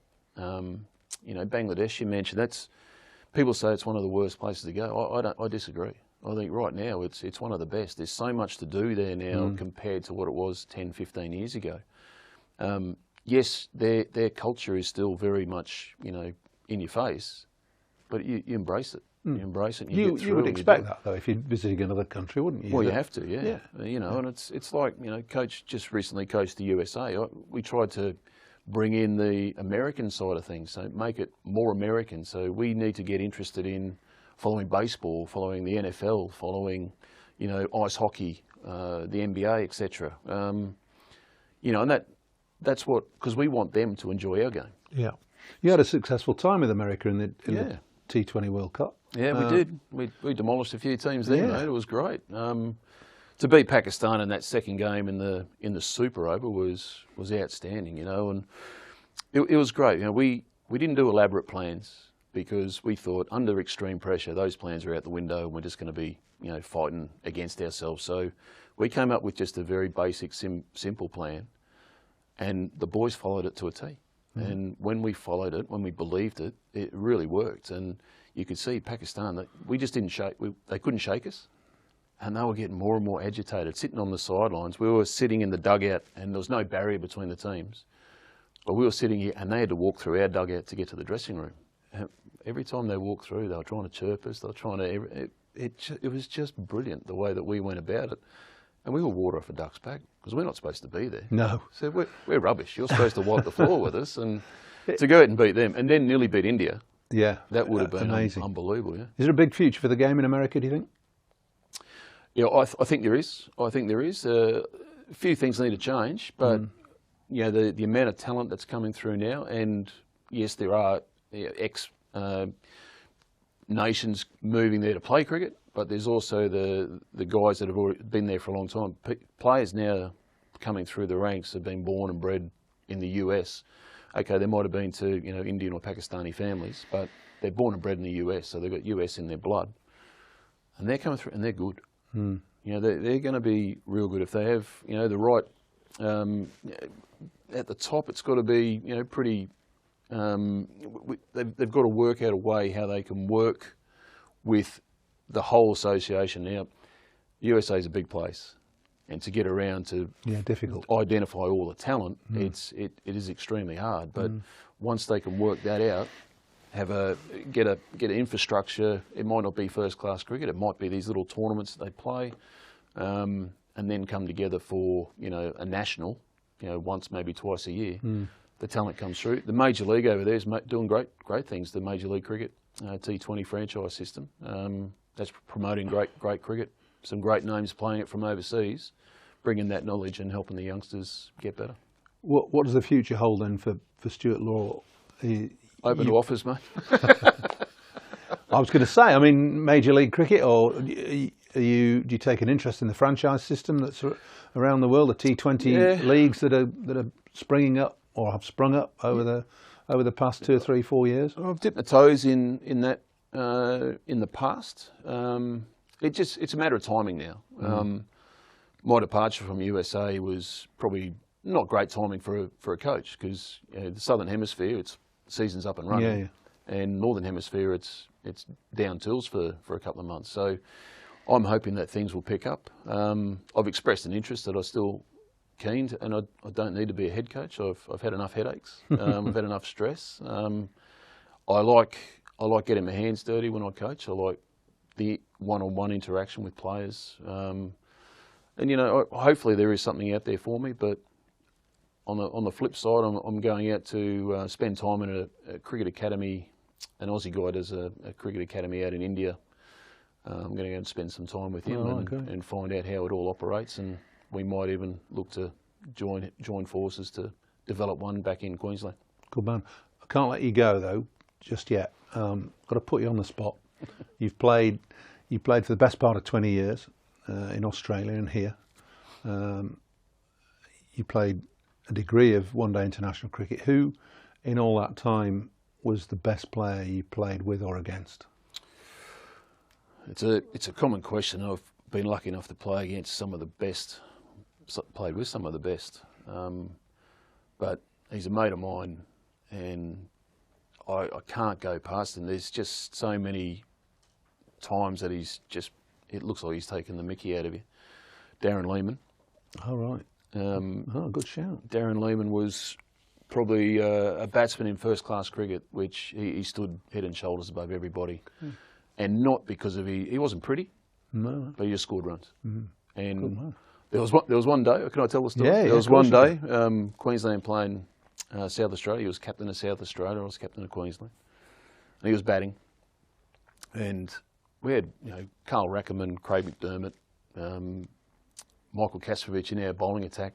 Three half decent. Yeah. All right. Yeah. On a Gabba green top. Yeah. And he peeled off 180 in no time. And it got to a stage where every time there was a gap created, he hit the ball through it. Taking the mickey, was it? And then a player went somewhere else and he hit the ball where the player went. Yeah. And I remember stopping the game and I walked up to him and said, "Mate, are you doing this on purpose or are you just having a lucky day?" And he goes, "Well, move another one, we'll find out." Oh, good boy. So I thought, right, okay. So I took first slip out. Yeah. Had second slip, third slip, fourth slip. Put first slip somewhere else. Hit it straight through first slip for 4. And I went, okay. It's good enough for me. Hands down, I went, that's good. A genius. Absolute genius. And, played the game in the right spirit. Always played to win. Always had a good time on the field and off the field. And he's a good mate. So he was up there with one of the best I've ever played with. and against. Stewie, thanks for chatting to us. It's been a wonderful half hour or so, longer actually. I think we've been going on. Great to hear you, and all the best for the future. Cheers, Walt. Thanks, mate. Thanks for having me.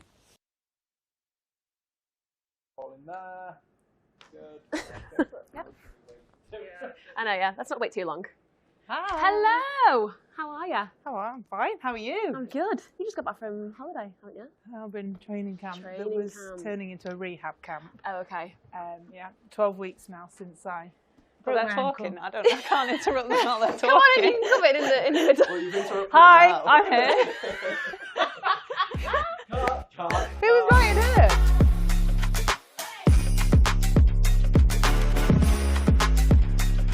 Okay. Hello, Kate Cross. How are you both? Yeah, 2 rehabs. How are we? 2 rehabs, yeah. It's age, isn't it? I know. Have I? I've tried to avoid that word, but it is. No. I have more. I have more of that than you do. You have years ahead of you. Okay, girls. So I've been taking some questions from Lancashire cricket, and are we good to chat about it? Ask you some. Okay. So first question for the both of you: what's the moment in both your careers where you went, "I've fully achieved my goals"? Don't know. Because I think that's the point before you decide you're not going to go anymore. I was going to say, I don't think I've got there yet. I'm not sure I've decided I've got there yet. Yeah. I think that's all part of what I've got to find out. Yeah. Hopefully, well, I don't know if it's hopefully soon, because that means like, oh yeah, I've done everything now. I'm going to kick back and not do anything else. So no, I think, and I've spoken to other athletes, I don't know about you, they say you're a long time retired, and knowing that you could still do more or achieve more or be better in yourself. Personal best performance is always the thing that you focus on, or certainly I have. Being better than you were yesterday as an athlete, and achieving your own personal best, being the best version of yourself. So yeah, when you find that out, maybe that's the time you start thinking about the end. I feel like there's definitely things I've wanted to achieve that I have achieved. Like mini goals? Yeah. Would you say like you have mini goals as an athlete? Yeah, I think you have to, because otherwise the picture's too big. I think you have to break things down. And especially I think for me, having a bit of a split career, like kind of with Lancashire and then also with England, then there's things that I still want to achieve with England. There's still things I want to achieve with Lancashire. So I think that motivation is what keeps you going as an athlete, and probably what makes it really difficult to retire, because there's always something around the corner. There's always something that you want to or think you can achieve. So yeah, I definitely wouldn't say that I've achieved probably half the things I want to, though. That's exciting though. The dial can always keep on moving for the both of you.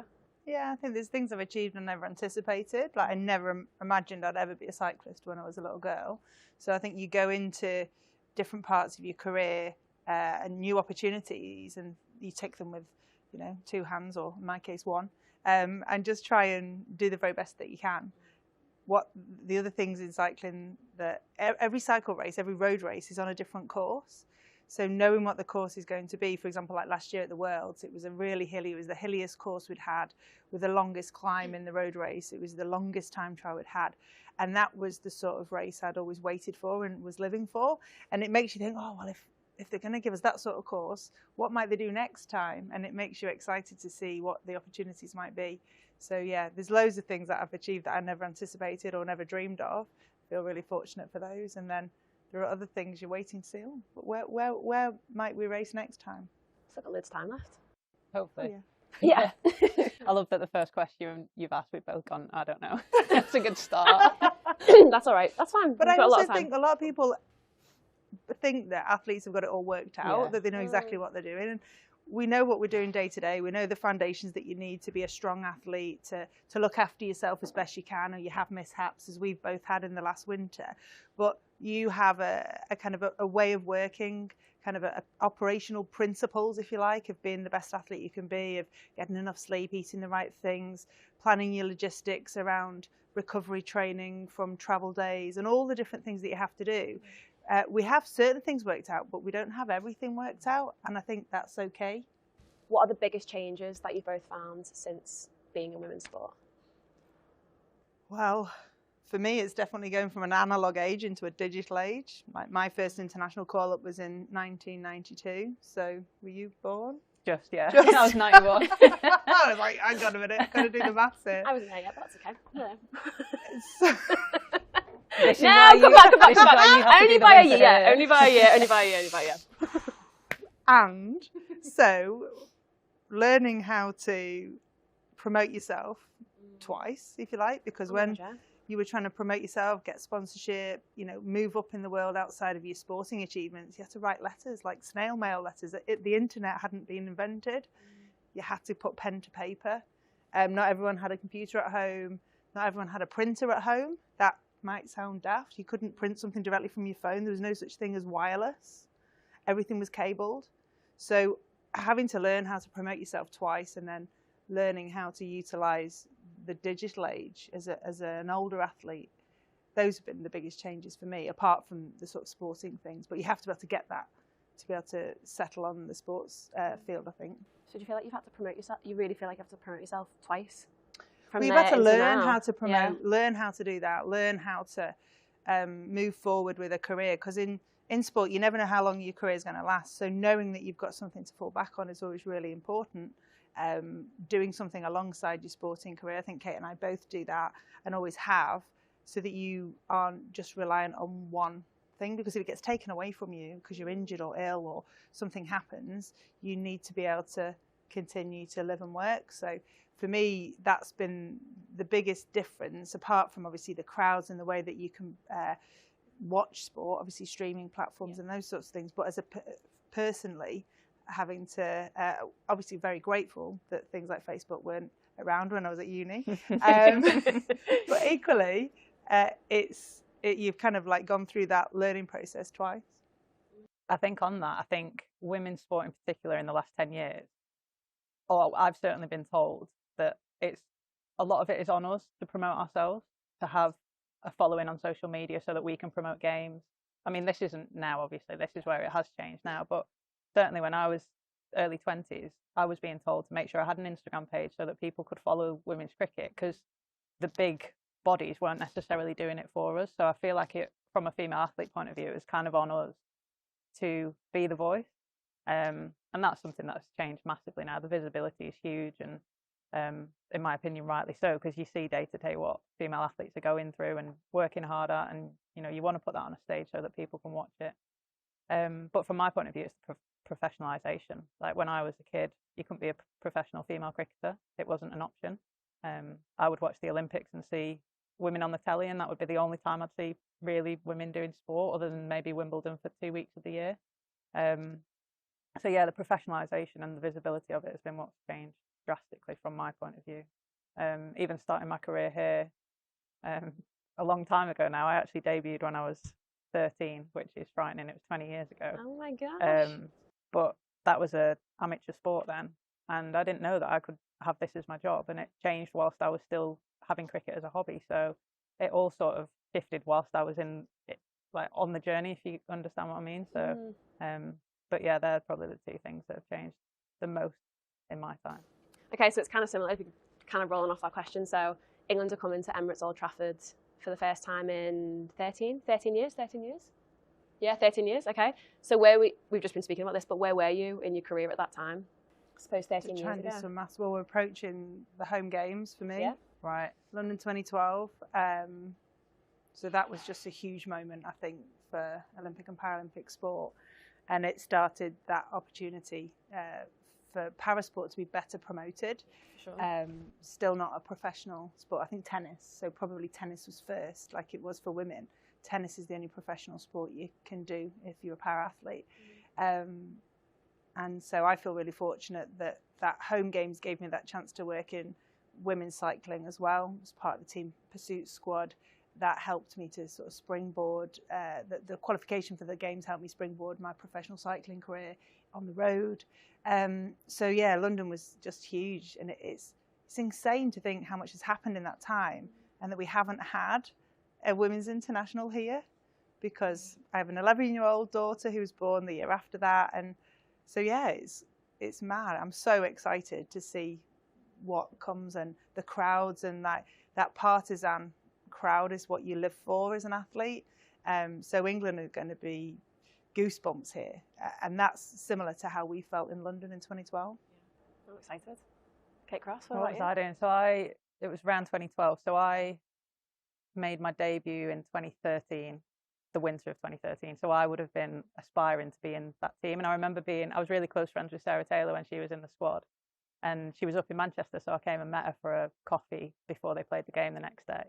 And I remember thinking how cool it was that the England girls got to play at Old Trafford, because at that point I'd not even represented Lancashire at Old Trafford. So this was like the holy grail. I'd not even dream. not been out on the grass. It was like a bit forbidden.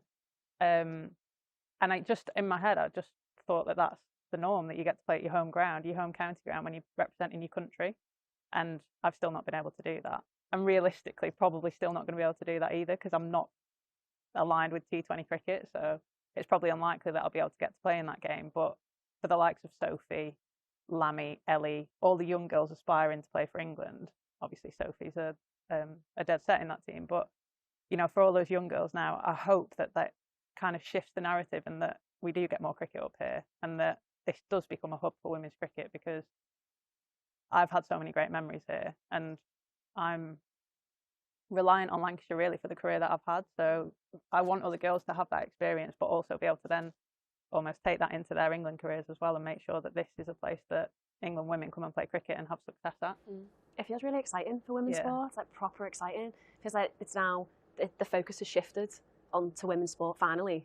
Well, and really it just feels has. this real big excitement buzz around it. And it's the depth of that is being felt. So my daughter plays in an under-13 side, and What's your daughter do? She's a cricketer. Oh my God, I didn't She's realise. playing- That's amazing. Well, she's a dancer, but she's cricket, and she's playing in an under-13 side where they've had to split the league into two, because there's too many to do just one.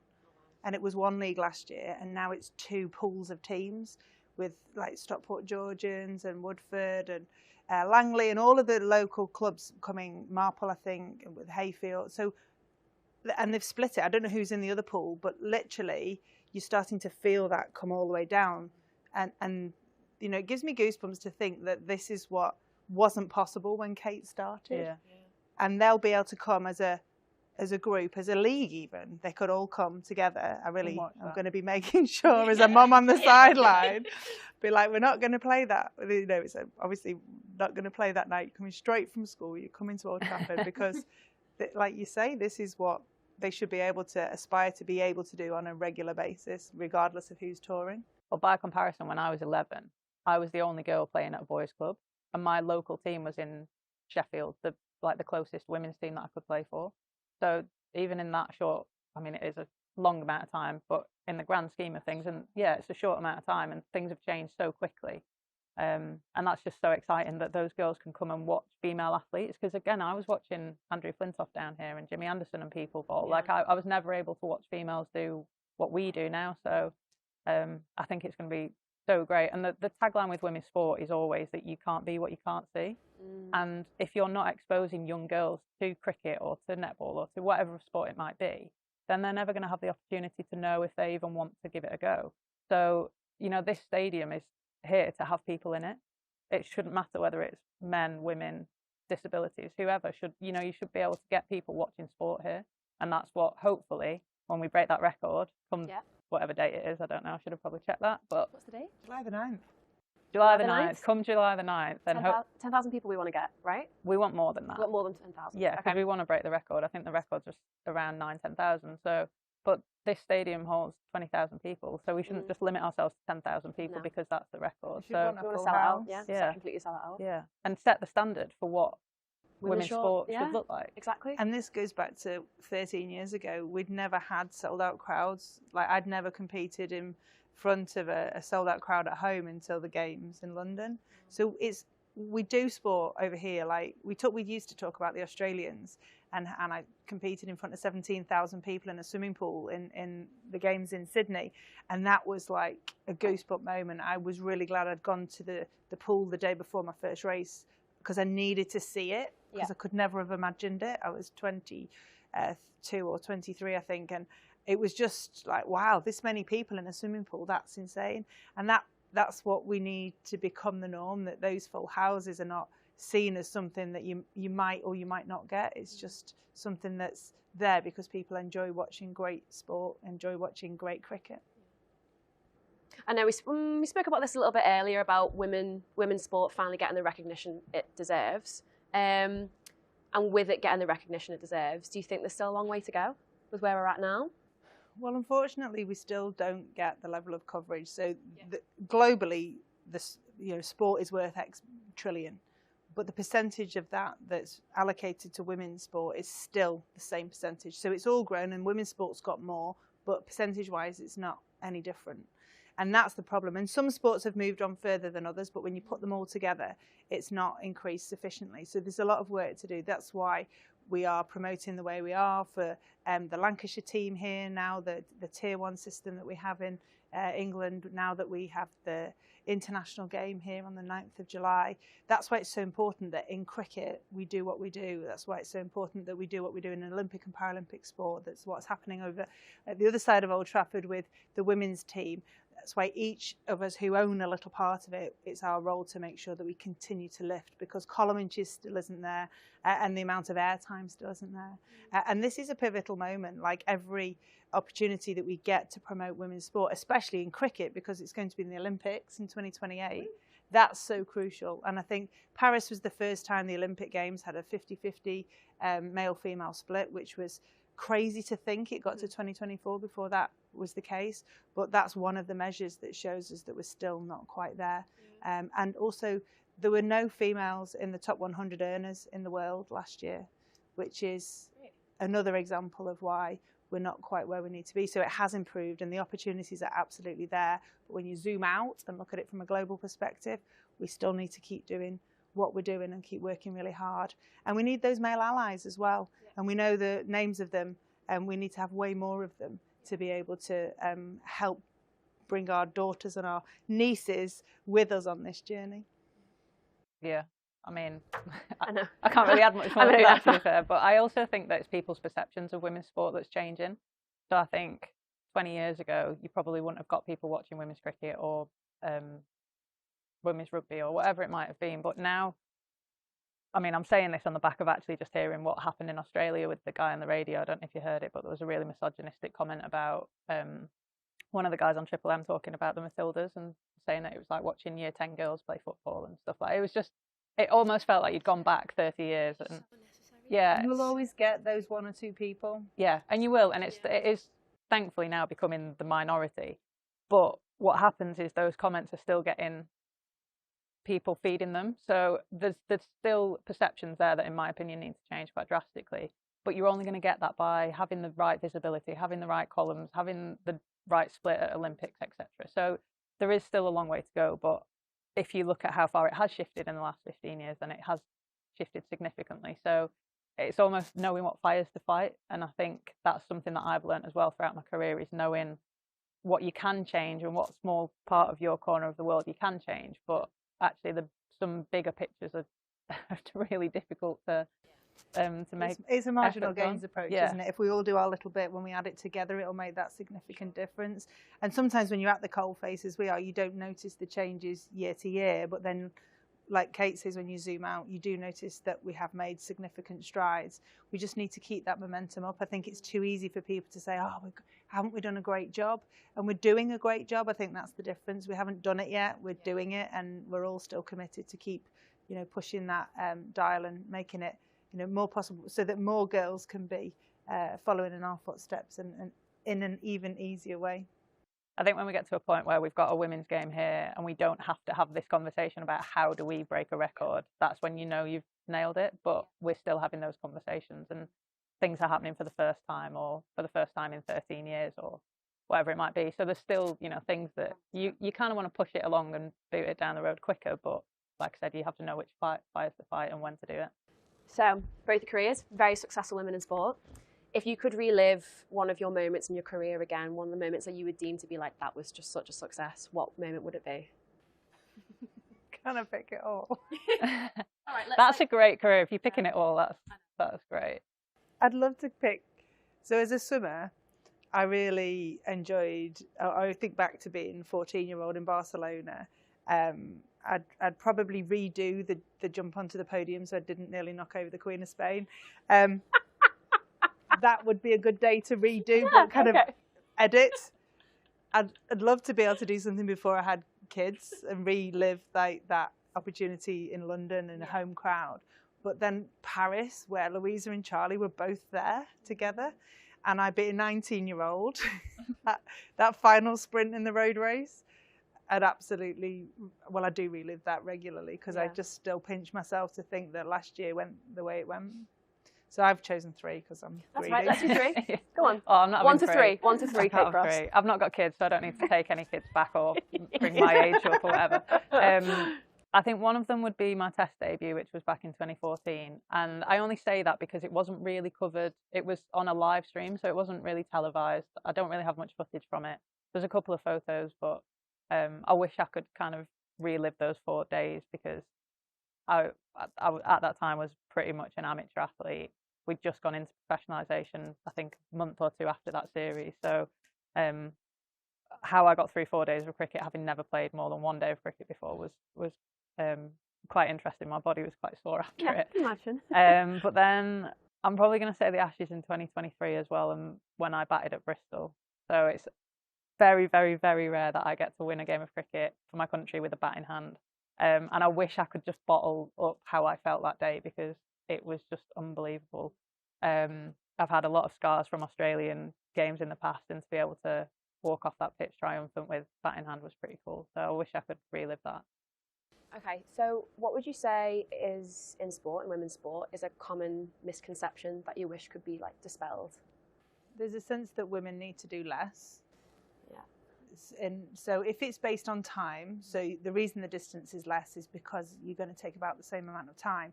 But in the swimming pool, the women don't do 90 metres front crawl because it's roughly the same amount of time as when the men do 100.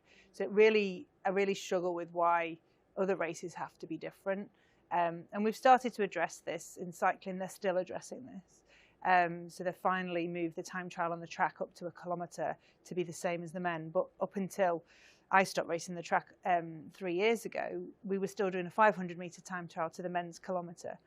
At the Paralympics last year, my time trial was 14 kilometres, the men was 28 kilometres. So we still have that issue that the women need to be doing less. And it isn't based on time because some of the men that were doing 28 kilometres were riding half as quickly as me. So that isn't a reason. That isn't the reason. So for me, it's that idea that women need to be doing less for some reason. We're not capable of doing the same. Who's making those decisions there? It's just men. Men. It's archaic. It's just been there. That's what it's been like.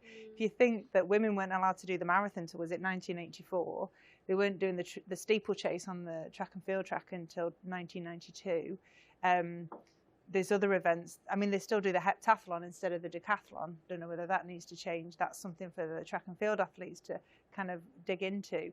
I know the women in tennis attempted to increase their sets to 5. They play 3 sets. But it's a regular issue that the women's race or the women's event is less. And I think that's something that needs to be addressed because it's not because we're not capable of racing at the same amount of time. And I was part of a campaign to bring back the Women's Tour de France. It's still at 8 days. The women used to race alongside the men for 3 weeks back until 1986, I think it was. So in lots of different sports, it's been dialed back at the convenience of men's sport, and we haven't quite shifted the dial to reclaim our space. And the argument with that is now there's money in the women's side of sport that they can fully concentrate on being an athlete, can't they? I imagine 20, 30 years ago, you're juggling a job, you're juggling motherhood, you're juggling all sorts and still trying to perform as an athlete. Whereas now you can have a job that is a professional sports person. So I feel like we had a few arguments like that, you know, women were having to take time off work to go and do an Ashes series. So that's why it could never be a 5-test match series like the men's is.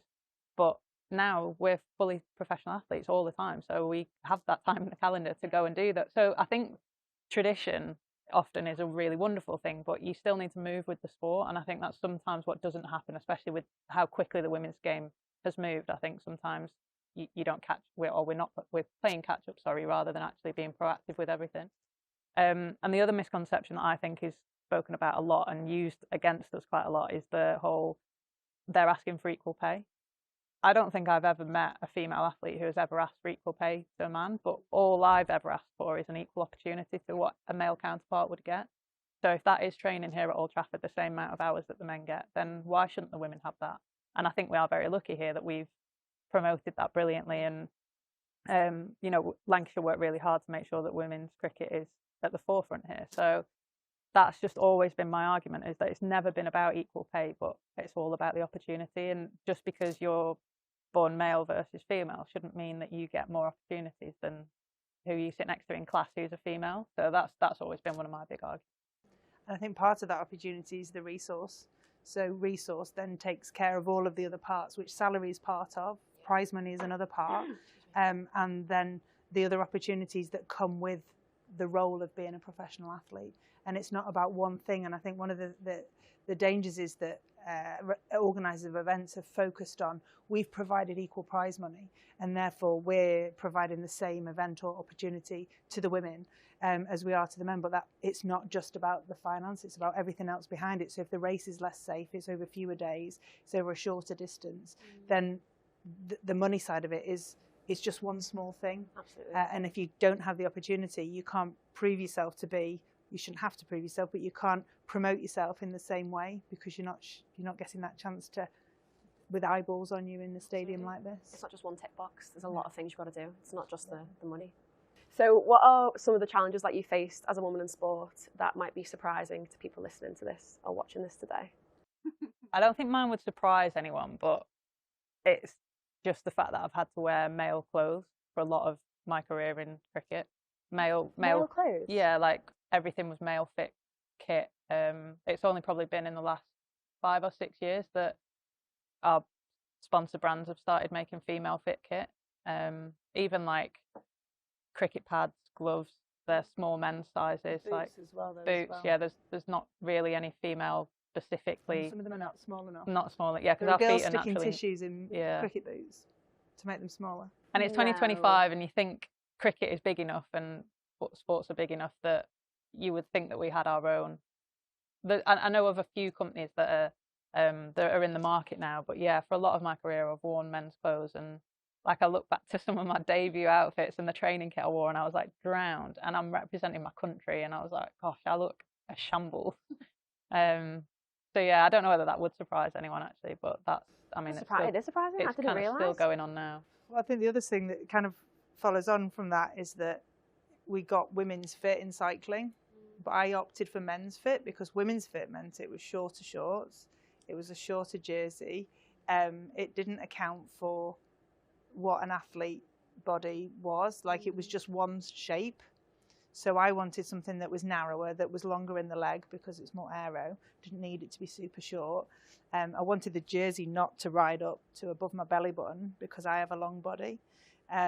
So for us in cycling, whilst it was an attempt to create a women's fit, for me just going for the extra small men's was the better way of doing it.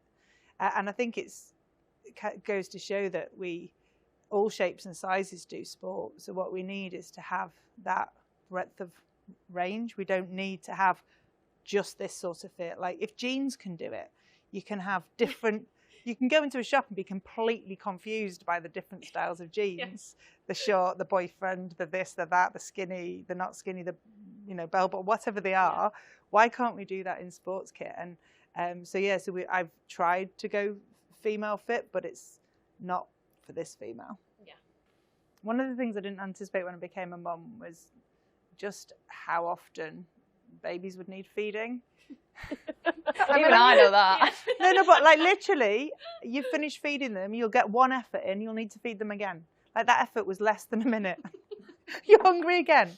So I basically had either of them in the other end of the track centre away from the GB pet area where Barney was with them playing, and I'd go and breastfeed in between efforts to make sure that A, there was not anyone screaming the velodrome down, but B, to make sure that then I could concentrate on what I was going to do. So having a settled and fed baby, however frequent that feeding was the best way for me to handle that early few months of motherhood before they went on to solids and mixed feeding. But yeah, it's just like, okay, so we're going to have you in the track centre and I'm just going to feed you after every effort. That'll be the way we do it. And that surprised me. I didn't expect. But I also didn't expect how it was possible to juggle. And obviously I was lucky that Barney was able to come with me and do everything, or my mum was able to come with me and help support that. And it certainly meant that I came back quicker from each of my pregnancies. But yeah, it was the lengths that you go to, and you can turn anything into a breastfeeding sports bra if you need to. Absolutely. One thing that's not necessarily been a challenge for myself personally, but I think something that still surprises me in 2025 is how little research is done around women and periods and athletes and sport and stuff like that. Because I feel like a lot of our blueprints are taken from the men's side of sport, and actually, you know, it happens once a month to every single female around the world. So there should be so much more research and a lot more training that is tailored towards women, I think. There is actually a lot of opportunity, but the challenge we have, so I work with Manchester Met Uni, is that a lot of athletes don't want to contribute their data. And so we have a role as older athletes. I'm working with MMU on studies into perimenopause and menopause, so that athletes, as they get older, there's still opportunity. Because if you look at the female population in age group sport, then there's a huge field for the men, and then there's a very small number of women competing. If you look at triathlons or cycling, or even in running as well. Running's perhaps closer to being 50-50, but we still have a challenge. Ultra running is where female athletes seem to go really well, because they do get better with age, and the gap between male and female in ultra distance is actually a lot less. But there's they really struggle to get the cohorts together to be able to do the studies, and I think it's really important that if there are women out there who are struggling, the young athletes that are struggling, that they are willing to contribute their data and what they're finding, because there are a lot of myths as well around cycles and training to your cycle, but you've got to manage your symptoms and train like everyone else, because not everyone has those problems. So what we need to do is try and give them that confidence that it's not going to compromise them as an athlete. If they let out those secrets, it's not going to make them judged. Because I think a lot of women feel, or a lot of young athletes say, if I admit this feels like it's a weakness, and if I admit that I'm struggling with cramps or pain or debilitating symptoms, then I'll be judged, and that'll be part of my selection for something. And that's absolutely not the case, but I think that's one of the reasons why we have fewer athletes contributing to the studies that are out there. And most of the studies are done on sub-elite, and that obviously doesn't necessarily work when you've got athletes who are full-time. So amateurs, right. So they're sort of regional and national aspiring athletes, or they are older in a sense that they are in their 30s, they're not in their teens and 20s. And there's lots of reasons for wanting to study at all ages of the menstrual age, sort of child rearing age, because you need to see where bone density usually peaks at around 19, 20, 21 years of age. And the menstrual cycle has an impact. So a healthy menstrual cycle and laying down good bone density will help mean that it tails off less as you get older. When you lose estrogen and progesterone, then in your 40s, that's where bone density can really plummet. So all of those things are kind of interlinked, and trying to make sure that we have enough of those younger athletes. But it goes back to that challenge, is if you can't see it, you can't be it. Yeah. They're not coming into the sport in the first place. There isn't enough of them to be able to study either. And then they have that, oh gosh, what if I'm judged kind of feeling. So there's lots of challenges. Yeah, it's the taboo though, isn't it? It's still the taboo within the country of that periods are just things to be quiet about and not have to, talk about. And if you're having trouble, there's absolutely lots of support that can be provided to make sure those symptoms don't impact your ability to train, because there's lots of people who have no symptoms at all and are being really successful, and that shouldn't be the case. And I've got friends in cycling who have, and also in canoeing, who have come back from really debilitating endometriosis and won gold medals. And they were told, oh, you'd never be able to do this, you'll never be able to do that. And I think there's a difference between kind of primary care medicine through the NHS route and then sports medicine, and the support that we can give people with more challenging conditions around the menstrual cycle to mean that that doesn't impact on their ability to perform as an athlete.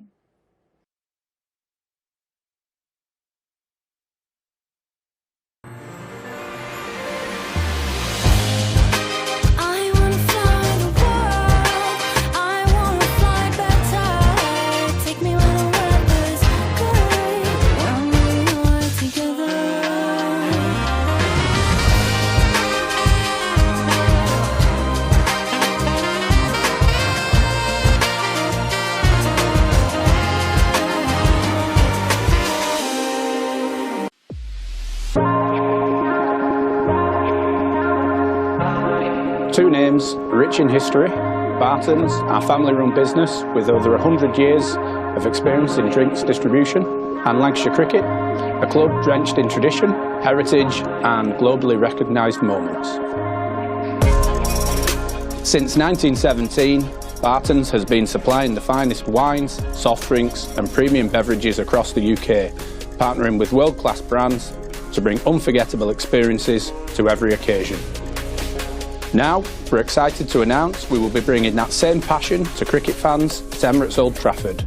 As the official wine, spirits and soft drinks partner of Lancashire Cricket, we're elevating matchday experiences, hospitality and celebrations across the next 3 years.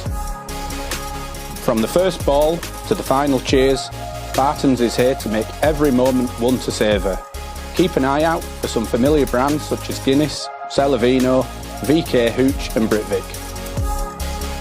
Barton's and Lancashire Cricket, partnership built on passion, unforgettable moments and history.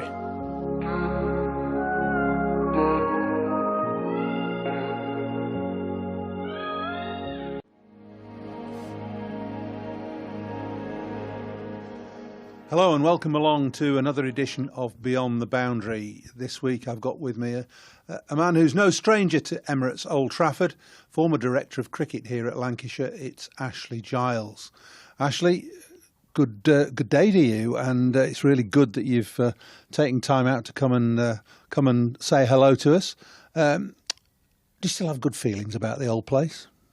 Absolutely. It's always a pleasure to come back to Emirates Old Trafford, to Lancashire.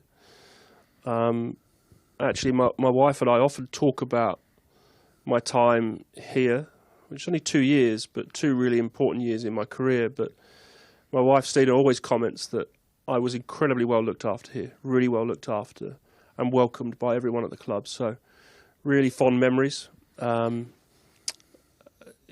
working with everyone from, you guys who were on the board, right through all the coaching staff and the players. And it was also a great privilege. It's a fabulous ground, fabulous history.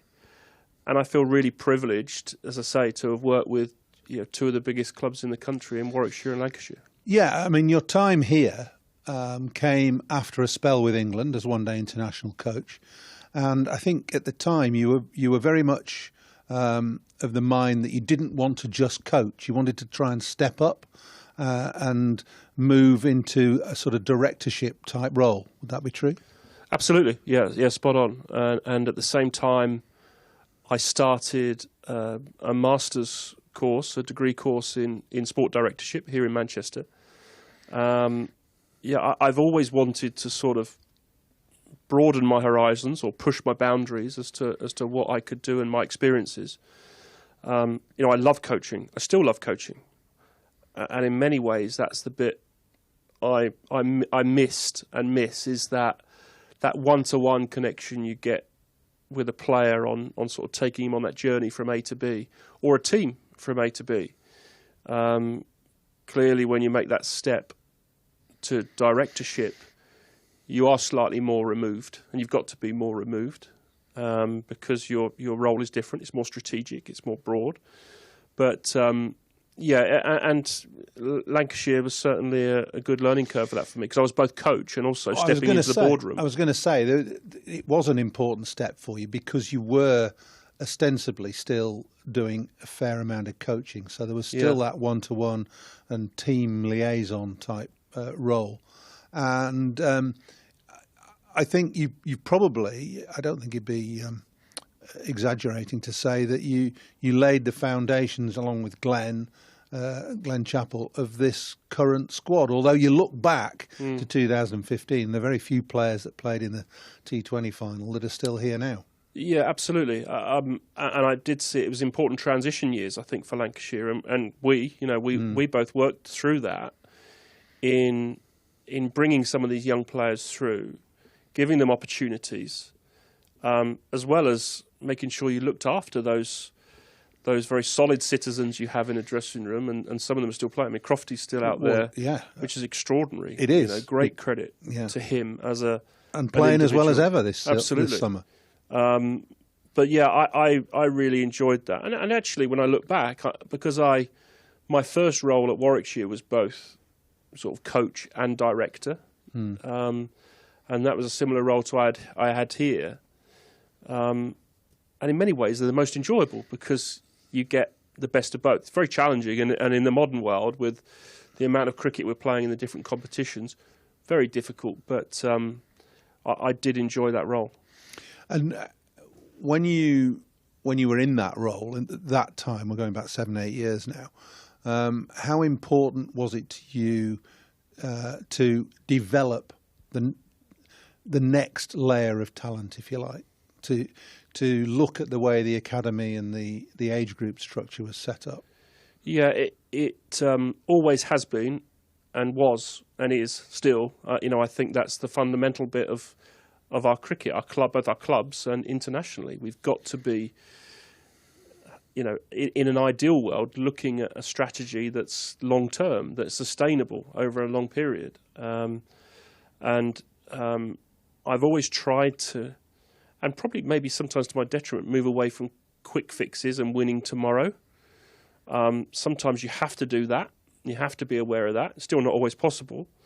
But I've always wanted to, I'd rather build over years than months, because I think that's better from a sort of legacy piece, to leave something behind. Even if when you're gone, that structure remains and grows. And hopefully Lancashire's got a bit of that. I hope, and I certainly think, looking at the Warwickshire squad as well, that I went back to, I suppose what we did, myself and Jim Troughton, and then now Paul Farbrace coming in, have built a squad that has had success and hopefully will over a long period. Well, I think you're quite right with Warwickshire, but I think you're also right with that Lancashire have done that, and that it's been a club policy to develop academy and their own talent, and that's self-evident when you look at the sides that are playing now. But when you were in charge, I think probably the two standouts that came through in your time here were Liam Livingstone and Hasib Hamid. Yeah, and both fantastic players. You you championed Liam a little bit, didn't you? You got him into the side, and batted him lower middle order initially, and in a very different role. And Hass was is a different customer altogether. Yeah. But I hope one of the things I did, because Lancashire has got such a wide net of talent and available talent. It's a huge area, isn't it? A huge area. The whole of the Northwest. And there's a huge amount of talent that's always come through your academies and youth systems. It's almost creating the opportunity for that talent. And so I think Liam was a good example where, yes, when he first came in the side, he batted 7 and got runs. But I think in good sides or in mature sides, you allow yourself to do that, is to play a player that you might not be sure about, but actually it should be the senior players around him that pick up the slack. And if he does well, it's a bonus.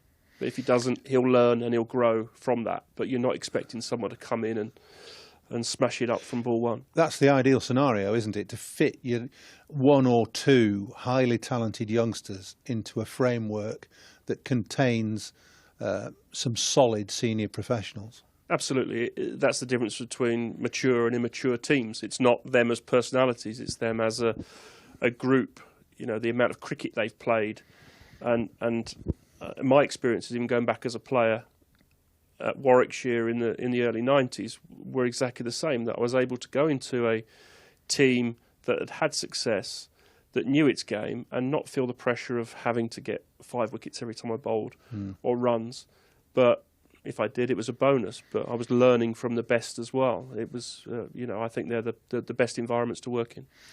Plenty of commentators, the public, supporters say, well, you've got to give the youngsters a chance. But you can't give them all a chance at the same time, because that just leads to inexperience and not almost inevitably, but very often failure. Absolutely. You can ruin them. You can burn youngsters, and getting that timing right. So sometimes you put people in. I think back then, even Saqib was another example who we played, but always with the mind, well, you might have to pull them out. It might not be quite ready, but you want to. I'd rather err on the side of giving them an opportunity to pull them back than never knowing, just sitting on the sidelines. But it's got to be in a controlled way that doesn't, as I say, and you said, burn them. Do you think our county system, from a county perspective, allows the development of talent to come through sufficiently? And I'm not necessarily pointing this towards England. Yeah. Whilst everybody probably admits that the county system is there to try and provide England players of the future, it would have to do that. Would be part of it, but it has to stand on its own 2 feet as well, as far as I'm concerned. Yeah. So, and is it set up to do that now? Well, if I just talk about that, I think you know, I always saw my role as a head coach, director of cricket, and I think you did as two-pronged. You know, you absolutely have a responsibility to try and win things for that county. That's why you're there, and that's what you're being paid for. But we also have a responsibility to try and produce England cricketers, and you've got to try and move these two things along together, which isn't always possible. And there are times when the short-term pressures become really big. And so the choices between playing a young player, giving him opportunities, giving him time, perhaps, are somewhat conflicted by winning tomorrow. And I think many of the counties have faced that problem. Many of the directors of cricket have faced that problem. And in a system that has promotion, relegation, not saying that's right or wrong. We're not going to get into that debate, I don't think. But it can place those pressures. Well, there are so many different variables and systems that are promoted, proposed, talked about in terms of divisional cricket for the county championship, whether it should be 3 6s, 10 and 8 as we've got now, or 12 and 6, or whatever. I mean, you can talk, and we've been talking about this in my lifetime in cricket, sort of 45 years, never come to perhaps a satisfactory conclusion. But having said that, you're probably ideally positioned now and placed, having spent enough time in the county game and having an elevated position in England, within the England setup, to realise that there is always going to be a bit of a conflict between county and England. Always. And I'm not sure how you can get over that. Well, yeah, and I'm not sure, but I made the point during the winter, which I don't mind repeating, is that there's got to be, both sides have got to come together on this. There's got to be collaboration on what the best thing for the English game as a whole is. At the moment, I'm not sure those things are aligned. We're obviously playing a lot of cricket, a lot of different formats of cricket, and I think we've got to, I mean, ultimately for Championship cricket, which is what we're here for, which I'm watching today, which is great, because we're watching two good teams on a good pitch at a great ground. You know, it's really, really going to be, it's tough cricket. I think we've got to find a way to play more Championship cricket spread through the summer. You know, we, again, probably spend an hour or 2 hours working out how we might do that, but we've got to find a way to do that. Well, I hear what you say, and I'm encouraged by the county cricket that I've seen already this summer. We've been blessed with a dryish April. And the only thing that I will say that you would perhaps need that we haven't had so far is a bit more pace in the pitches. I think the pitch has been pretty good generally, runs scored, and it's hard work for bowlers to take 20 wickets in a match. Yeah. So you've just said it. We're Lancashire, Warwickshire, 1 and 2 in the county championship last year on a test match pitch, basically. This is the sort of cricket that the selectors should be looking at and making decisions from, in my view. Yeah. Would you agree with that? Yeah, absolutely. This feels to me to be the top, and this wouldn't be the only game in the country, but this is the sort of top end of cricket. I think your point around pitches is a good one, the pacing pitches. And I think if we spread 4-day cricket throughout the summer a bit more, we'd have more variance or variation in that, and you'd probably have more pace later in the year. There's no doubt the weather actually in April is pretty good. Generally. It's generally pretty good. And we've got some very good groundsmen who can prepare very good pitches. But they're still going to lack some pace at this. You know, you'd have to be a magician to get them rock hard and flying through at this point. And we know, well, what you want to do is play on varying pitches in varying conditions. But at the very top end, yeah, you want some pace and some carry, and guys who can bend their backs being rewarded for doing that over long periods on generally good wickets, good surfaces. If you had a magic wand, and you've already said we need to try and play more 4-day cricket in the summer. I think there are 5 games actually in June and July this year, which is not bad, better than it has been. But if you had a magic wand, would you continue with all forms of the game that there are now? I think it's a given that we've got to carry on with 100 because you know the amount of money and time and effort and marketing and that has gone into that. I think I'm answering my own question. I think T20 cricket's essential for the counties, and we've got to play 4-day cricket. So we've got to try and fit it all in. Absolutely. And that's the eternal question. It is, and then 50-over cricket. You know, we've got a World Cup coming up next year. We're world champions, and whilst in this current generation it won't have such an impact, but if we're continuing to play World Cups that are 50 overs, and you know there is a chance some of the next generation of players won't even play 50-over cricket, and you know I know that the way we set up for our 50-over cricket, which is fantastic, is more suited to the shorter format anyway. But I suppose if I had a magic wand, what would I do? I'd still find a way to play a more consistent, you know, championship cricket through the summer. So blocks, basically. But I would, you know, and this is me talking. I would think about, you know, how we could do the T20 slightly differently. It's a very good competition. The quality of cricket's good. But could we play that? I know it goes against this, you know, what we moved to in not swapping formats all the time. But maybe a more appointment to view once a week, Friday or Saturday night. Let's just make it clear here. There's no agenda in this discussion. This is Paul and Ashley having a chat. So it's personal views. It's interesting what you say about 50-over cricket, because one of your the finer achievements, I think, in recent years was to be head of England cricket when we won the World Cup in 2019. And you talk about 50-over cricket. I remember covering the 2015 World Cup out in Australia and New Zealand. And prior to that, it was thought and mooted that this might be the last World Cup of 50-over cricket. Yeah. And it was New Zealand coming along and McCullum playing the way he did and challenging the norms of 50-over that reinvigorated the game, which was great. Yeah. And that probably sparked England, because we'd been perennial failures from way back in the 70s. We'd never won it. So it's time we did, and we did. So basically, did that consume your thoughts in your England role at the time? Well, year one, certainly. That was my first year in the job, was leading into the World Cup. And you know, most of that preparation had been done by Strauss, Morgan, Bayliss leading into that. But I felt great pressure in getting that over the line. You know, we went into that as favourites. There was a period through that tournament where we looked like we may not even make semi-finals.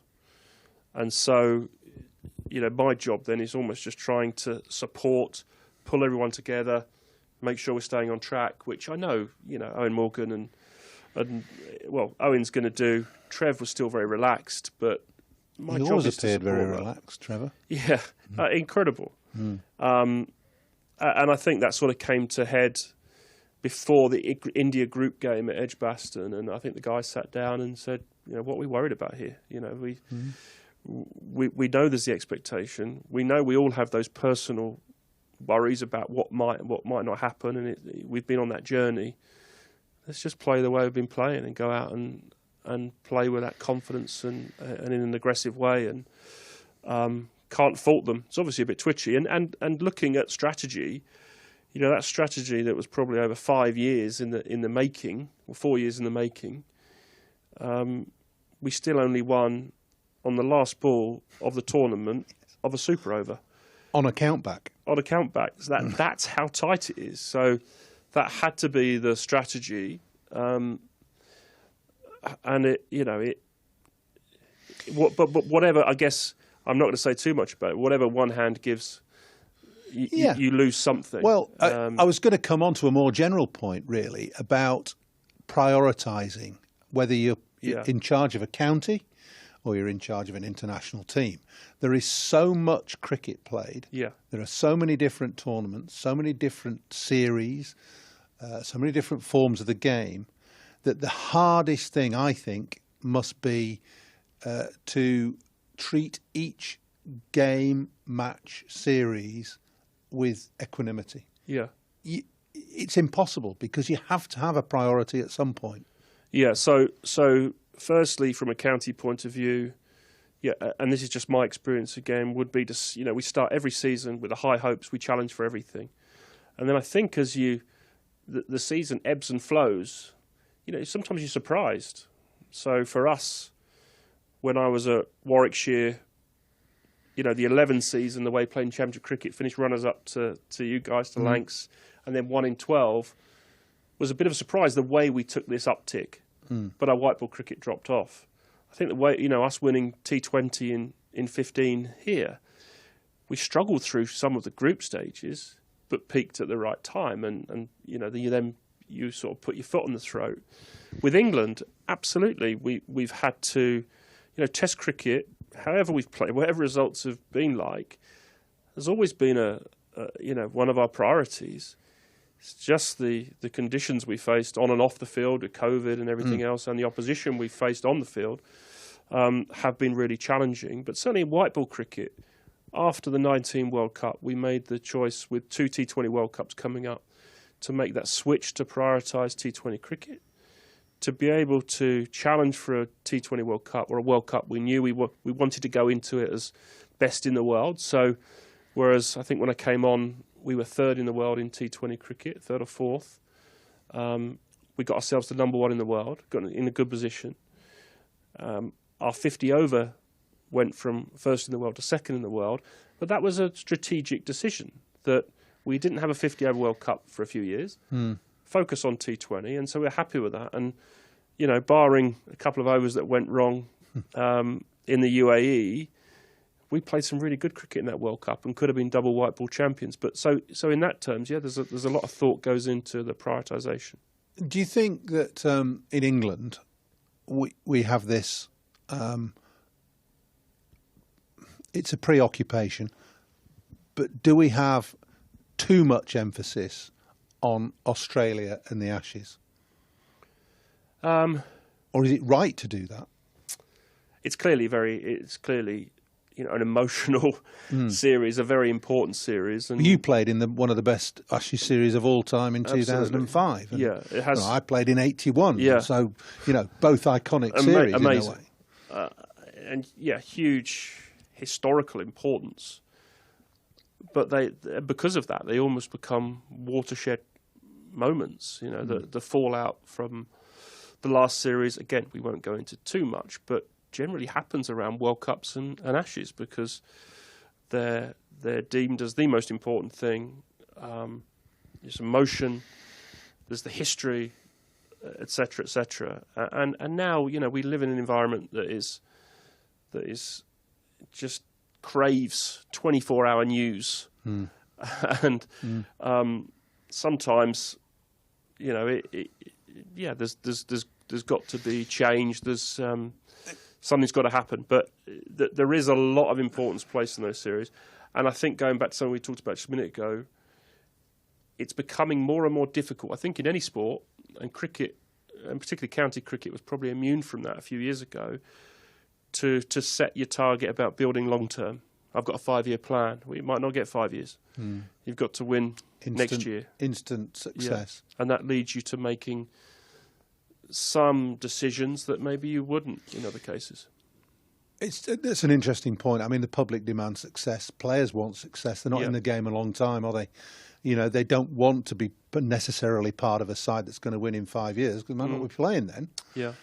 So it's a very difficult balancing act. Having said all that, you put yourself, I think, where you wanted to be. Your aim through your formative years at Warwickshire, then as an England one-day coach, and then with Lancashire and then Warwickshire, you wanted to be at the top of the tree. Yeah. You won't have any regrets about that, even though things perhaps haven't worked out quite as well as you would have liked.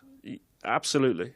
I've always set about what, you know, and again, you look at where you've come from, your journey in cricket, all the things you've achieved. I look at mine. I still feel very privileged to have worked in the environments I've worked in and do the jobs I've done. And I wanted to work at that level, of course. The last 2 or 3 years have been the most challenging because of some of these circumstances we talked about, particularly with COVID. And challenging not just for me, but for everyone involved in that system, whether it be, you know, the board, chief exec level, the coaches, players, everyone. It's been incredibly challenging, and at the county level as well. But no regrets. I think, you know, I'm sort of 3 months down the line of coming out of that role now. It's I've actually had a nice chance to reflect, and I feel fresher for it. You know, I think there's some challenging times ahead for everyone still, but it's I love cricket. It's, you know, it's an amazing environment to work in, but you know, we'll see what the future has in store. So, having been at the top of the tree in terms of coaching director of cricket work, what does the future hold for Ashley Giles? Does he want to try and continue in that? Does he want to move into perhaps another sport, or would you be happy perhaps getting back to grassroots and saying, I'm just a coach now, I'd like to have another go at coaching? Yeah, well, I think that's the process I'm still going through at the moment, which is great. Yeah. You know, I've got some time to do that thinking, but you know, when I reflect, I have done all of those roles. I've been a head coach, I've been a director of cricket, I've been the sort of national selector, I've been a one-day international coach, I've been the more director suit sort of role, and MD. So I have a lot of experience across cricket. Cricket is, well, the world's a massive place. The cricket world's quite small. You know, it's a sort of, it always reminds me of going to Lord's for the Test match. You always see the same faces, don't you? The same characters wherever you turn. That's what the cricket world's a bit like. So the moment, you know, I certainly haven't fallen out of love with cricket. As I just said, I love cricket. So it could be cricket, could be going into form management, coaching. I'm pretty much open at the moment, but you know, I'm also open to looking outside the box and working across sports, across countries, because ultimately the things we work with, Walt, are, you know, the fundamental thing is good people, structures, strategy. But I think the people thing's the most important thing. You get the right people around you, you've got a chance. Ashley, thank you very much. It's been a pleasure to chat to you for half an hour or so. We could probably have gone on for hours and hours and hours, but I'm glad to see you have come out of your England experience okay, and you're looking refreshed. And who knows what the future holds. Thank you very much. So thanks, Ashley, and we'll see you again soon on Beyond the Boundary.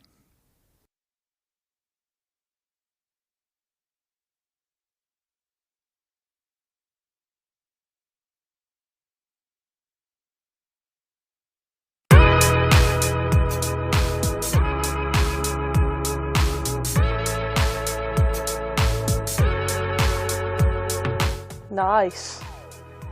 I remember this being like debut days, like back in the day, playing in white, red ball cricket. It's been a while. What are your memories of kind of that time of first kind of coming into the Lanc setup, and did you find it quite daunting coming in at like such a young age?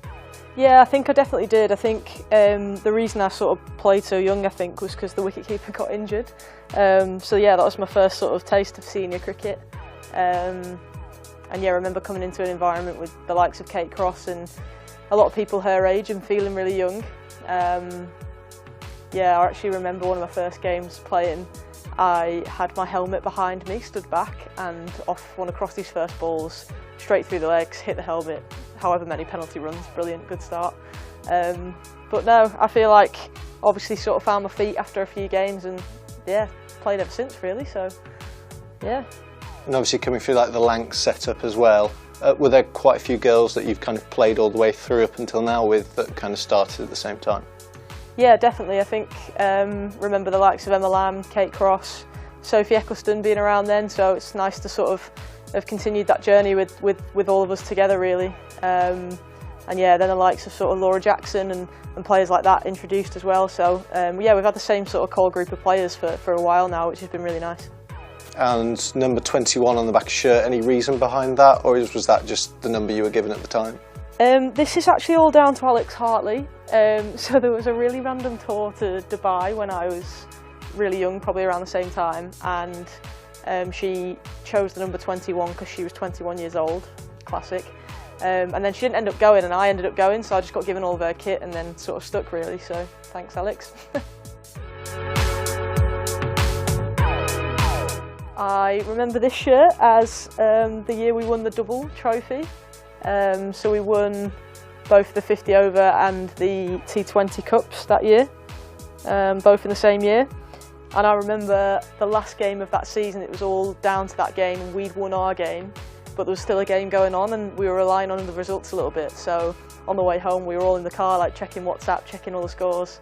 And then yeah, we found out we'd won the league, but it was a bit of an anticlimax really because we were all just in the car on the way home. So then we all came back to Manchester and yeah, celebrated pretty well. So that's quite a special shirt, I reckon. Yeah, double league winners. Obviously you were still very young at the time of winning that. Did you feel kind of your age didn't really matter and you settled in quite quickly to be able to cope in like those situations where you were going for trophies such as those? Yeah, I guess so. I think like the role as a wicket keeper as well, you're sort of involved in a bit of a leadership role just by being behind the stumps and checking angles and stuff like that. So I think with my nature of that position in the team, I guess sort of, yeah, found my feet pretty quickly and yeah, was able to sort of contribute from that aspect from a pretty young age as well, and that was something I'd worked on as a kid and still am doing now. But yeah, I guess like as a keeper you're always sort of in the game, always contributing, and yeah, I feel like that had been my main discipline, helped me out in that respect. Was this the first year of the KSL? So this was for 2 years. This was 2016, which was the first year of the KSL, and 2017 as well. Okay, yeah. I don't really remember loads of the cricket from them years, to be honest with you. But yeah, obviously the start of the Kia Super League was pretty big for women's cricket and yeah, allowed us to sort of play on a bigger stage and that competition attracted some of the best cricketers in the world as well. Similarly, remember being quite young in that sort of setup, and that I guess was my first taster of like what professional environments and professional cricket was like. So yeah, I really enjoyed that comp, and yeah, I feel like that was almost like the first stepping stone in trying to bridge the gap between county cricket and international cricket. So I think that comp did a lot for the game, so it was good to be a part of. How did you find the change from going kind of from the competition you were in before to like a bigger, more eyes-on kind of competition? Yeah, I think it was really exciting as a young player, and I think yeah, the whole professionalism of the game seemed to change at that point, and I remember playing alongside some of the like big international players now, so Deandra Dottin, Hayley Matthews, Danny Wyatt, players like that, and as a young player it was brilliant to sort of play with and against them players. Learned a lot through training with them, and yeah, you were sort of testing yourself against the best for the first time as well, because obviously with the county cricket, like obviously a lot more teams and the pool of players gets diluted a little bit, but obviously to bring it down to sort of, I think it was 8 teams, was really good for the game as well. Standard went higher, and yeah, it was good to sort of test yourself. And then the next shirt, which we haven't got, is 2017, which was obviously a big year for women's cricket in this country. Playing domestically, did you feel that kind of shift after that World Cup win?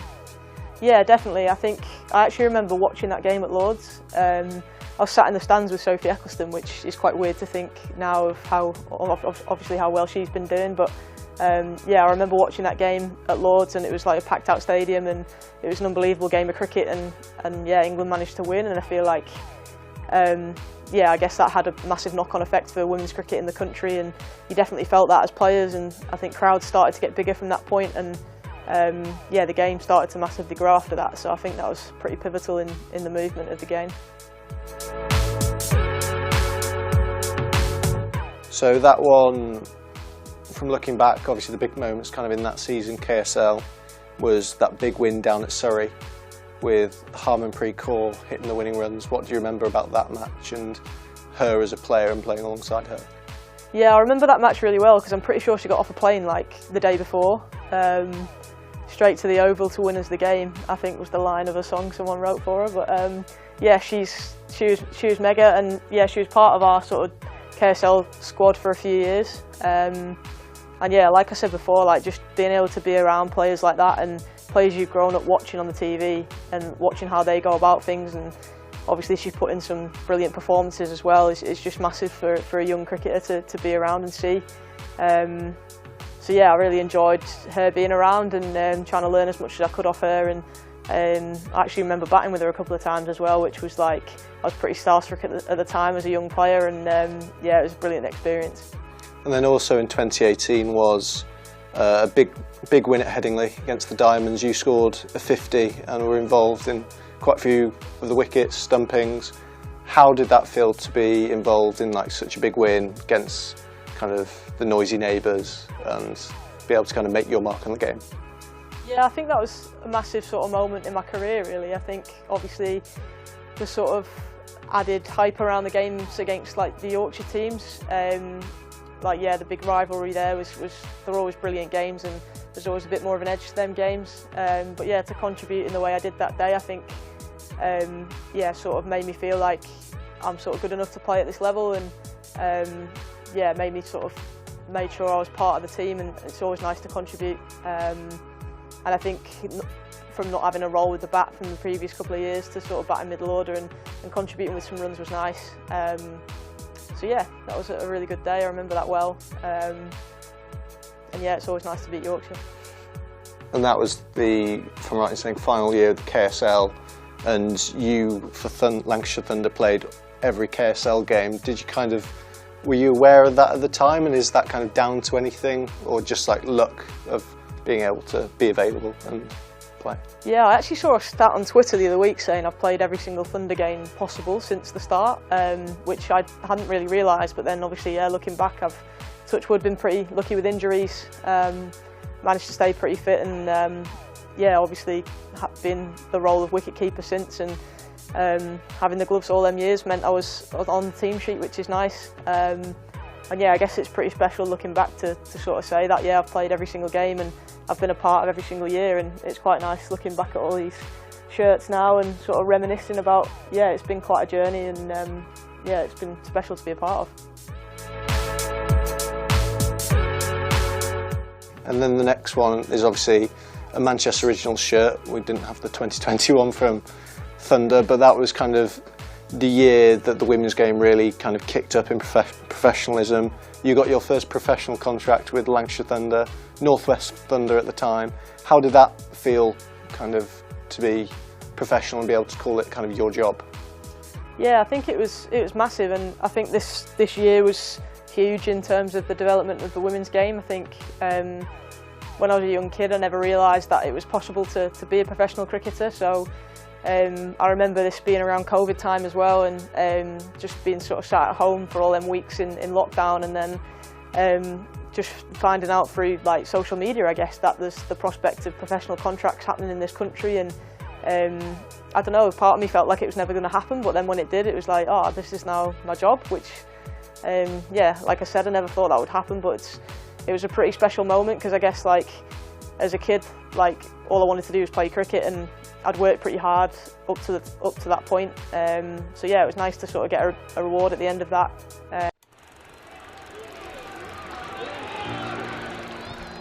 1864. We were first class then, and we're first class now, with a dream to spread cricket through Lancashire's towns, where girls and boys, with willow and leather, become more than a badge, but the red rose together. A club where more than legends are made, but friendships, obsessions, moments replayed on our screens, in our minds, in our hearts forever. Because it's who we are, our DNA, the Red Rose together. Statham, Briggs, Jimmy, Freddie and Joss, Chappie, Sir Clive Lloyd, Carol Hodges, Kate Cross. What a roll call. It's a hard one to measure, with future names still to be written on the Red Rose together. We're all about people. It's what the Red Rose really means. Yeah, the ones signing autographs, but the ones behind the scenes. Our community, grassroots, the ones that feel tethered. Whether you're from here or belong here, we're the Red Rose together. And what about this place? Talk about world-class venues, internationals, gigs, events. You can choose from a menu of triumph, of disaster, of pain, or pleasure. We've seen it all at Emirates Old Trafford, with the Red Rose together. Red ball, white ball, lightning and thunder. Have you ever sat back? Have you ever just wondered how far we've come?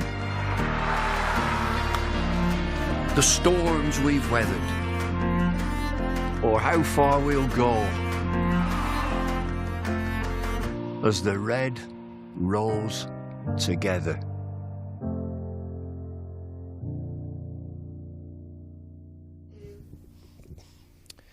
So we're into the tea break here at Emirates Old Trafford, but sadly the scene doesn't look great. The full covers are on. We've had no play since the morning session, so we've lost the entire afternoon session. We're in the tea break now, and as you can see from the conditions outside, doesn't look like there's any particular sign of play anytime soon. So if we do get further play, it's going to be much later on, but we're fast running out of time. And there's every chance that day one will be a shortened day. What we've seen so far has been quite interesting stuff, David Lloyd, hasn't it? It's been a tricky morning session, that, for Lancashire. Yeah, losing the toss and Leicestershire bowling first, and Holland bowled really well from that Jimmy Anderson end and picked up the first 2 wickets, both openers. And so the ball moved around mainly off the pitch itself. There's a little bit more grass on this pitch, but the conditions were perfect. A breeze across the ground, it was overcast, it was dull, and it sort of looked like it was a bowling day. At 61 for 3 is what they stand now at Lancashire. I think that's okay. You would expect as a bowling side to nip 3 out in that first session, minimum. So they got the 3. Could have been more. They put a very difficult chance behind the stumps with Cox diving to his right, and then quite an easy catch to third slip that went down off Matty Hurst. So that partnership is Matty Hurst and Marcus Harris, and they've got plenty of batting still to come. But it's one of them that you got to tough it out. You got to, you know what that saying is in cricket. You got to dig in. This is one of them dig in days, which is, I think, what Keaton Jennings was saying at the toss. We're just looking at some of the wickets to fall here. The 3 that have fallen: Michael Jones to begin with, and Keaton Jennings edging to first slips. The 2 openers went in pretty testing conditions, and then Bohannon with a strangle down the leg side. I mean, if you survive a morning session without too much damage when conditions are like that, as a batting side, you'd be pretty pleased, won't you? Yeah, and you're also thinking that, let's have a really good morning session. It will get easier as the ball gets older and the pitch just softens a bit, just dies down a touch, and it gets easier. You're looking to build partnerships as well, get a partnership going, and then gradually you push the field back, a real aggressive field with 3 slips in there. You get a partnership and it becomes 2 slips, and just keep going, it becomes 1 slip, so it's less threatening. But I don't think, than what we've seen today, that conditions would have changed at all. So Lancs will again have to tough it out tomorrow. The forecast, I think, is better. The pitch won't change. You get a roller tomorrow morning, but equally, in this division, you've got to win. And so Lancashire will have to work out how can we win this game. And they actually won't want conditions to change. It might be one of those classic, epic, low-scoring games where your bowlers are in charge. So every run is vital, every partnership is vital. They don't actually want conditions to change, I don't think, Lancashire. They certainly don't want to have bat in difficult conditions for the sun and it dries out and it's a beautiful batting. No, they want it to stay exactly as it is.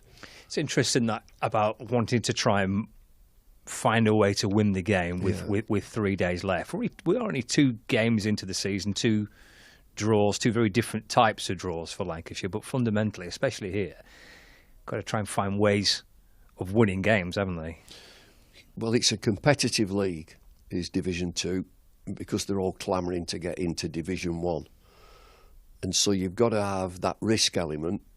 How do we win the game? You're always constantly thinking, you know, we need a really good session and this is how we're going to win the game. What's the strategy?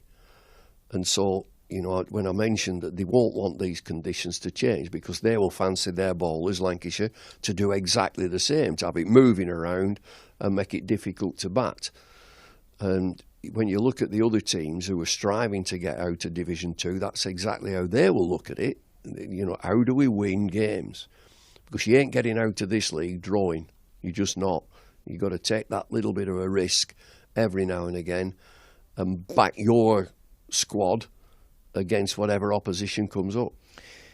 Do you think there's an element of actually bringing the opposition into it as well? I don't mean necessarily in this game, but as the season progresses, that idea of you might have to gamble a little bit, be prepared to try and bring the opposition into it in order to try and win. Yeah, that's exactly it. And that's the little risk that you're taking.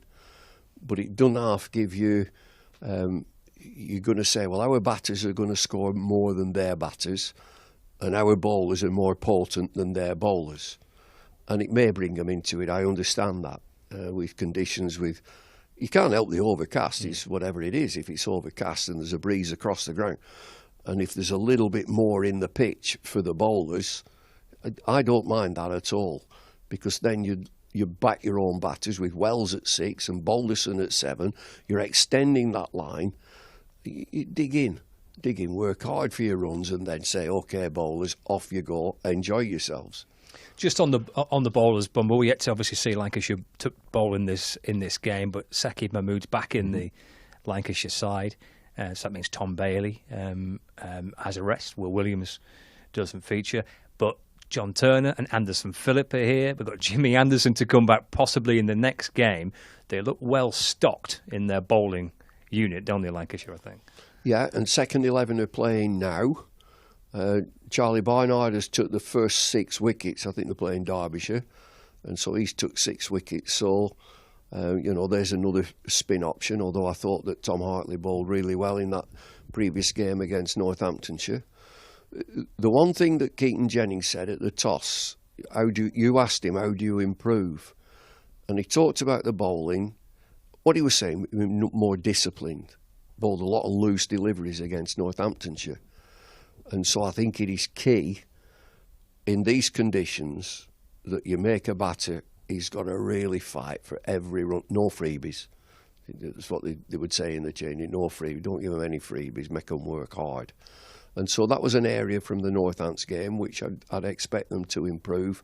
That discipline, line and length. As I left here, the Northants game, I did a day's commentary at Yorkshire at Headingley. That's Division 1. Yorkshire were right on it. Absolute discipline. Aggressive in the field, loads of energy, Bairstow behind the stumps as captain. And they blew Worcestershire away for 105. And that was great discipline, no freebies, and lots of alternatives for him to use, Johnny Bairstow as captain. And so that's what you can achieve. And I just stress, in these conditions, they don't want this to change. Because they will say, we've got the tools with the attack that you've said, we can make this really difficult for Leicestershire when it's their turn to bat. With that in mind, getting to lunch just 3 down, and it could have been 4, it perhaps could have been more. There's a few player misses in that morning session, a couple of edges. The fact that they are just 3 down, Hurston and Harris are batting, still with Wells and Balderson to come. A first inning score in this game, Bumble. How crucial is this going to be for Lancashire now to try and manage the game from here on in? Well, I'd like to think that if Lancashire can get 200, 220, conditions stay the same, the bowlers can then get to work and enjoy themselves. 200, 220, I love a game like that that's low scoring, and you know your discipline is key. And the other thing, which we've talked about with Leicestershire, they put 2 chances down. Take your catches, just take your chances, and so that's concentration as well. These are good games, low scoring games where the pitch is helpful, conditions are helpful. You've got to say, well, back our bowlers, we'll back what we've got. And as Jennings said at the toss, a little bit more discipline, no freebies. So I'm only here today, but I'll be watching this game. I think this could develop into a super game. And just to kind of broaden it out a little bit in terms of Division 2 as well, and kind of the competitive element to this division. This is the 4th time Lancashire have been in Division 2 since they won the title in 2011. And on the previous 3 occasions, they've gone straight back up. And I think on all 3 occasions as champions. I just wonder how competitive this year will be. What do you think from what you've seen so far of Division 2, how tough this is going to be for 2 teams to try and scrap their way out of it? I do. I think this is very competitive, this league, where you'd always think, well, they'll run away with it, they'll come straight back up. No, I think you've got to have a real strategy of how you're going to target your wins, and 2 draws, that's okay. That's okay, but now you need to put your wins together and you target the team, particularly on your home pitches. Right, we're in there. This is what we're going to play on. There's nothing you can govern up there with what's happening in the sky, but the surface itself, and you've got a battery of quick bowlers, you've got plenty of spin options, you've got a line-up of battings. Now you've got to get full on to win games, because you won't win this league, or you won't come out of this league just with draws. So the news here from Emirates Old Trafford isn't particularly encouraging in terms of what we've got for the rest of today. With the full covers on and a little bit of rain around, we might well be in a situation where edging towards having to restart tomorrow, and then it becomes a game shortened down to 3 days, and then things spark into life, don't they, when teams are desperate to try and win, which could make it quite an interesting weekend. I think it's going to be a real weekend, is this, because you know the strategy comes into it. Okay, we've lost a load of overs today. Get to work on the next 3 days against this opposition who've won the toss and they've had the best of what we've seen. 200, 220, I think if conditions stay the same, it's competitive. And there's that, you've got to tough it out. You know, we could talk about England, they've only got plan A, just get out there and belt it. Sometimes you've got to just rein it in and score tough runs. And a little bit of luck, like Matty Hurst could have gone twice, he's still out there. And so build your partnerships, just get up to 200, 220, over to the bowlers. There's nothing wrong with trying to tough it out neither, is there? No. It kind of seems to go a little bit out of fashion, doesn't it? The idea of trying to dig in and tough it out. Well, I'm all for the 2 stages, right? When we turn up, what I want to do is be aggressive. Let's score our runs quickly. Let's get runs as quick as we can, then we get bowling. Sometimes it's just zipping around, and the bowlers are on top and the conditions are favourable. You just got to have a bit of a plan B before you get to plan A. You know, you have plan B, right. Now it's plan A and seizing the moment. The sun's out, better day for batting, off we go. Let's, get on the pedal, get on the accelerator, and we can score quicker because we've kept the wickets intact. We've had a few casualties. So plan A is, be aggressive. Plan B, you might just have to tough it up before you get into plan A. Well, we might be waiting for either plan B or plan A at some point tomorrow morning. I'm not so sure we're going to see much more today. Fingers crossed we will. The radar suggests the rain's going to kind of push through over the course of the next hour or so. There doesn't look to be many little breaks in the weather there, unfortunately. I'm going home. I'm going to the M62 and I'm looking that way and it looks horrible. Safe travels then, Bubble. If there's any further play, we'll bring it to you here on Lancs TV. But that's bleak for the remainder of the afternoon at Lancashire. 61 for 3. We've seen no play since lunch. Fingers crossed, more to come today. If not, We'll catch you in the morning.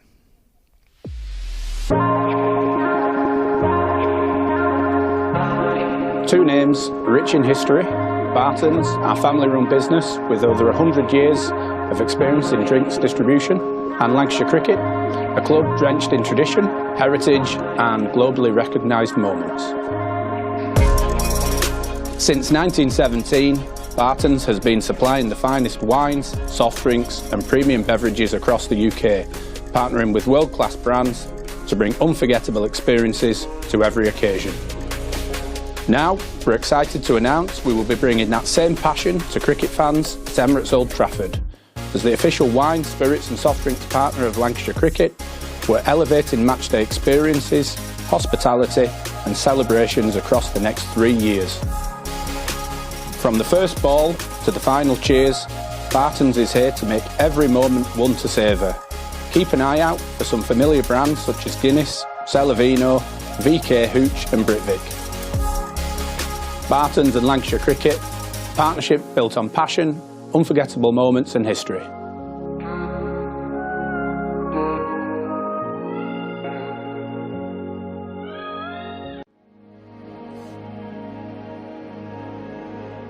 My guest on this edition of Beyond the Boundary is somebody who's been synonymous with Lancashire cricket for over 60 years. Started as a player in the 60s, went on to captain the side, play for England, then became an umpire, first-class umpire, coached Lancashire, coached England, and became one of the 21st century's fantastic and best broadcasters. It is David Lloyd. David, it's great to see you. Where did it all begin then? Well, back in 1965, and it began on the ground, and it's obvious is that, but when you played for Lancashire boys, you played here, which is a great place when you've got the committee and the coaches or whoever who can see the young talent coming on. We played right at the corner, right at the end, next to the pavilion, the old pavilion, and I did all right. So it was North v South, did okay. And then Lancashire versus Yorkshire and Cheshire, and did okay. It was a fair trek in then when you when you used to start as a junior professional. Felt like it was a fair trek in from Accrington in the 60s. It were 3 buses for a start. You know, when buses upstairs, it were for smokers. Now I've never smoked in my life. I had the filthy habit. But you always wanted to go upstairs to sniff these blokes smoking these senior service and capstan full strength. And you put your kit bag, if you remember, when you got on the bus, there was like a well. So you put your kit bag in, there was no chance of anybody nicking it. It was always there when you got to Moseley Street. I got to Moseley Street. And then I think I caught the 48 bus up to close by the football ground and then had to walk. But I wasn't the only one. There were lots of us came in that same sort of journey. And you came into a Lancashire environment, and I think, let's be fair, in the early mid-60s, Lancashire weren't in a period of success, but they had some fantastic players. One of the finest bowlers of all time in Brian Statham, for one. Jeff Puller, Ken Higgs, Jack Bond was around. Do you know, it's an absolute mystery. When you look at the calibre of players, you think there's some wonderful players, but you're dead right, we couldn't bat. We couldn't get runs, and Statham and Higgs got 100 wickets each, and I think we finished second bottom. And it was always, the laws of the game, or the structure of the competition was really odd. They kept chopping and changing, and I recall that you had to come out at 65 overs, you had to come out at 100 overs and declare 3-day matches, uncovered pitches. So you're always sort of manufacturing games to fit the 3 days, because inevitably, particularly here, we were losing so much to the weather. You look at Old Trafford now and the drainage, which is state of the art. Back in the 60s, it was just natural soil.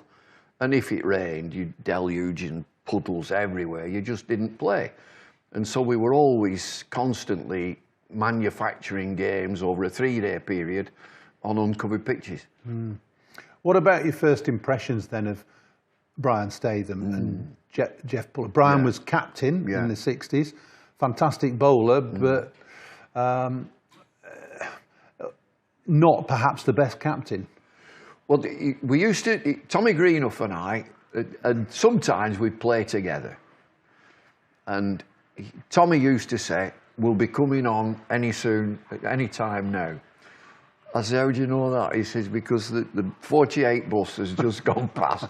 He says, at 5 to 1, we usually come on when that goes past. So, and it's uncanny. That's a number of times that you get that last over before lunch.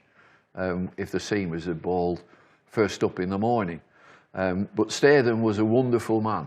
He was a fantastic man. And he just led by example, really. Jeff Puller was brilliant, absolutely magnificent. He's a left-handed opening batter. Here's this kid from Accrington coming in, batting at number 8, showing a bit of promise. And he would know that he's going to elevate, this young kid's going to elevate, and eventually he'd open the batting, which is what I did. But Jeff helped me all the way. He looked after me. Was cricket your first love? Because you were a good footballer and all, no, it still isn't my first love. I like horse racing, golf and football. I'm an absolute football fanatic. I love football, particularly lower league football. And I still go and watch whenever I can. York City, I live over York Way now, so we go and watch York City. I'm a season ticket holder there. They're in National League North. And even now, I take my boots with me, thinking I might get a do, because they're not very good. And of course, Accrington Stanley is my club. But you were synonymous with the resurrection of Accrington Stanley, weren't you? Yeah, I was a director for a while, and then my mate bought the club. And he pulled me on one side and he said, I've got some bad news. He said, I know you're a director. He said, but I'm sacking all the directors. I don't want any of them. I'm running the show. I said, thank you. Thank you. It's costing me a fortune, this. Because if one of the players, and this is in the bad old days, if he got subbed and wanted a shower and went and put the shower on, the floodlights went off. So we had to have a new electric system and so on. But we've now got a cracking club. It's a bit different now. I've read in the papers this week that there's going to be a new champagne bar. Yeah, it Not is something brilliant. that is synonymous with Accrington. No, I think that'll struggle, really. We've got it's a conference centre, which is, I think it's 400 or 450. Hospitality and conference centre, which is bang on. And now we've never had it tarmac. We've got tarmac up there now, which is great when you drive your car in. But your cracking club now, Andy Holt is the owner, the chairman, and he's done a brilliant job. Let's just come back to Lancashire and the late 60s. There was a sea change in Lancashire's performances. It was the start of a fantastic era of one-day success. What triggered that? I think the club had in the 60s, there was this unrest. And then we got a great chairman. I mean, gregarious, right up front, a bloke called Cedric Rhodes. And he shook the place. He absolutely shook it up. And a lot of things you'd say, I didn't like that about Cedric, and I didn't like that about Cedric, but he was here every day, fully hands-on. And he gave the club a real shake. And then Jack Bond took over as captain. When they were scratching their heads, thinking, who should we make captain? Jack to was replace, in the twos. Replace Statham. It'd be to replace Brian Statham. Yeah. And I think they advertised in the Telegraph for a captain. That might have been before Brian Statham. But Bondy was playing in the twos. And they give him the job. And I would think that would be short term at the time. But it coincided and corresponded with a lot of young lads coming from club cricket. And you were playing Saturday, Sunday club cricket, league cricket, knockout cricket. We all came together from different areas. Lads from down St Helens, Ken Shuttleworth. Lads from up Mosley Way, Staley Bridge, John Sullivan, Harry Pilling. Lads from down Lancashire League, myself, latterly Jack Simmons. and it clicked. And suddenly we got a one-day team playing one-day cricket to full houses. And they were glory days, real glory days. When you consider Sunday League, I think it started at 2 o'clock. You've got to finish your first innings at 4:10. Be 16, 20,000 on here. And again, when you do interviews like this, you can recall there were no advertising boards. They didn't have any. They weren't that sort of. It wasn't that sort of club. There'd be half a dozen people would work in the offices. That's it. And so the crowd used to spill onto the pitch with a boundary rope, and the crowd behind the boundary rope, and you could have 4,000 or 5,000 people sat on the ground. And so it was a great atmosphere. I mean, a fortress right on top of you, the crowd. What was Jack Bond's secret then? Because man management. And undoubtedly, he had some good players, or some good players who were starting to come to the fore. I'm thinking of Lever and Shuttleworth and Lloyd and Wood. And the overseas players, Clive Lloyd and Farouk Engineer. But Bondy's big secret, man management. He got the great name, Bond. That was what he did. He bonded a team together. He was totally unselfish. And if we were in a jam, he'd go in and sort of stick it out, grind it out. If we were flying, he'd drop down and send John Sullivan or anybody else to give it a whack, Simo and David Hughes. So he was honest, unselfish, and great man management. I mean, he managed me. I could get a bit volatile, and he could manage me, no problem. You say you were volatile, David, and that stuck with you probably through your career and probably still a little bit in your life now. But you've obviously learned to temper yourself. How much of an influence was Jack Bond on you in your future, not only as a cricketer, but when you became captain and then coach, then an umpire? How much did Jack Bond influence you? He was a massive influence, and two others at the club were massive influences, Edward Slinger and Bob Bennett.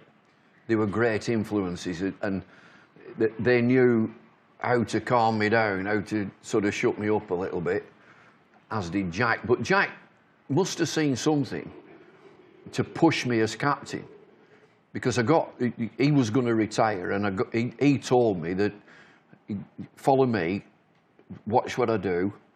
And we went on holiday together, actually, and he said that, you know, you'll probably be captain, and you've got to pick things up, and you've got to learn how to step back a bit.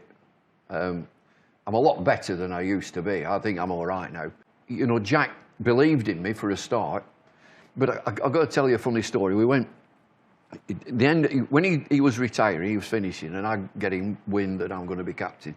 We go to Germany on an end-of-season jolly to, I think I'm in Frankfurt or somewhere. And this is an end-of-season jolly to end all end-of-season jollies.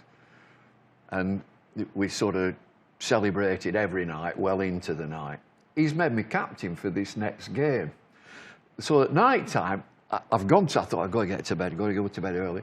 And I start mapping out on bits of paper where fielders should stand and so on.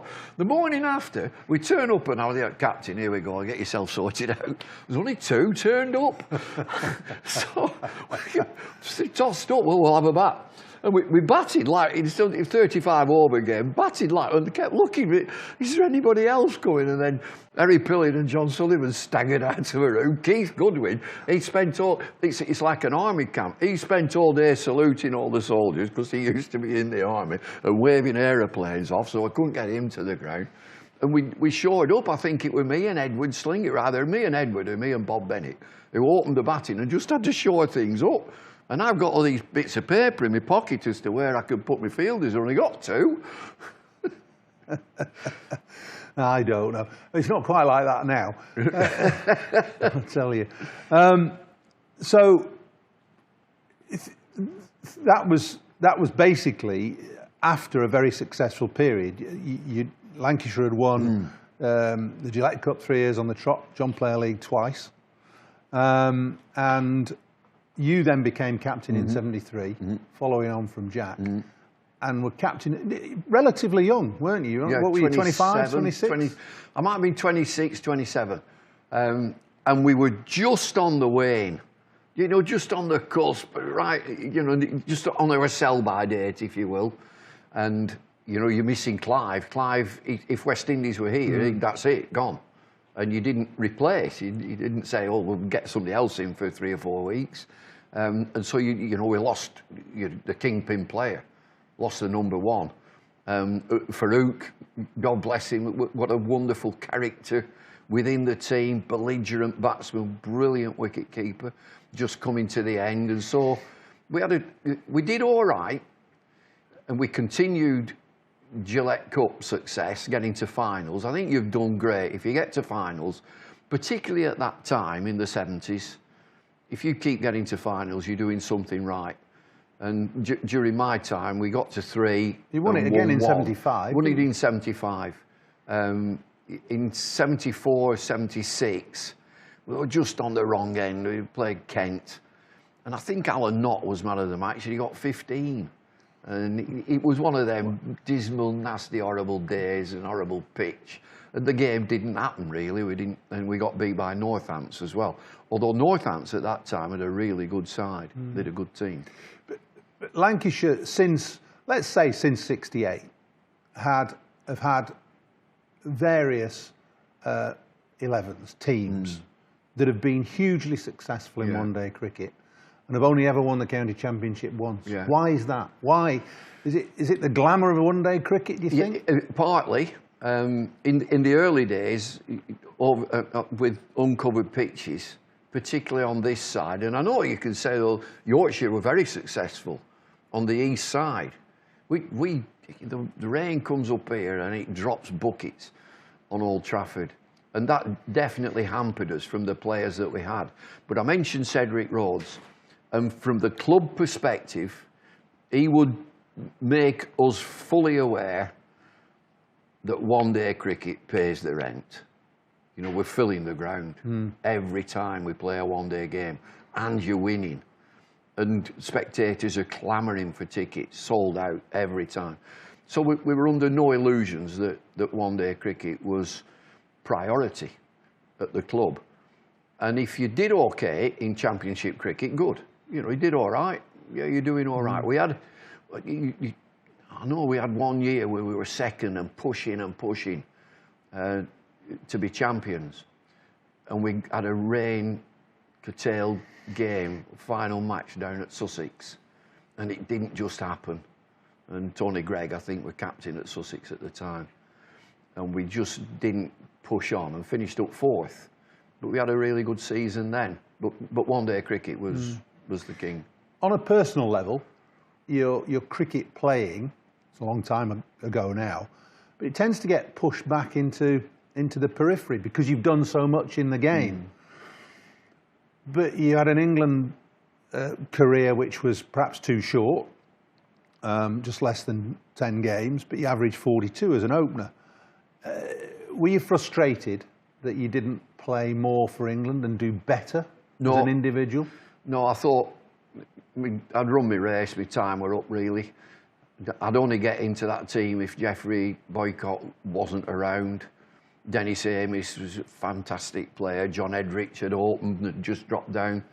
So, you know, these are stellar players. And Boykes, for whatever reason, got injured when I got into the team. So I'm in form. They're looking for an opener. I got in, did all right. And of course, I averaged 42, which helps when you got 214 not out in one knock. That doesn't half help. Get the average up. And so I went to Australia. I'd never really been out of England. Had a ball. We had a great time, great tour, great opponents, and they beat us 4-1 because they were far better. But I knew at the end of that, you know, once, and I come back with an injury, with a neck injury, which has reared its head like you wouldn't believe in this last 12 months. And I knew that if I wasn't fit and I wasn't in form, they'd look somewhere else, which they did. Did you think to yourself then that the step up to international level was perhaps, unless you were playing at your very, very best, was just a bit beyond you? Yeah, I did. You know, when I played here in England against India and Pakistan, I felt, yeah, well at home. Yeah, I'm good enough for this. But when we went to Australia, you come up against Rodney Marsh, who's recently passed away, the Chappells, Thompson and Lilly, Max Walker, and Ashley Mallett. You know, that were tough. And they were better than us, which is how it is. If they win 4-1, and we had good players, but they were better than us. I'm just thinking that you know, your formative experiences, coming from Accrington, playing for Lancashire, your time under Jack Bond, your time as a leader for Lancashire, and then your time playing as an opening bat for England. Probably set you in really good stead for what you were going to do in future. You went to be an umpire, and then you went to be a coach. Did you have a career path planned? Definite. And you really wanted to be, I mean, you were on the verge of becoming an international umpire when you went back into coaching. Yeah. In my latter stages, so in my early 30s, early to mid 30s, I finished when I was 36. And I always said I wish I'd have finished when I was 32. And I'd gone in to see Chris Hassel when I was 32 and said, look, I'm thinking of calling a day because I want to do this. And he said, we'd like you to carry on. I carried on to 36, which was a mistake. I could have done 2 years, could have done to 34. But there were two things, that coming back from England and realising I'm just going to be a county player, I changed my game. I started being a bit of a dasher, where I was careful, building innings, you know, leave the ball. I started going after it, and I thoroughly enjoyed that.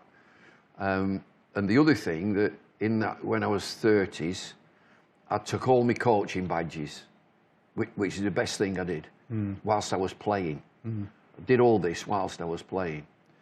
And you know what I'm like.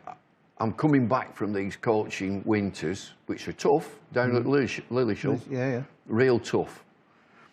And I'm wanting to put all these ideas into play. And Bondy and Sav, just shut up. You just look, you just sit. Well, just sit down. We're not interested. We're not interested. But I got all these badges, and you were always a great thinker about the game, a great theorist, and you developed into a wonderful innovator, didn't you? Through your time as Lancashire coach initially. Love that. First up, I came with David Hughes. Yozza and Alan Ormrod had parted company. I think Alan had gone. Hughesy was here, and I came in and looked after the twos. And that was a great time. I enjoyed that. Then Yozza left, and I was elevated to do the job. And so I was in cahoots with the groundsman, a bloke called Peter Marron. Pete Marron, me and him, and we had a dressing room attendant, you know, called Ron Spriggs. So I used to get in here. So we're in the pavilion, all this side. And I wanted an office. I wanted to be away, but, you know, if I want to pull a player, I want to come in here, I want to sit down. And Pete Marron made me an office in the defunct urinals. And so he boarded these urinals up and proper lavish, but blocked them all off, and that was my office. It was brilliant. Right at the back of the pavilion, overlooking the police station and the town hall. And so every morning I'd get in here at 7:30, and Pete Marron and Ron Spriggs would come up and sit with me, with three of us round the table. And it sort of reminds me of like Bill Shankly and the boot room at Liverpool. And Spriggs would make the tea, big pint pots of tea, put them down. And Spriggs would sit down. He said, "Have you seen that lad in the twos? He said, he should be in the first team. I don't know how you're not picking him." And so Ron Spriggs thought he was picking the team. But it was, round the dressing room, I think I hit them hard, the players at that time, because I had all these slogans round the dressing room, all, commitment, character, charisma, all over there. And they're coming in and what that. I said, that's what we are. That's what we are. I had a sign also, "This is Old Trafford." You were ahead of your time in that, though, really, I think, in terms of coaching. I think you innovated that sort of approach. I remember you playing music to the players as well. Yeah, little bit. Stir them up or calm them down, whichever. Yeah, stir them up. But when you say you play music, there were little clips, like a minute and a half, nothing more than that. And then I got them all to choose their own clip and play that. And so I wanted them to go out. I wanted to run down the steps at Old Trafford and flipping charge onto the field and let everybody know, particularly the Oppo, that we're here for business. That's what we do. And the one thing I said to the lads, I didn't say a lot.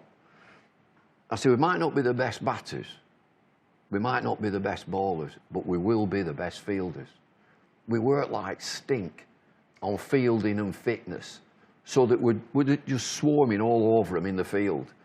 And that, you know, I always, particularly one-day cricket, I had lads like Gary Yates, Peter Martin, young Glenn Chappell, Ian Austin, my lad Graham, Neil Fairbrother, Crawley, Atherton, Gallion, name them all. Fantastic team, that. Brilliant team.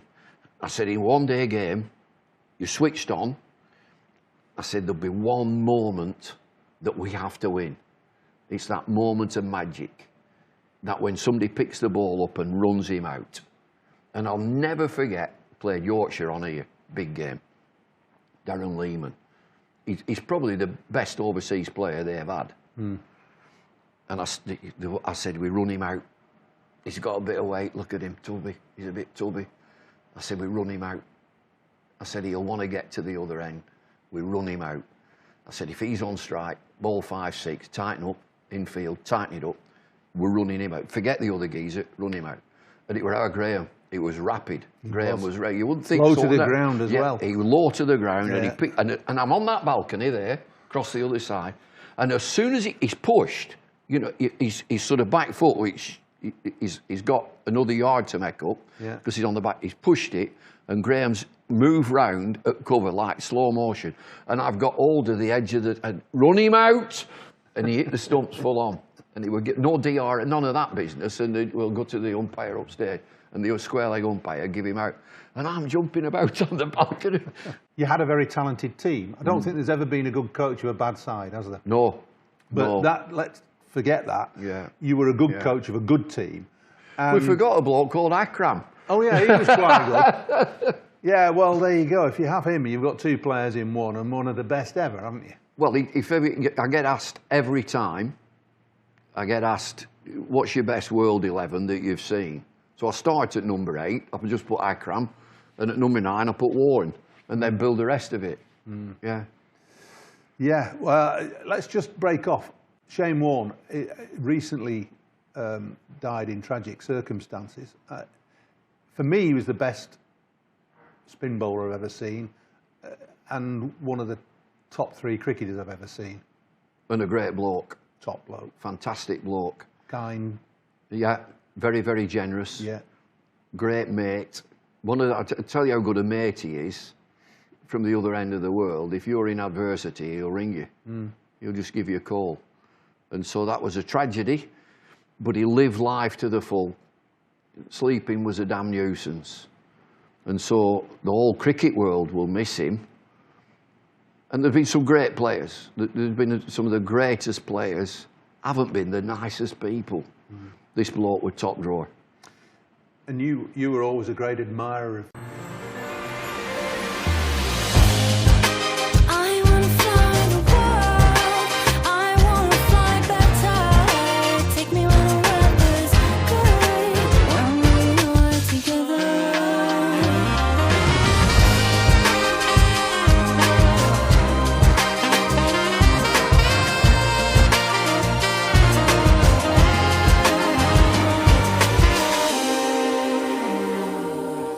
Well, the eagle-eyed amongst you may have noticed on the bottom of your screen, it says end of day.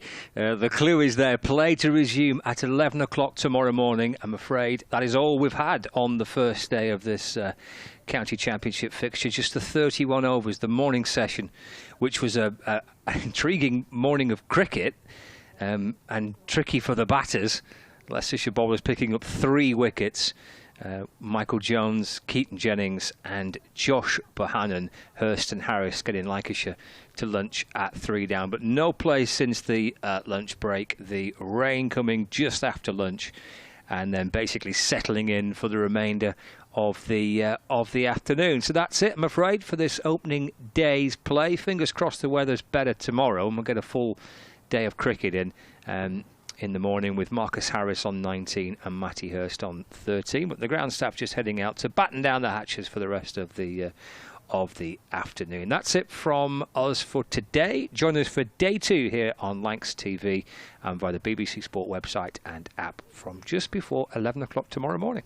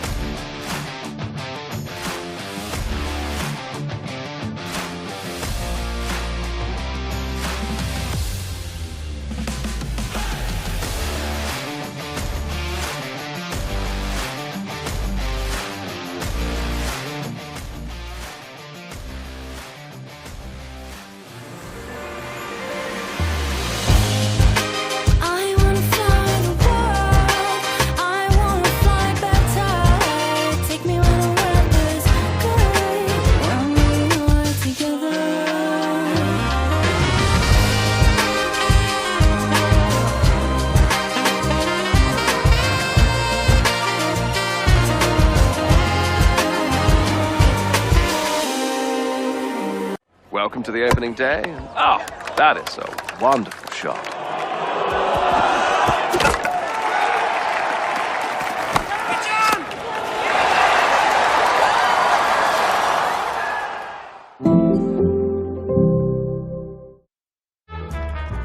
L is for the way you look at me. O is for the only one I see.